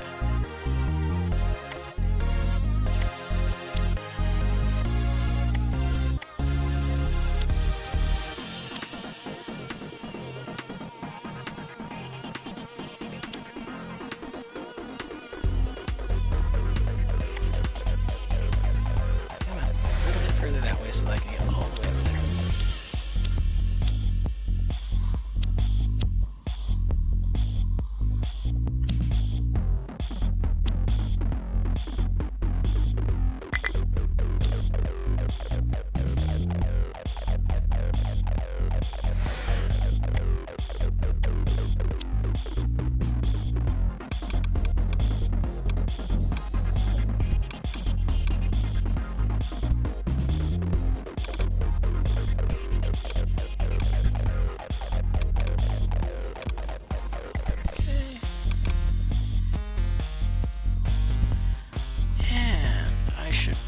Beacon over there.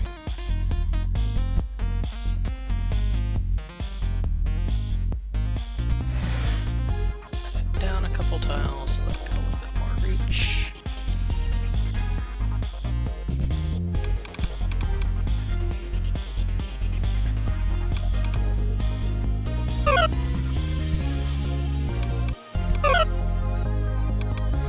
Yay, collecting the energy pods. Energy pods good.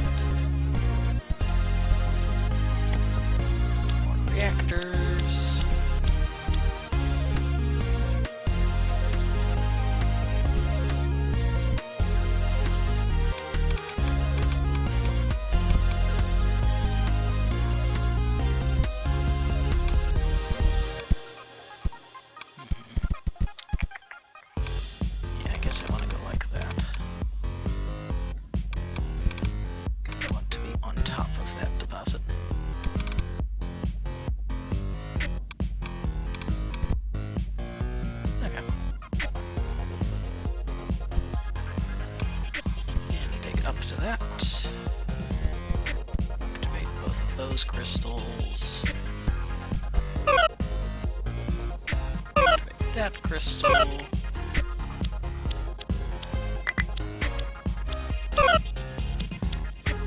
Use a heck of a bunch of energy here.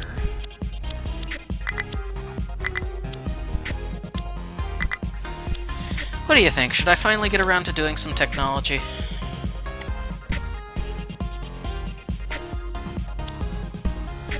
I'm thinking I might.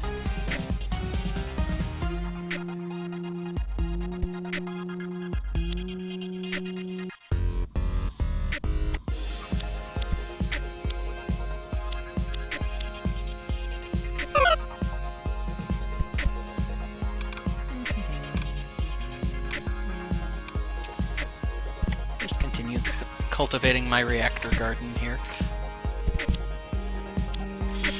And Manabar will say very little as I just cavalierly build over top of the ore. Sit there and grit his teeth at me, I'm sure.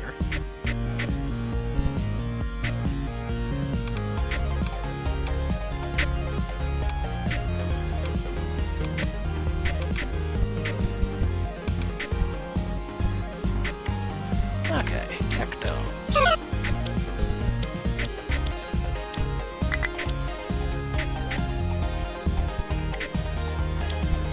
Tech domes are nice.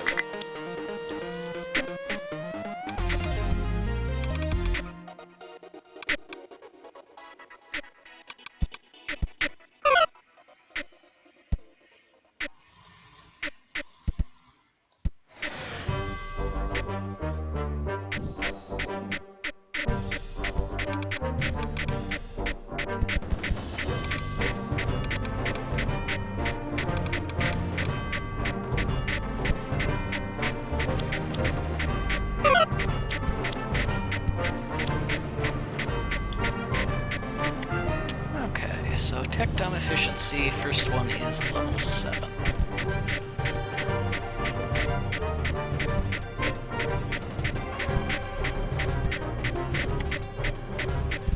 I mean, that's what the energy buffer is there for. It's there to be spent.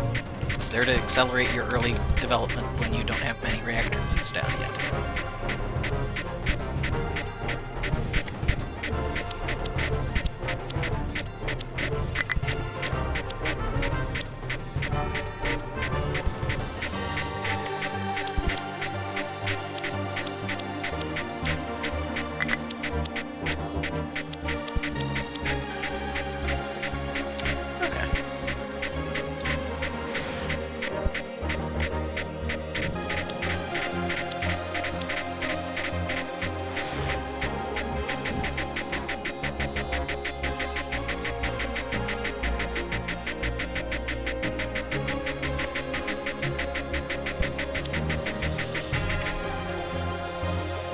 So, cheaper units. That's actually a really good first tech. And then I'll go into tech dome efficiency.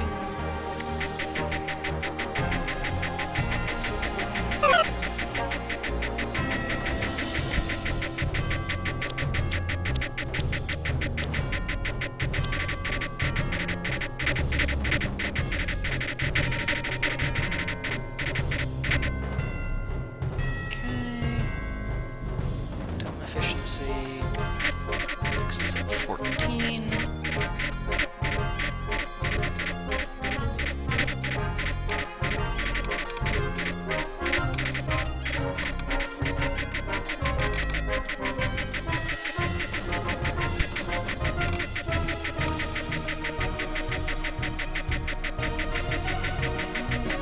Next tech dome efficiency.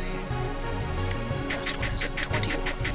So it's just multiples of 7. Very straightforward. I should grab both of those.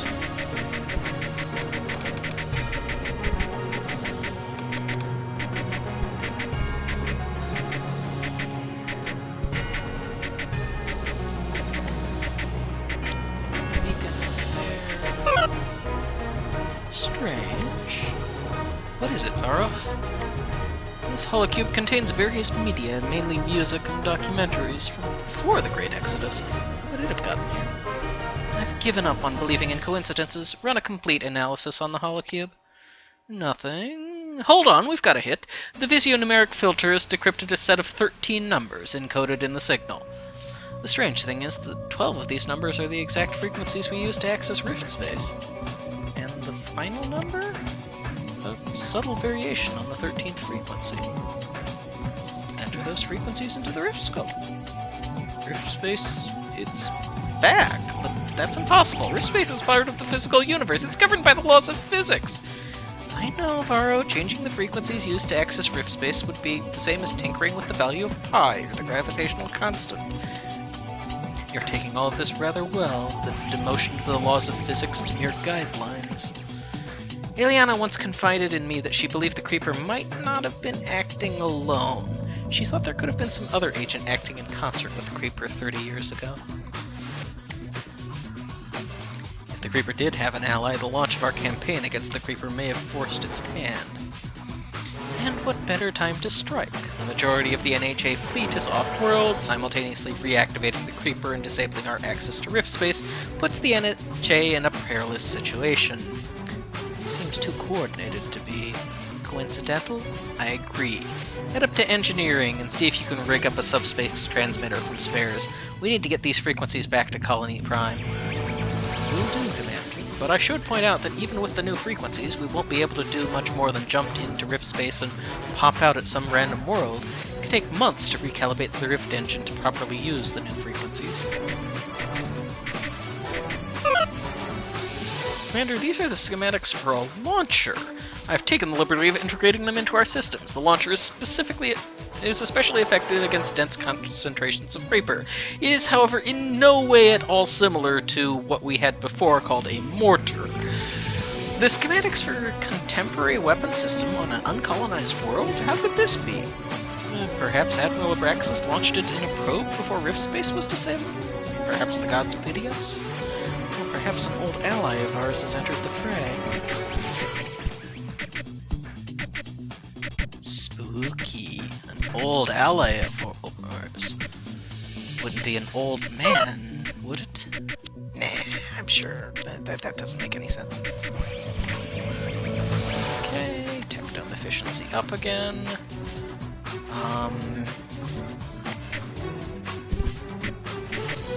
Honestly, what I want right now is the beacon range, which is level 8.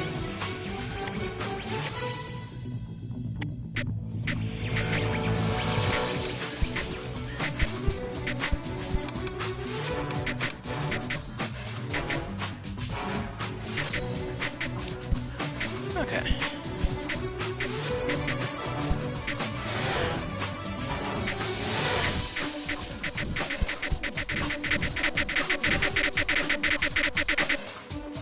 So, reactor efficiency.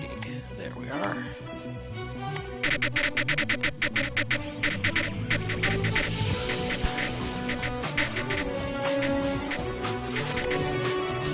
More reactor efficiency.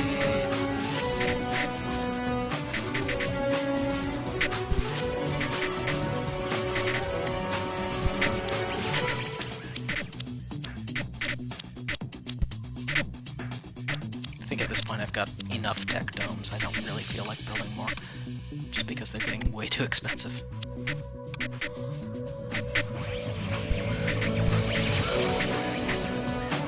I can beacon down here now.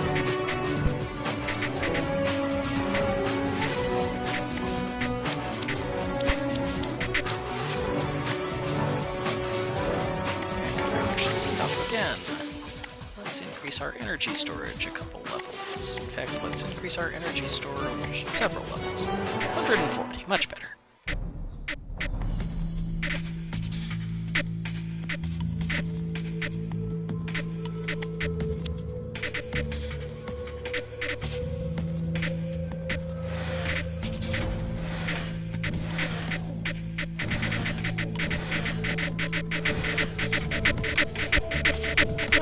So, weapons, nullifier.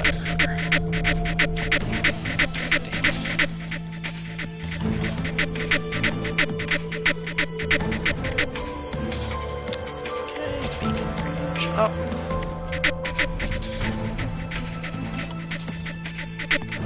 You'll notice the beacon range actually is a pretty significant upgrade.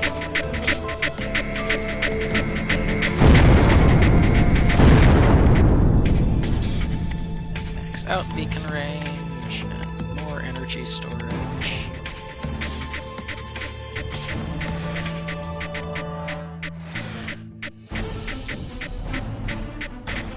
I suppose I should start building a launcher or two. Or four, you know. So, weapon range. That is a brilliant thing to get.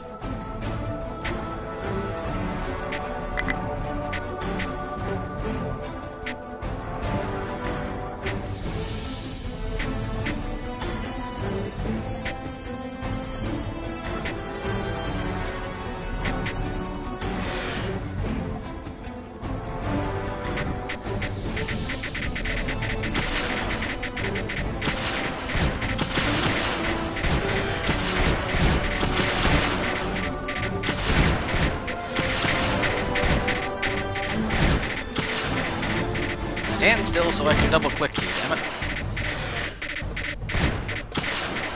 The interesting thing on the launcher range is that it's not a rocket flight time. It's an area much like the beacons are. So, if right here was the deepest pocket, because that guy can actually get there, it would just path all the way around and go there, even though that's farther than the missile will obviously reach.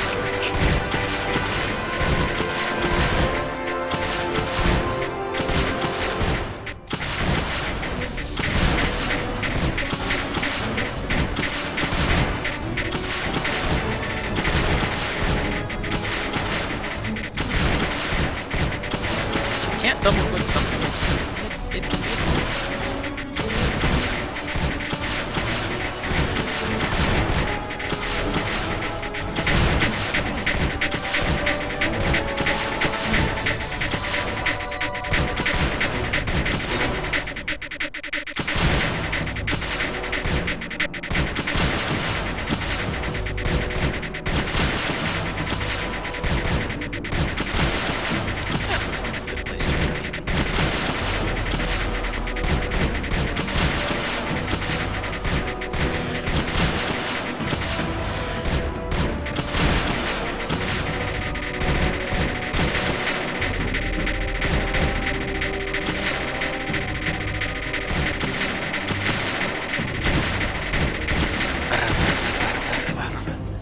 Okay, so we've got some more things. Let's do weapon range and more weapon range. And let's get some packet speeding. And then weapon fire rate for level 1.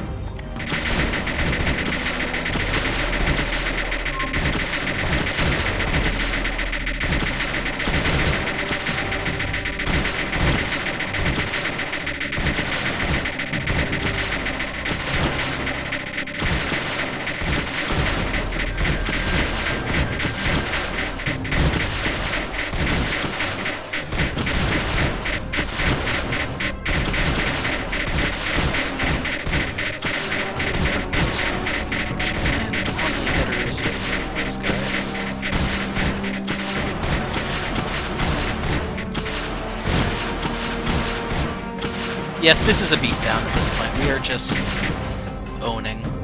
Here, I can even increase fire rate. Let's own faster.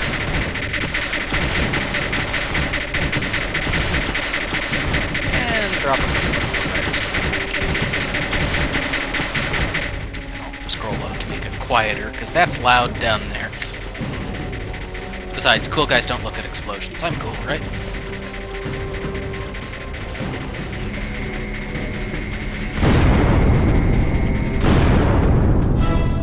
There we go.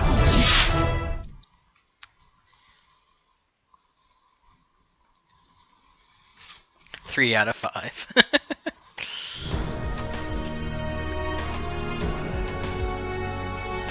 think we're probably going to do one more level and then call it a day here. Ooh, ship vibrating. Whoa, that was a rough jump. What's the situation, Varro? Where are we? We've rifted a subspace on an unknown planet, and 2 emitters are about to activate. Check that all our vital systems are operational and set the crew on high alert. We're gonna have to fight our way out. Have you noticed that, Dax has gotten a lot more confident now that he's actually out in the field? Like, ridiculously much more confident. He is now actually acting like a captain. Pretty nifty. Let's see, where do I want the ship to be here?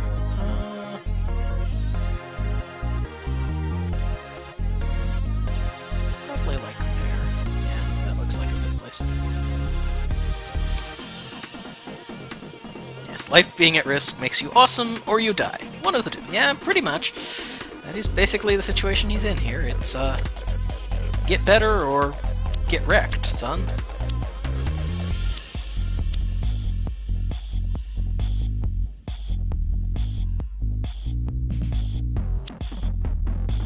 I suppose I shouldn't actually make all of this many at once.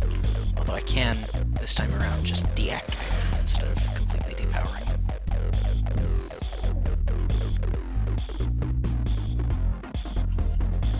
Completely destroying them, rather. Actually, I can go ahead and build the reactor there. That's fine. Because I can just go out and under that way.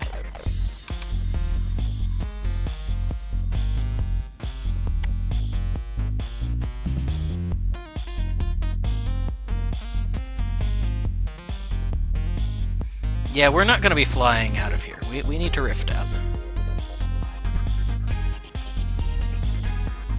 This was not efficient. I should have let things finish. Oh well.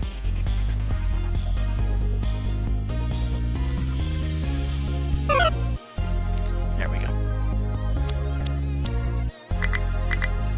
Oh, I can't actually place on the bottom of the map, can I? Okay. In that case, I won't do that. In that case, I want to come over here.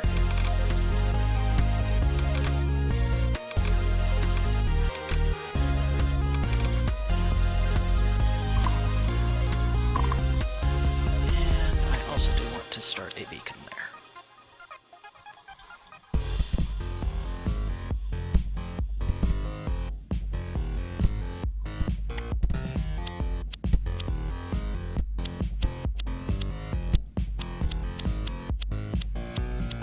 Is flowing downwards, which is slightly concerning, but not too bad, really, because we've got ground the creeper can't mine its way through above us, so we're okay. And there goes all of my energy buffer.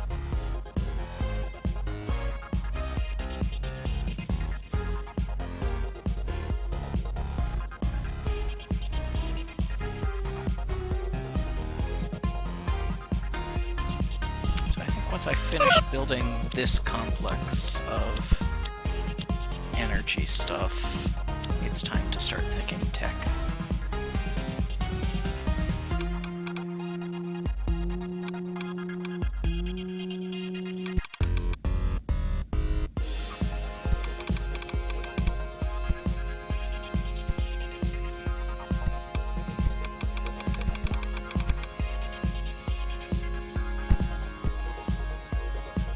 So, tech domes.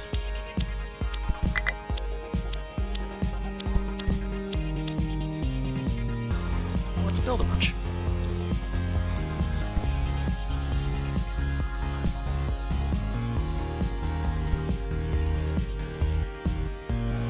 Yeah, there's no way to refill the buffer, but it does only use it when it actually needs it, so it's nicely balanced, I think.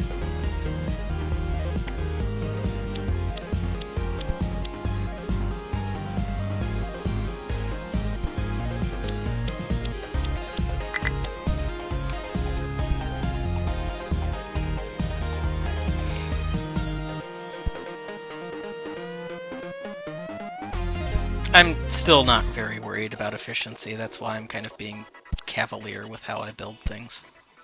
I'm more worried about getting it done in a reasonable time frame in terms of my own personal internal clock rather than actually having things built in the optimal, way.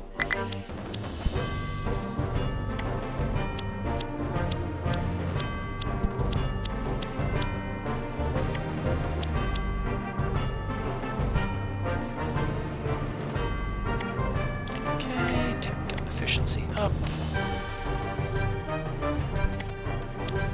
Oh, sure, it makes it faster in absolute terms, but it doesn't necessarily feel faster.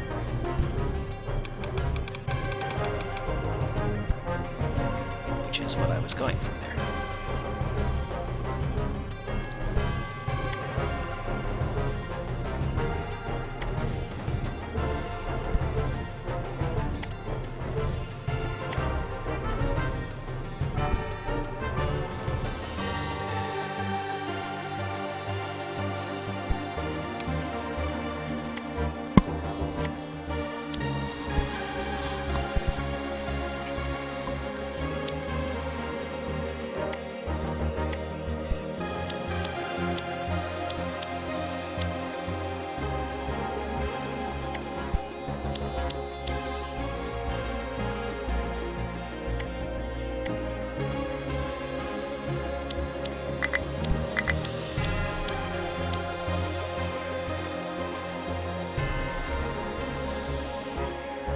Popping the cork's not going to be that scary. Shields are useful.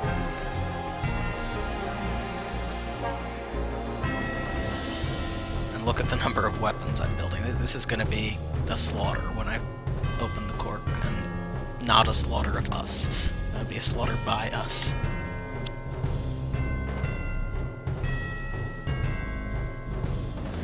They don't go through blocks, but they will happily pilot around.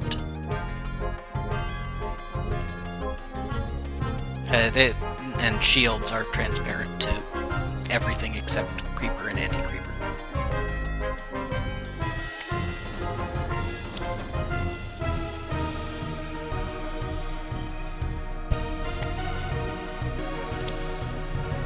Those up there. Oh yeah, tech dome efficiency should go up to max. And let's get some more energy storage.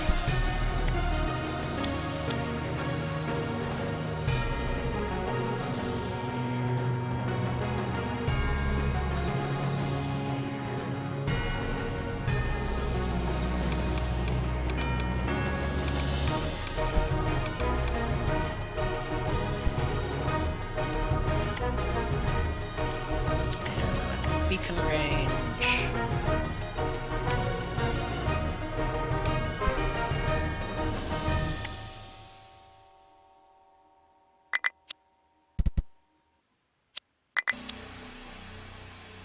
Grab another crystal. Okay.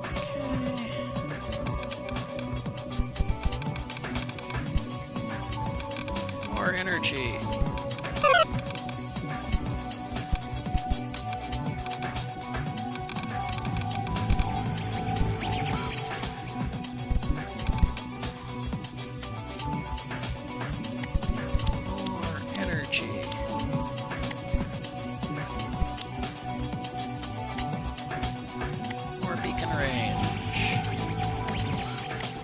More energy.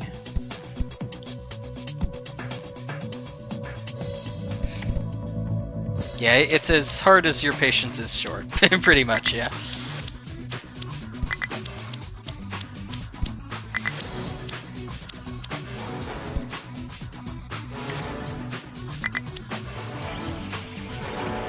Okay.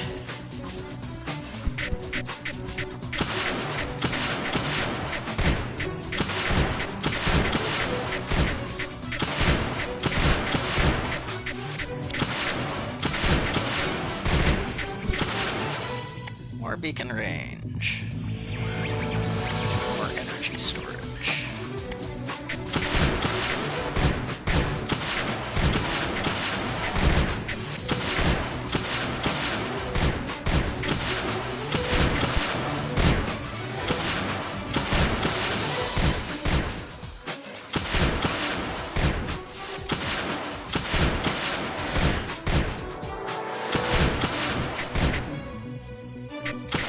Yeah, line of sight is a real thing for the blasters. They can be very picky about what exactly constitutes and does not constitute line of sight.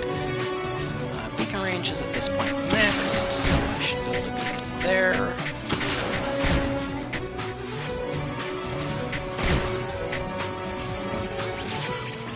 I don't really need more reactor efficiency right now. What I do need, however, is weapon range. As soon as that last point finishes, weapon fire rate. Also, I should disable the confirmation dialogue, because I know how to deal with this game, and if I don't, it's my own damn fault.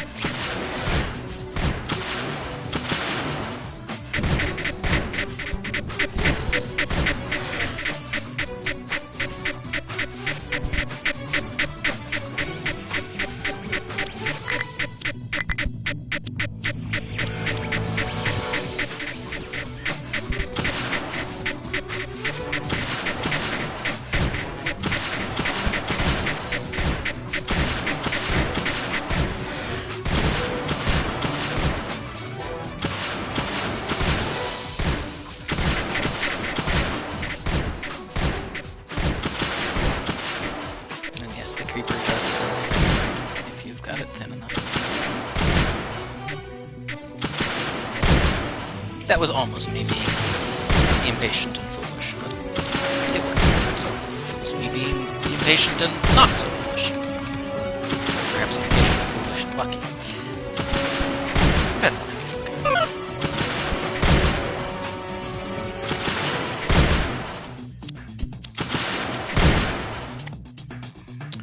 Okay, I don't really care about unit cost at this point. I do want more weapon range.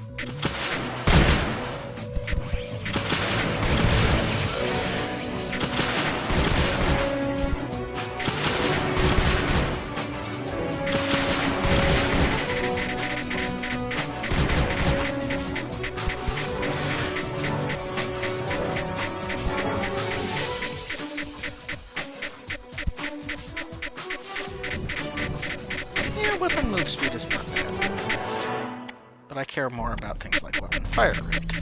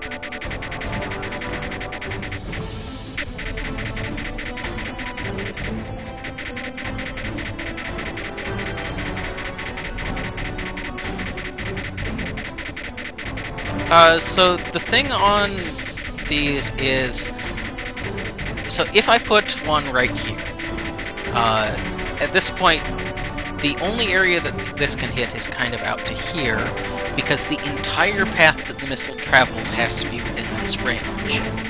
So if I take somewhere like, say, here, this will happily target all the way up here, because it has this path down here and through that's all within the range. The math on this gets played with a bit later on. Once we get the rifts, then the path can go through the rift. And the rift doesn't have to, hollow thing. So I could have like a rift here, a bunch of missiles things around it, another rift here, and be aiming over here. They would go into the rift, out of that rift, and hit. It is really cool.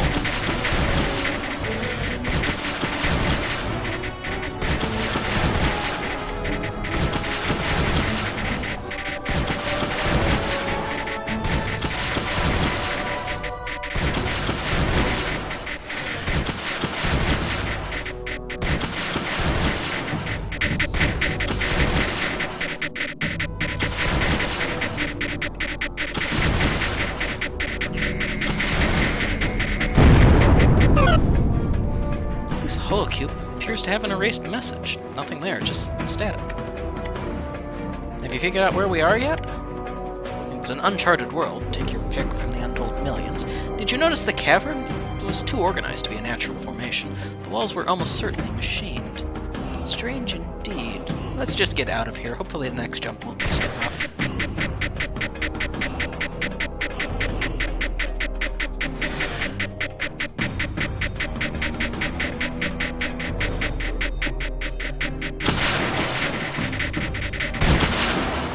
Let's see, we can get weapon speed and rate up.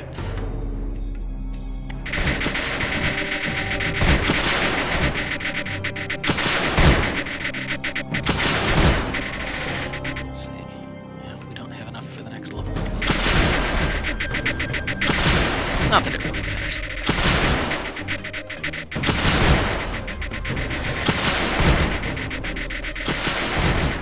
At this point, basically, just need to.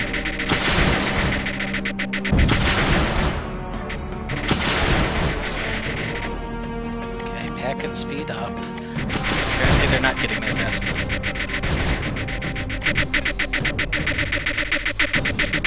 There we go.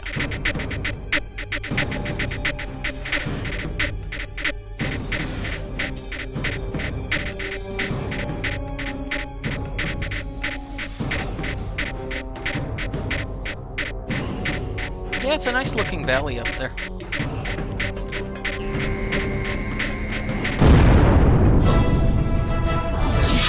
And we can go into Rift Space.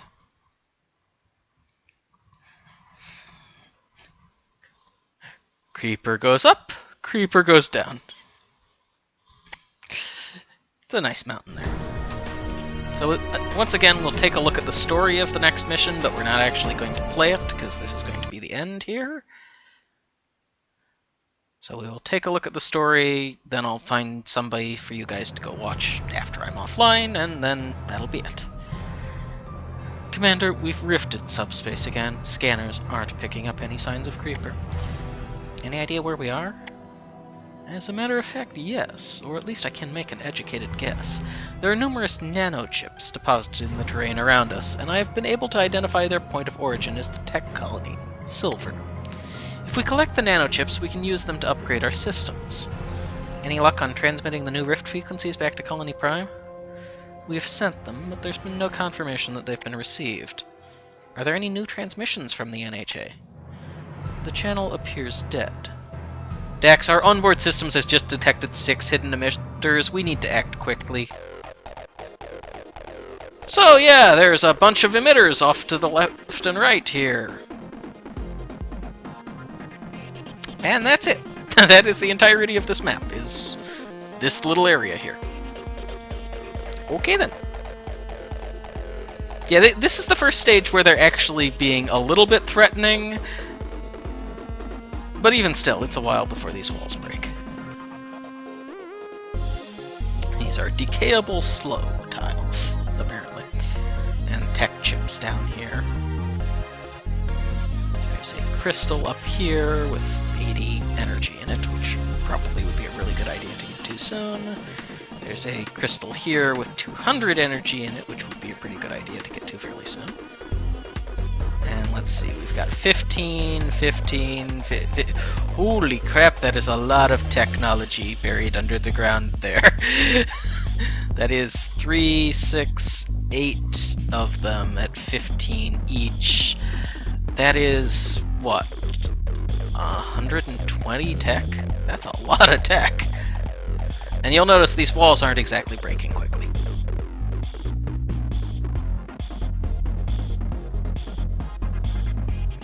So I think it would be a bit of a stretch to call this the first hard stage. Just at a guess. I haven't played through it yet just now, so I could be wrong, but it seems like it's still fairly easy. At a guess, I would say long about mission 10, that'll probably be about when the easy stuff ends, just because, like the first game, I imagine it's in sequences of 5. The first 5 are kind of tutorial-ish, the second 5 are kind of a beginner, then it starts actually putting some challenge in. Yeah, tutorial decay walls, kind of. Pretty much. Okay, let me pull up Twitch here and see who's live at the moment. Here and see. Well, myself on the Zelda.team, so okay. That's not that useful. Anybody I follow? There's a few people live. Let's see.